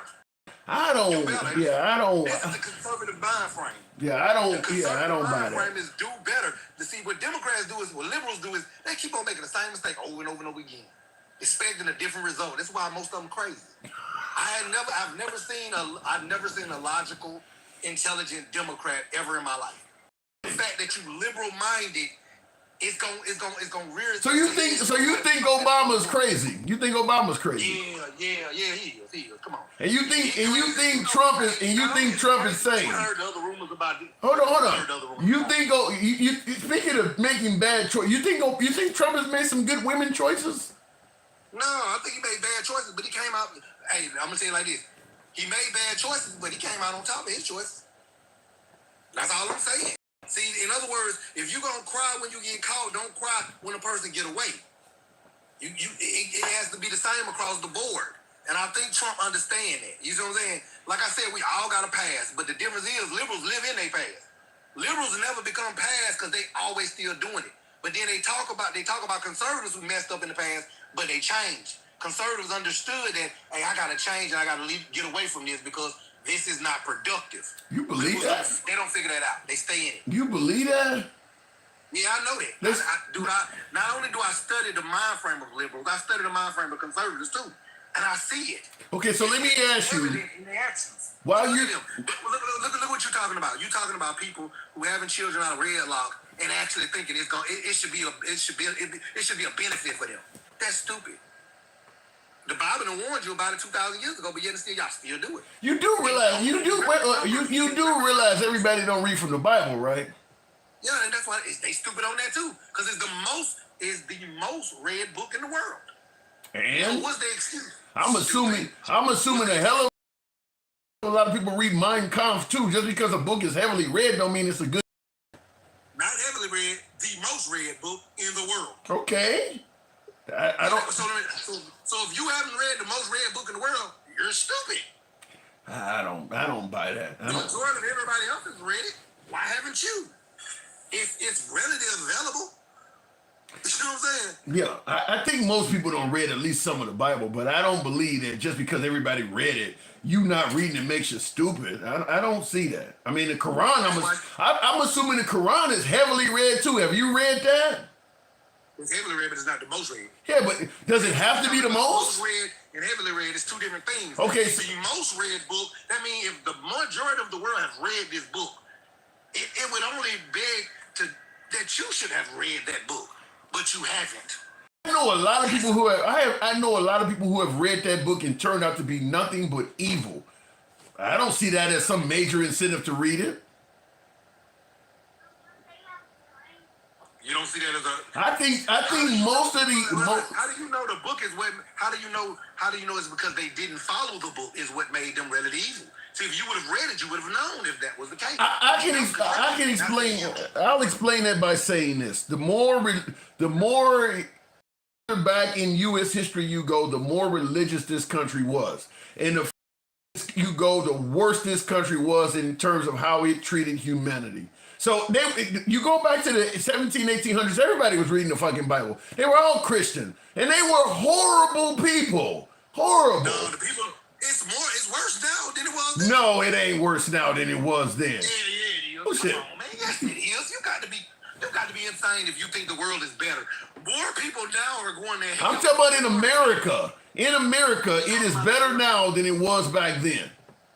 Yes. It's worse now back then. No. It's not better. Just because you have more access to evil does not make you good. No. That don't even make sense. No, what I'm telling you is whole groups of people were being oppressed and killed at will in America back in those days. Everywhere. We're not talking about in America though. We're not talking about everywhere. How do nations come to be? Because another nation probably conquered that nation.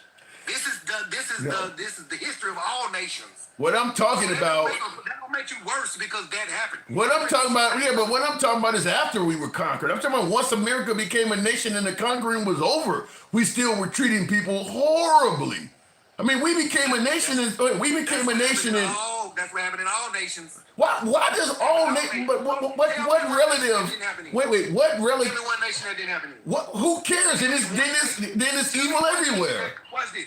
Tell me one nation that conquered a nation that after they conquered the nation and had the nation subservient, they did not deal with that nation in a worse way. Tell me one nation that did that. They were all Christians. No, they wasn't. Most of them. Tell me. Okay, let me ask you. Tell me one nation. Hold on. Tell me one nation that was not very religious that did what you're talking about. Almost every nation you're talking about that did that stuff was a very religious nation. Either they were Muslim, either they were Christian. Give me one. Give me a name. Give me a nation. The Roman nation, Genghis Khan nation. And they weren't religious? That's not true. And see, people that don't believe, I love to say that, but they never take into consideration how many billions and trillions of people have been killed under ungodliness. I'm going to tell you. More been killed under godliness. I don't believe that at all. You can't even measure it. I don't believe that at all. I think far more people. Yeah, I don't believe that at all. Far more people were killed in the name of. Most wars are over religion. Most wars are religious based, and that's where all the killing takes place. Most wars are based on religion. So I don't buy that at all. There's been far more killing under religion than not. No, that's not true. The only problem is the religious nations were the nations that actually kept records. The unreligious nations did not, and it was way more of them. Study history, bro. If I study history, I think I'm going to come to the exact opposite of what you're saying. But here's the point I'm trying to make. The fact that we're on both sides of this issue, considering how great religion is, if religion is so great, it should be so vastly different that I shouldn't even be able to point to all of the killings that happened under Christianity. Shouldn't be virtually any. If it's that great, it shouldn't be any like that. That's not the truth. No, that's not the truth. Because that's the point. People don't understand true Christianity. God says it's a time for war. It's a time for war. Yeah. So in any civilization that's birthed off of a religion or a belief, you have to understand that for your belief to prevail, you must make another person's belief wrong or subservient to your beliefs. That's just common sense. No. That's war. That is the idea of war. If I got a religion and you got a different religion, we both believe something. That means one of us gonna have to give up our belief, or our belief gonna have to be conquered for the other person's belief to overtake our belief. That's just common sense. And if you don't have a religion at all, you don't have to deal with that. In other words, what I'm trying to so what you're saying is a person that believes in nothing, have nothing to do. So this will bring me up about people like you. Y'all believe You're breaking up. You're breaking up. You're breaking up. Not having no belief. You guys believe that structure comes from chaos. Not believing in anything is better than believing in something. So you're telling me if I had 10 people in a room that didn't believe in anything, nobody believed in anything, it would be more peaceful than in a room of people who believed in the same thing? You want an answer? Yes, I would like Yeah, that. yeah. I believe it. If people don't believe in nothing, they won't be taught to hate the LGBTQ community. They won't be taught to marginalize women. All of that stuff's in the Bible. They won't be. There's a lot of hate in the Bible that you don't realize. They won't be told to not put a God over my God or beware of false prophets. All of that stuff's used for hate. I'll tell you this: when you look at the freest countries on earth, they're not very religious. Most of the countries that are oppressed and not, they're very religious countries. The worst countries on earth are very religious. All that Taliban shit, all of that stuff is very religious. You go to Norway and some of these countries in Denmark where they're not very religious, it's the freest places you can go. So I think the evidence shows you're wrong. Freedom is not always better. That's the problem. People like you believe a certain type of freedom is better. 10 people that believe what they want to believe something, and it's going to coincide with what the other people believe, instead of 10 people who believe in the exact same thing. It's common sense, but liberals lack common sense. Freedom is not always better. What are you, a Catholic priest talking to a kid? Freedom is not, you realize how bad that sounds? Freedom is not always better. That sounds horrible. Oh, they do? So let me ask you a question. So everybody should be free. So if I'm a, say for instance, you got a pedophile, and he believes he should be able to be a pedophile.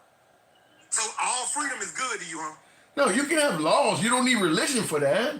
You can have laws. What is a law? Is a law? Do a law make you free, or do a law contain you? Laws can contain you. Thank you. I appreciate it. All right. That's what it's like talking to a liberal. Liberals just y'all fruitless. You know that. Come on, man. I don't know what you're talking about. Hey, I don't got no liberal friends, but if I did, they like a bag of mixed nuts. Each one of them nuts in that bag believe in something different. Well, you know what? I believe all trees should live. You know what? I believe all animals should live. But then you got that nut that be like, you know what? We need to kill our kids before they born. I don't know what you're talking about. I don't know what you're talking about. A box of mixed nuts. I don't, you know something, I don't understand how you can talk about liberals want to kill their kids before they're born when you don't want to do a damn thing for the kid after it's born. I don't see how that puts you in any better light than what you're complaining about. I do, but I'm not one of those. I do believe I want to do something for them after they're born. I want to get them away from the liberals. I'm not talking about you specifically. You know damn well that the Republican Party, hang on. You know damn well that the Republican Party that you're defending don't want to do shit for a live kid once it's born. I don't know how that makes them any better than the Democrats you're chastising. Doesn't make them any better at all. I disagree with that. Because I bet you every conservative is willing to say that we should take the children from mixed nuts and put them somewhere where they can raise and become valuable, productive citizens. I bet you all of them will vote for that. You do know that there are areas in this country that there is no liberal influence at all, and they ain't doing none of the shit you just talked about. There are plenty of areas there are plenty of red states. There are plenty of red states that have red cities and all red government, and they ain't damn thing towards what you just said. They are looking at those kids and saying, I'm not doing shit for that kid. So what you're saying does not actually coincide with what's really happening in red areas. That's not happening. Well, let's test that. Tell me that place you're talking about. Tell me, what are they doing for kids in Alabama, in Louisiana, in Tennessee? Nothing. They're not doing anything. Let me show y'all. The very first state you named is the state I live in. So you saying what are they doing for kids in Alabama? Yes. Well, let me explain it to you. We have programs like the SNAP program. We have other programs like welfare programs. We have other programs like Feed the Children. We have a lot of programs for people. Yeah, that's what they're telling you. The problem is we want to make sure those programs are aimed towards the people of our country that need it first. Right. And then not people that's playing the system, but people that actually need the system. See, that's the only issue. See, what y'all get mixed up is wanting to help and wanting the help to go to so many people where it hurts the country. I don't. People like liberals are willing to help millions of people from other countries that come in from God knows where before they even help the people of their own country. Look at the state of the veterans. And you're telling me. And then you look who voting to hurt the veterans and voting to help the veterans. Okay, let's listen to this together. I want you to hear this clip. This is my first time hearing it, and we'll talk about it. With the passage of the Big Beautiful Bill, thousands of Alabama families could soon feel the impacts of potential cuts to SNAP benefits here in the state. WAAY 31 reporter Paige Meyer spent the day at Star Supermarket here in Huntsville, learning how these cuts may impact local stores and their shoppers. Paige. Georgia, with roughly 40 people a week relying on these SNAP budgets here at Star Supermarket, it's clear that both local grocery stores and shoppers will feel any potential impacts. Now, the Supplemental Nutrition Assistance Program provides food assistance for low-income individuals, helping to maintain good nutrition and health. According to the nonprofit Alabama Arise, the bill will shift some of the SNAP costs to the states, potentially requiring Alabama to contribute hundreds of thousands of dollars annually. So if the state cannot or will not provide the funding, SNAP benefits could be significantly reduced or even eliminated for many Alabamians. Now, ain't that your state? Yes, it is. Yeah, it don't sound like they doing what you're talking about. It is exactly what they're doing. I'm explaining to you what they're doing. They're making sure that the people that were put on it under the other administration are not on it anymore. And meaning illegal aliens and people that's taking advantage of the American people system, who has overwhelmed the system to the system cannot even help itself. Let me ask you this. Say if it's you making $1,000 in your household, right? Would you allow other people to come into your household and eat with you if they're not participating or contributing? Would you do that? Well, if I wanted to feed somebody who's starving, maybe I'd give them a meal or two. Now, okay, so you said you'll give them a meal or two. Now, watch this. What's different than what that clip just said? That clip said... The clip just said nothing about illegal immigrants is what's different. You adding stuff that wasn't... The clip didn't say nothing about illegal immigrants. You're adding stuff that wasn't in there. Okay, well, let me finish. It said that some of the people benefits would be cut. So that means they had been on it for a while. They had been on it. It don't mean any of that. It don't mean any of that. If I say some of their benefits are going to be cut, that means they had to be getting benefits in the first place for them to be cut. Yeah, but it don't mean they was on it for a while. They could have just started getting it a month ago. It don't mean they was on it for a while. Why? You just said you would give them a meal or two. So if they was on it 1 month, 2 months, if they was on it 2 weeks, that's giving them something, and they cutting it back. See, that's the funny thing about liberals. Liberals will say the exact same thing that them clips say, and they're like, damn. Why you gonna give somebody 1 or 2 meals? Why don't you feed them for the rest of their life? Don't ask me for shit. That's what I mean. I gotta move it on, man. See what I'm saying? I said, I hate talking.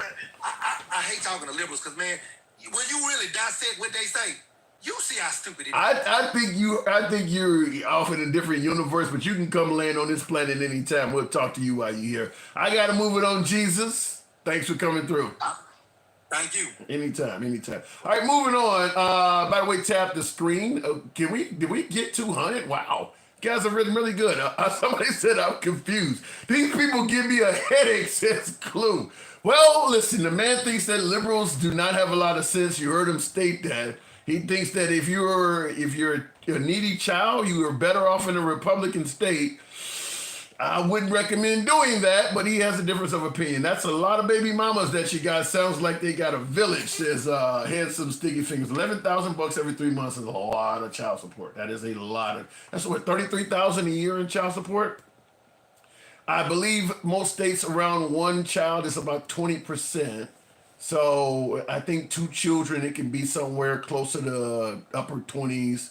3 children, it starts to get around 30 some odd percent. So let's say it's 30% of your income. So that means you're making about 99,000 and they're taking, you said 11,000 every 3 months. So that's actually 44,000 a year. Wow, that's a lot. That is a lot. Jesus.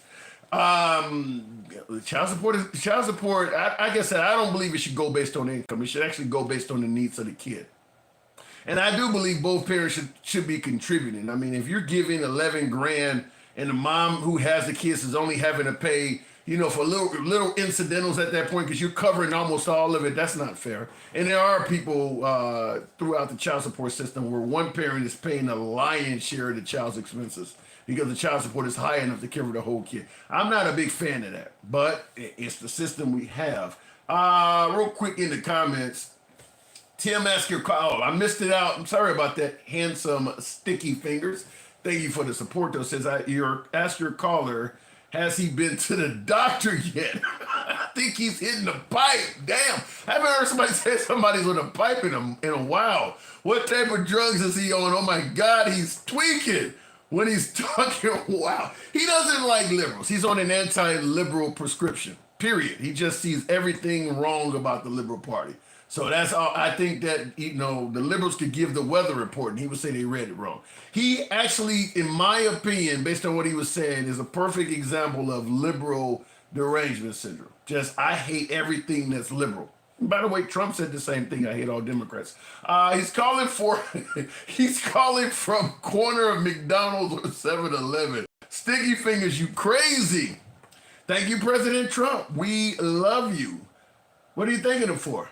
Bring back Brandon, fuck Trump. Whoa, damn, I've never heard that. Let's go Brandon. He says, bring back Brandon, fuck Trump. Damn, Biden has prostate cancer. How many of you folks would rather have Biden in there in his early 80s with prostate cancer than Trump? You'd rather have a president in his early 80s with prostate cancer? Really? And I see somebody got hands raised, Mr. Splaggerville. Do liberals believe the BS they shovel with a straight face? My guess is you could ask that question on both sides. I mean, there are people who still believe Trump won the 2020 election, even though he ain't proved shit. And they believe it with a straight face. So, to me, the 2020 election is probably the biggest crock of shit, for lack of a better term, than I've ever heard of. Is that you can believe one man over your entire party. There is not a single Republican governor that says Trump won a 2020 election. I don't know of a single Republican senator that says Trump won a 2020 election. Maybe Marjorie Taylor Greene or Bobart might say it in Congress, but for the most part, all of the Republican Congress say that Trump lost the 2020 election. His whole fucking administration that served under him, from Barr to Scaramucci, all of those folks, Spicer, all of them folks say he lost the 2020 election. Yet he alone is saying he won it, and they will exclude the entire Republican Party as lying and believe him with no proof being provided by him. But it's the Democrats that don't know what the fuck they're talking about. I don't understand that. I do not understand that. If he shows some proof or something, we could have a conversation, but you'd have to explain to me why every Republican politician in the country is saying the guy lost if he actually won.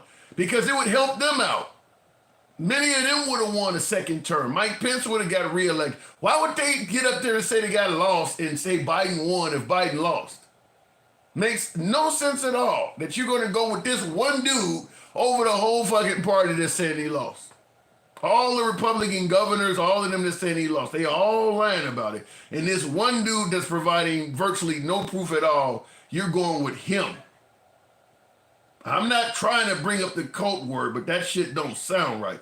Handsome Sticky Finger says, I want a Nikki Haley bad. Nikki Haley, obviously right at this point, certainly from the liberal side of the aisle, they would probably prefer Nikki Haley over Trump, probably 100-1 at this point, because Trump is not only leading the country in the right direction, he's attacking liberals all over the damn place. Does MAGA know how many Republicans have been arrested for child crimes? Ooh, I don't even know that. Let me go back to the box. Biden lost January 6th was a setup. We all saw it. Well, Brian, then it goes back to my original comment. If all of that's true, why is the whole Republican Party saying otherwise? They're all just making it up too?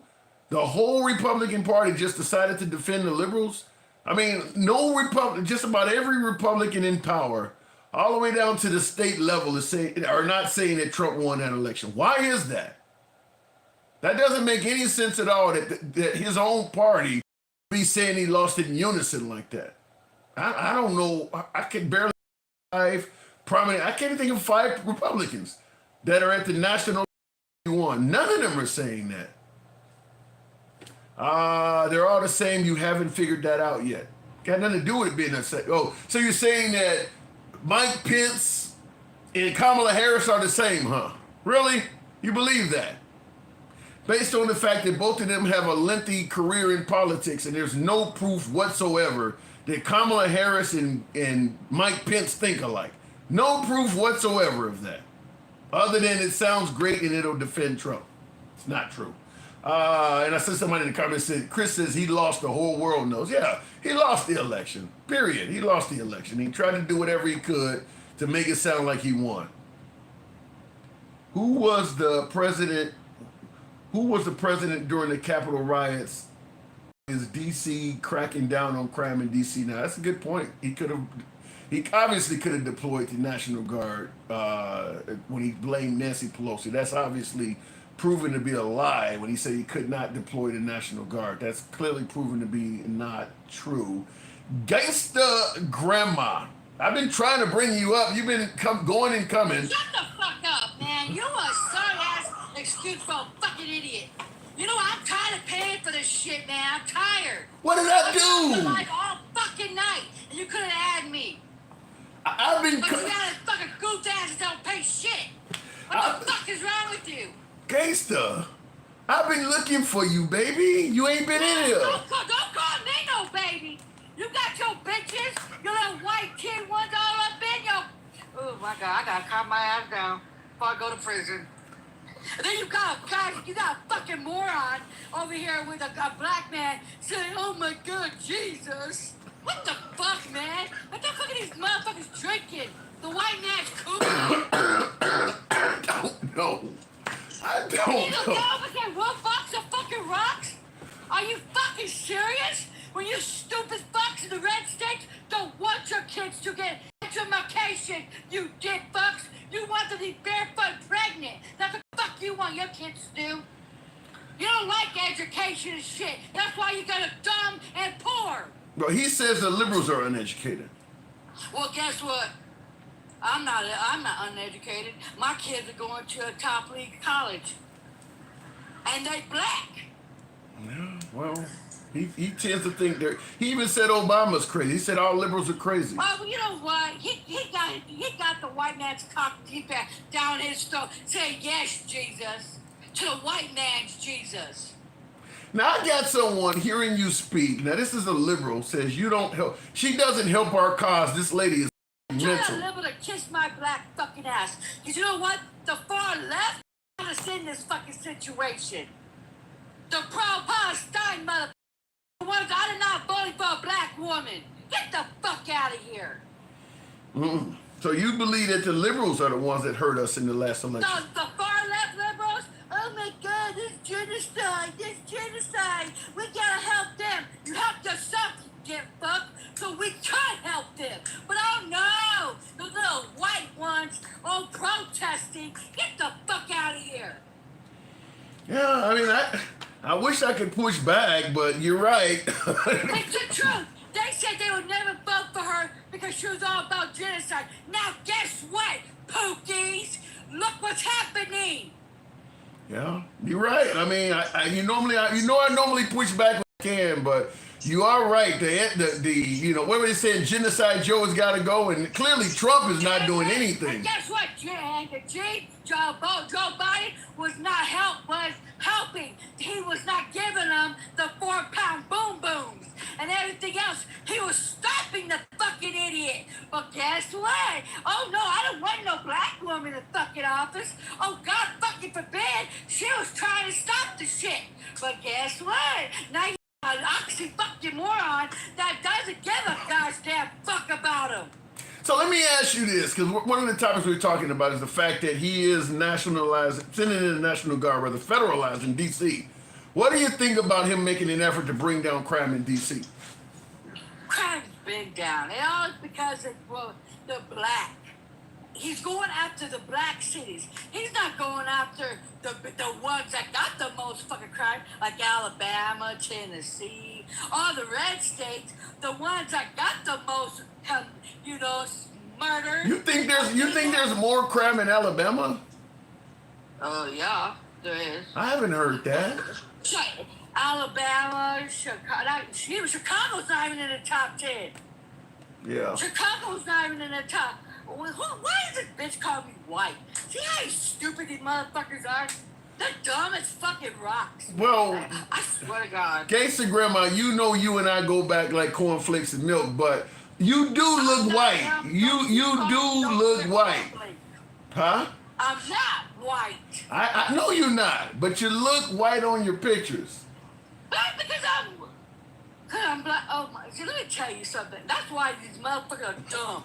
These motherfuckers are dumb as shit. Because black comes in every fucking goddamn shade. That's why they hate us. Now what? And we don't burn in the fucking sun. Now, someone said they thought you were Latino. What is your? You are biracial, right? I'm Afro-Latina. Okay. All right. Fair enough. Fair enough. So my dad dark as you. And what? No. Dark as shit as you. And mommy's very light. And mommy's very light. No, my mama is dark, and my dad is dark as you. They both dark as shit. And I came out light as at least I didn't bake enough. And what? All right. I'm just asking. It doesn't. Black as shit though. Just as I see somebody say she is white in the ghetto. Really? Let me tell you something about being white in the ghetto. No. See, I'm not white. Well, I might be ghetto because let me tell you something. Everything I'm saying is a fucking facts. Half you motherfuckers are dumb as fucking rocks. Who voted for this clown? You're dumb. Because you voted for somebody that didn't give two fucks about you. They're taking everything from you to get to the rich. And you always say, yes, master, yes, master. Oh, and then I got the black Jesus that was on, oh my God, we want to take all the liberal kids and give them to the red state. Really? Yeah, that's how dumb you are. He actually did say that. In the comments real quick, hold on. What? Your kids in the red state are dumb. They're dumb.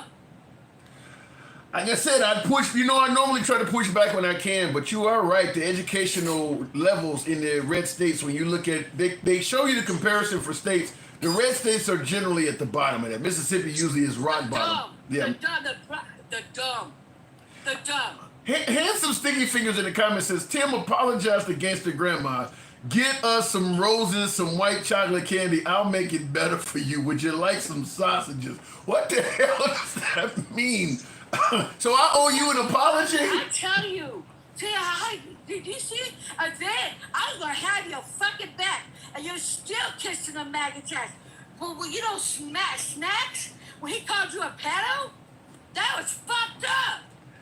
Look. And you're going to still kiss that motherfucker. I wish that bitch, if that bitch would have called me that, I swear to God, his dick would have been cut the fuck off and shoved up his own ass. Okay, Gangsta, understand, you gotta have patience, as Guns N' Roses once sang. Look, hold on. Hear me out. Gangsta, hold on, Gangsta Grandma, hear me out. People always ask, how the hell can I be patient? Understand, a hell of a lot of you folks are just random motherfuckers on the internet we're going to see. So I'm not going to get all upset or blow a blood vessel over somebody I'm never going to actually interact with in person. So when he called me pedo or a bitch or whatever names he used, I don't give a fuck about snacks. All that kind of like, what the fuck, man? You gotta get some damn. If I was on that live, I swear to God, I would have put him in his own damn place. Cause he's the one that voted for a pedo. Yeah. He's the one that voted for the shit. Well, you have to. Because you're an ally to the LGBTQ? What the fuck, man? Well, first of all, you have to understand, I am MAGA friendly. I've always been MAGA friendly. You know that. You allow them to disrespect your black ass. That's what's funny about the shit. You don't think you disrespect? Hold on, wait, hold on. So one of the MAGA said, I want to invite you to his barbecue so he can hang your ass. Hold on, gangster, hear me out. Now you said I'll let MAGA disrespect my black ass. You don't think you disrespecting me right now? Your first words were shut the fuck up. I'm disrespecting you. I'm giving you the same damn fucking energy. I give it right back to you. 'Cause I'm so sick of you. I'm so sick of you drinking the fucking uncooked protein. And you my don't throw God. shit back. Uncooked. Listen, I believe in respecting the callers. They're not always cordial. They're not always polite. You know what? Let me tell you something. We would have been in this fucking situation. I shit you not. I'm tired. I hate this damn country. You know what I mean? I seriously hate this fucking damn country. We have a fucking idiot. Wait, hold on. You hate. Don't like our asses. You hate your own country now? I damn fucking right. You know why? Because we had the far left, that the blue maggots, that thinking that they wouldn't vote for her. We would have been better off with her. Look at the shit that we're in, man. He sent in the damn troops against Washington DC. He sent troops to LA. You don't think that wasn't racist? Let me ask you this question. Where they at? In other red states then? When you say we would be better off with Kamala Harris, do you think the border would be more secure under her than Trump? And then your black ass said, oh, she wasn't a good candidate. What the fuck is wrong with you? She was not a good candidate.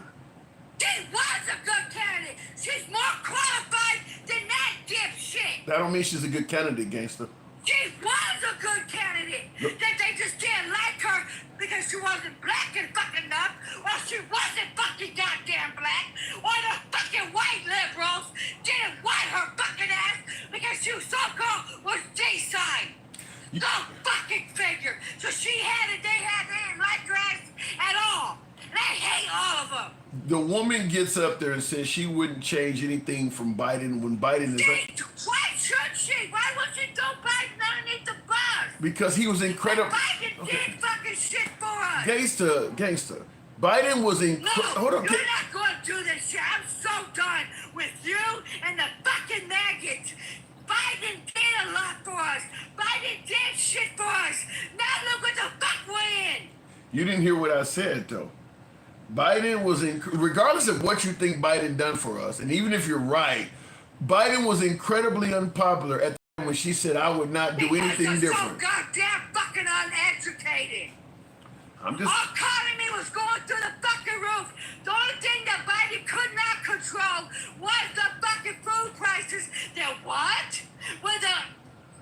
Was corporate fucking greed, dick fucks. People didn't like how... Now look what you got.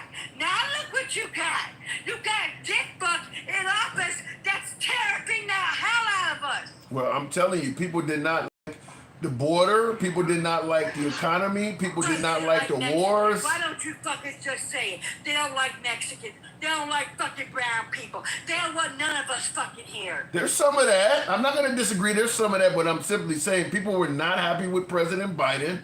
And Kamala Harris said she was going to be another President Biden. That's not good campaigning. She wasn't going to be another President Biden. She didn't want to throw her boss underneath the fucking bus. You know what I'm saying? She passed half the shit with voting. She did it. She broke the ties. You fucking dip asses. But no, you had the white man. Oh no, we gotta have him in office. We gotta have the racist piece of shit in office. I'm just... The Biden, let me tell you something. The border was never closed. He's doing this shit illegally. That's why you think the shit is good. And by the way, when you mentioned Mexicans, Alv9815 says, I like Mexicans. I need my lawn mowed. So there are some MAGA out there that apparently like Mexicans. Ask your white friend to do it now. You sorry ass bitch. Hey, see if your white man would do it for you. And have him suck your cock too. Gangsta. No, I'm done. I am so fucking damn done. Cause you know why? I didn't vote for this shit, and I'm paying the goddamn fucking price.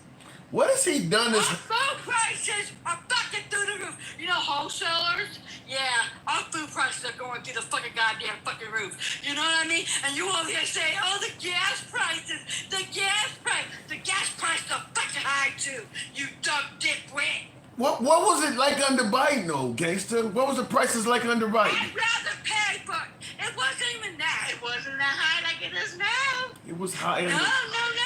We don't have tariffs. We don't. Our beef don't go through the fucking roof, and it's already fucking high. 2 Tyson's plants already closed. Now, see, Miss. So what the fuck, man? Well, Miss Sooner is saying I'm wrong about Kamala Harris like you are. I don't know. I think she was a bad candidate. That's my opinion. She wasn't bad. You know what was the only thing bad about her? She was fucking black. And these half-brained fucking dick fucks didn't want a black woman. Oh, they don't want an educated fucking black woman to come in and do the shit that she wanted to do. She wanted to give people fucking hope with getting her first homeowners. Do you think this dick fuck is gonna do that? Fuck no. The $6,000 credit limit for your damn fucking baby kids. So do you see? What the fuck is that? Oh, this fuck gave you 200 fucking goddamn dollars. 200 fucking more damn dollars. What the fuck? You guys are stupid and pathetic. Kiss the white man's ass, see what's getting you. Damn. And the white lips, oh man, I swear to God, I hate them too. What is happening under Trump that's that bad for you right now? Right? Are you fucking serious? Tim, I see that's why you got the cock in your mouth, just dripping. You're gagging on the white man. Because you look at you, what's those shit? What's the what? I'm just asking. Small businesses are hurting. I'm just asking. Tim, small businesses, not all of us may not survive this shit. Because he's terrifying the fuck out of us. Were small businesses not hurting under Biden? No! They We was making money. We was making money. He let us, black folks, Pookie, Ray, we got more businesses. I opened 2 dispensaries under him. Well, Trump is talking about possibly legalizing your product. Oh, shut the fuck up about what Trump is fucking possibly going to do. Trump needs to go get more salt so he can start croak. God, gangster. For none of us. The poor white trash that voted for him, good luck, bitch. Your food stamps are gone. Your education gone. Your fucking, what is it, Medicaid gone. Red state gone. You're already fucking broke. You like my state the most that gives you bitches this shit. I don't know. MAGA seems to think he's doing better than you.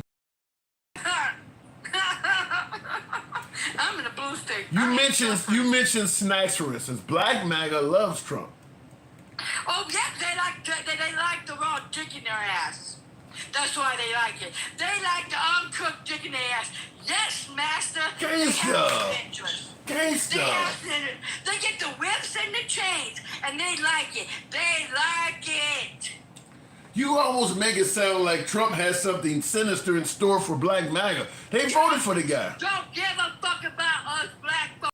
Trump don't give a fuck about Mexicans or Venezuelans or anybody.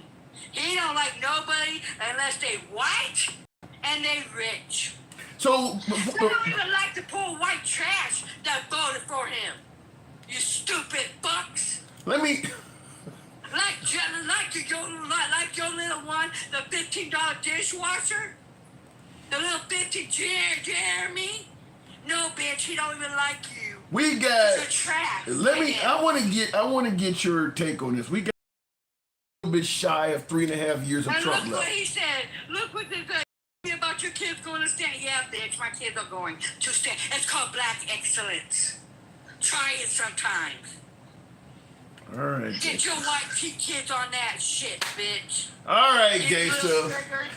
You definitely beat me down enough for today. I gotta move it on, but. No, let me tell you something. See, did you see the white tea trash? They big mad. They don't like black people stepping up. They don't like black women being educated. They don't. They don't like black excellence. They don't. And you see that? Oh, shut the fuck up because your kids are going, okay? Get your kids into school. Make sure they don't into the D word. All right. Because my kids are black excellence. I got my kids into college. They got their asses into, I made them into books. I didn't let them go to the gangs. I let them stay at home and they played sports and shit. See, the white trash, they don't let their kids do all that. You know what they let their kids do? Get pregnant at 12 years fucking old. And let them stay home. And they believe in they don't believe in ABs. That's what they do. You feel me? That's what they want their kids to do. That's why they want their IT women to do.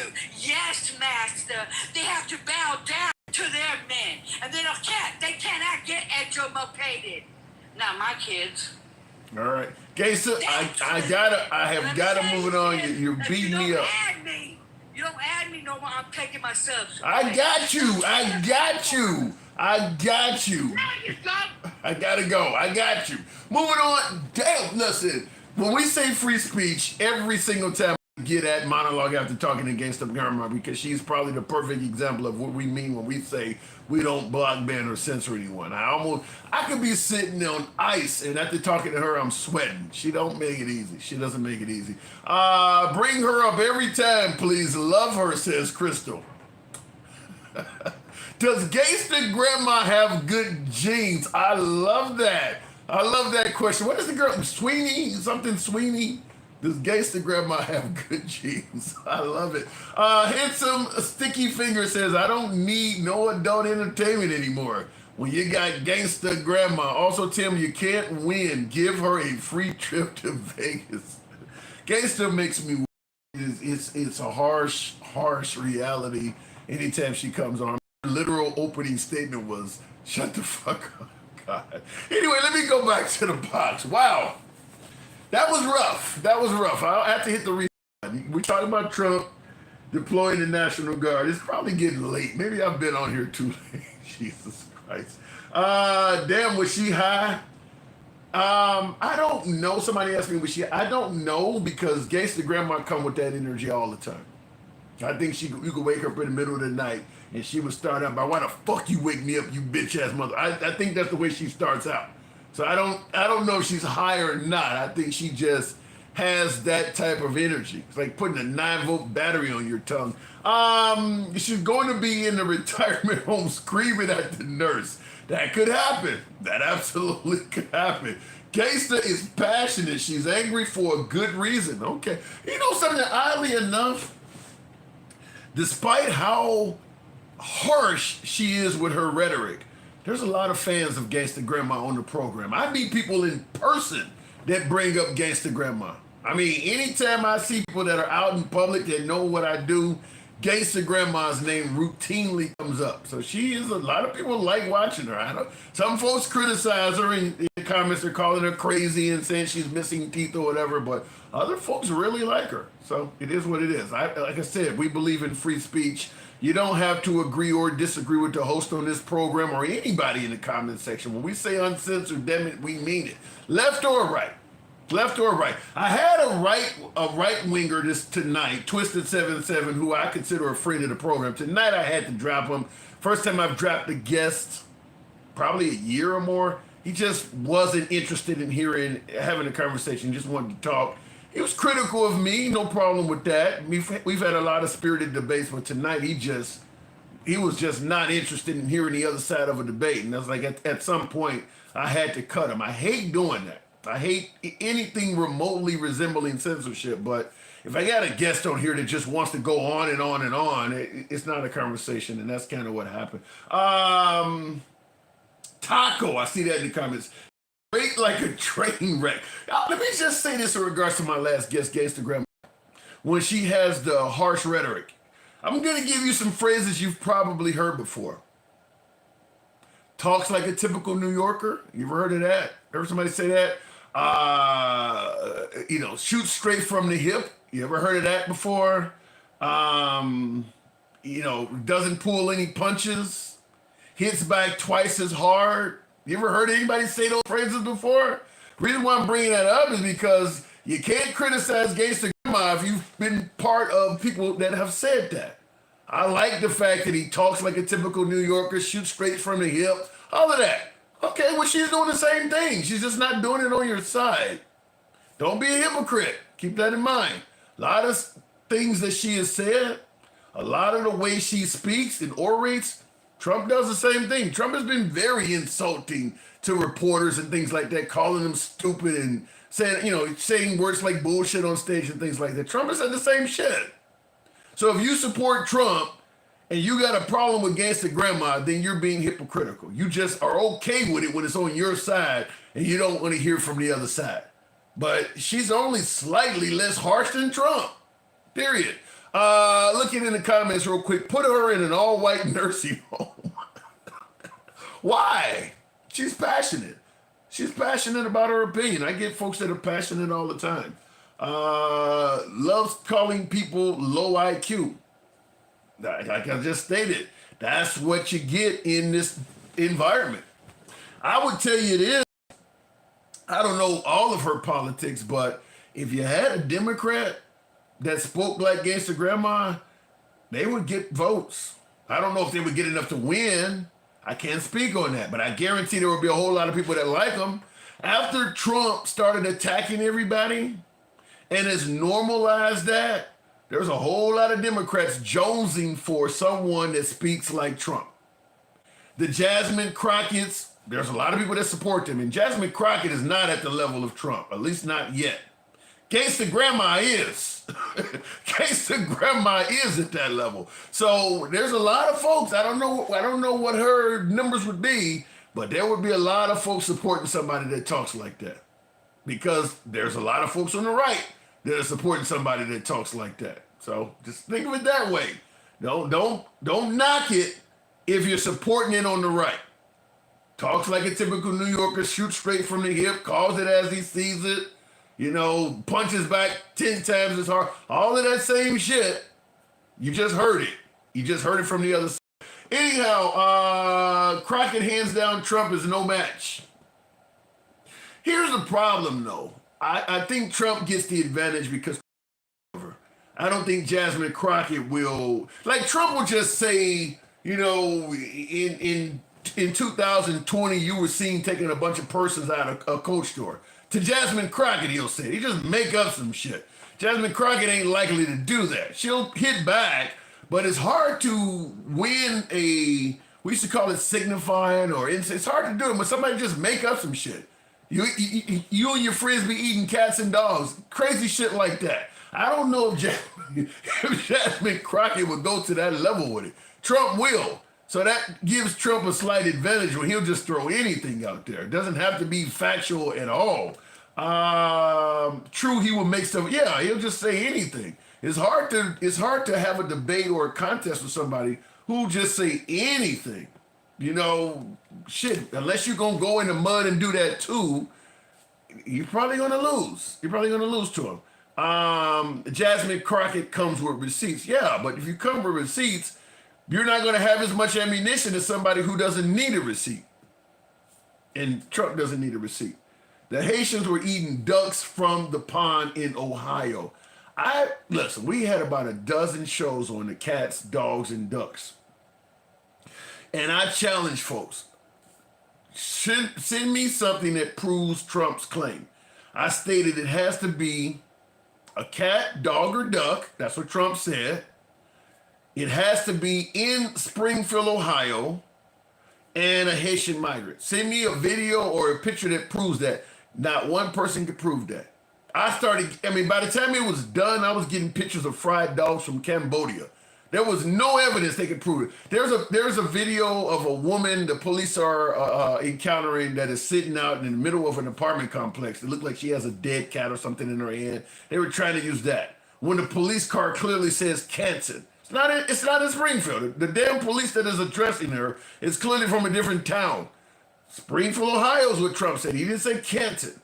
And then, of course, there's no proof that the woman is a Haitian migrant. And by the way, human beings have been cooking animals to tenderize the meat since the invention or discovery of fire. Nobody picks up an actual cat and just bites into it. So obviously the woman had mental issues. No Haitian migrant, even the one, no culture around the world that eats these animals are picking them up and just biting into them. That woman was fucking crazy. And they were trying to use that as an example. This woman just sitting on the sidewalk outside with an animal just biting into it, fur and all. And that shows they don't do no shit like that. Your mouth is not even designed to digest nothing like that. Anybody knows some shit like that is crazy. I don't care what Haitians eat. They're not picking up animals and just biting into them like they're some kind of fucking wild animal. The fact that they actually tried to use that as proof is insane. That's the point. They don't know. They don't know. Do they ever want to know a Haitian person? Yeah, they don't. It was Trump said it.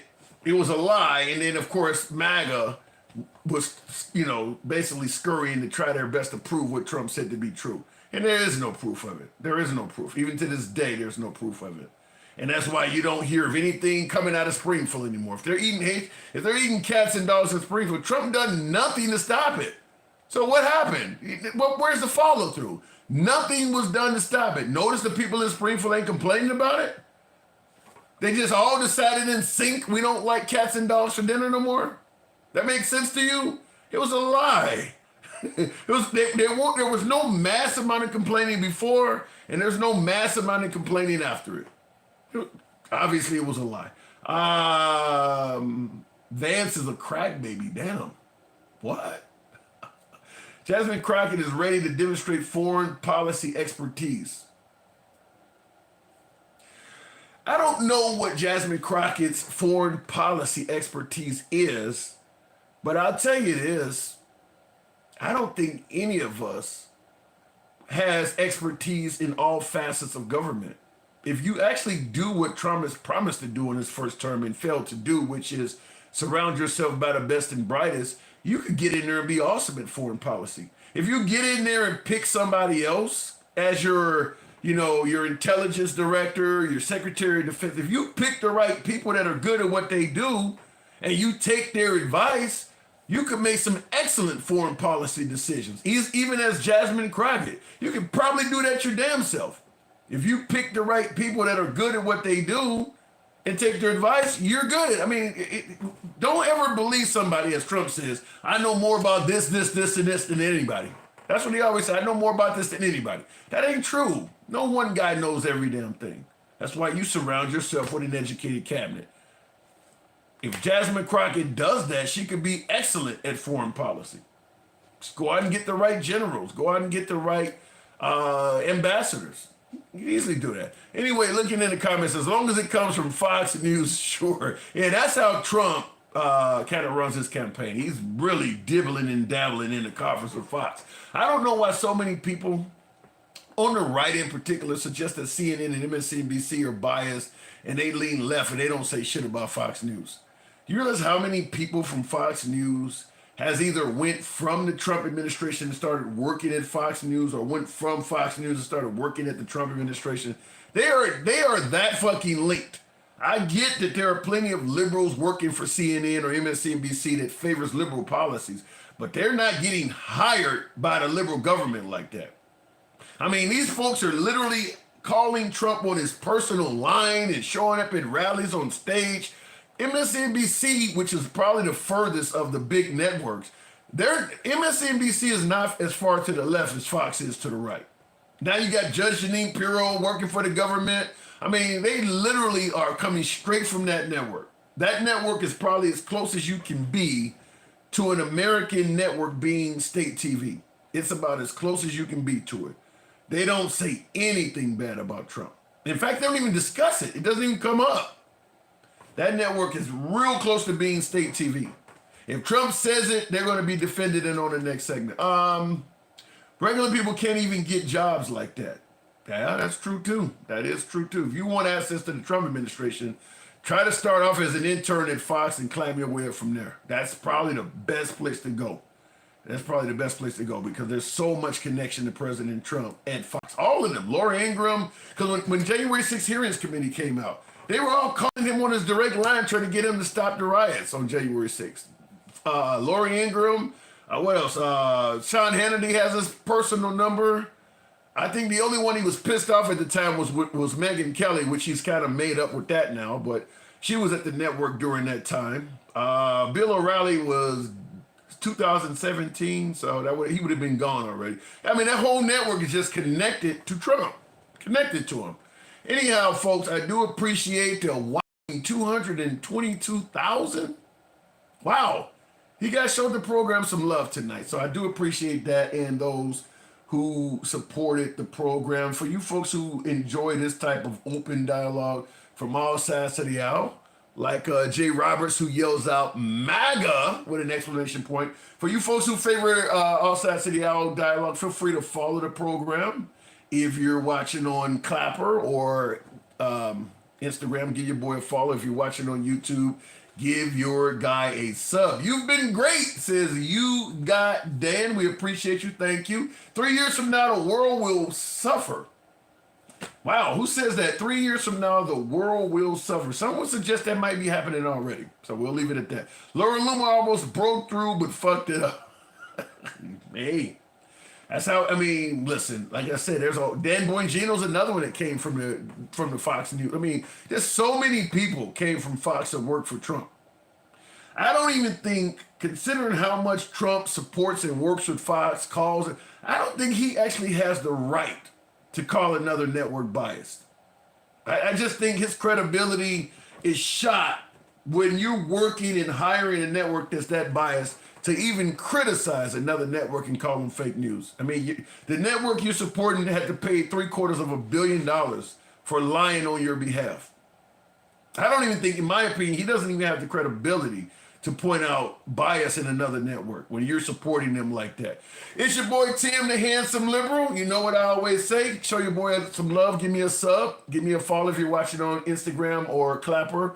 Until tomorrow, y'all guys take care. I got to get up and work for the man tomorrow just like everybody else. Thank you for tuning in. Catch you tomorrow. And thank you folks that happen to tune in.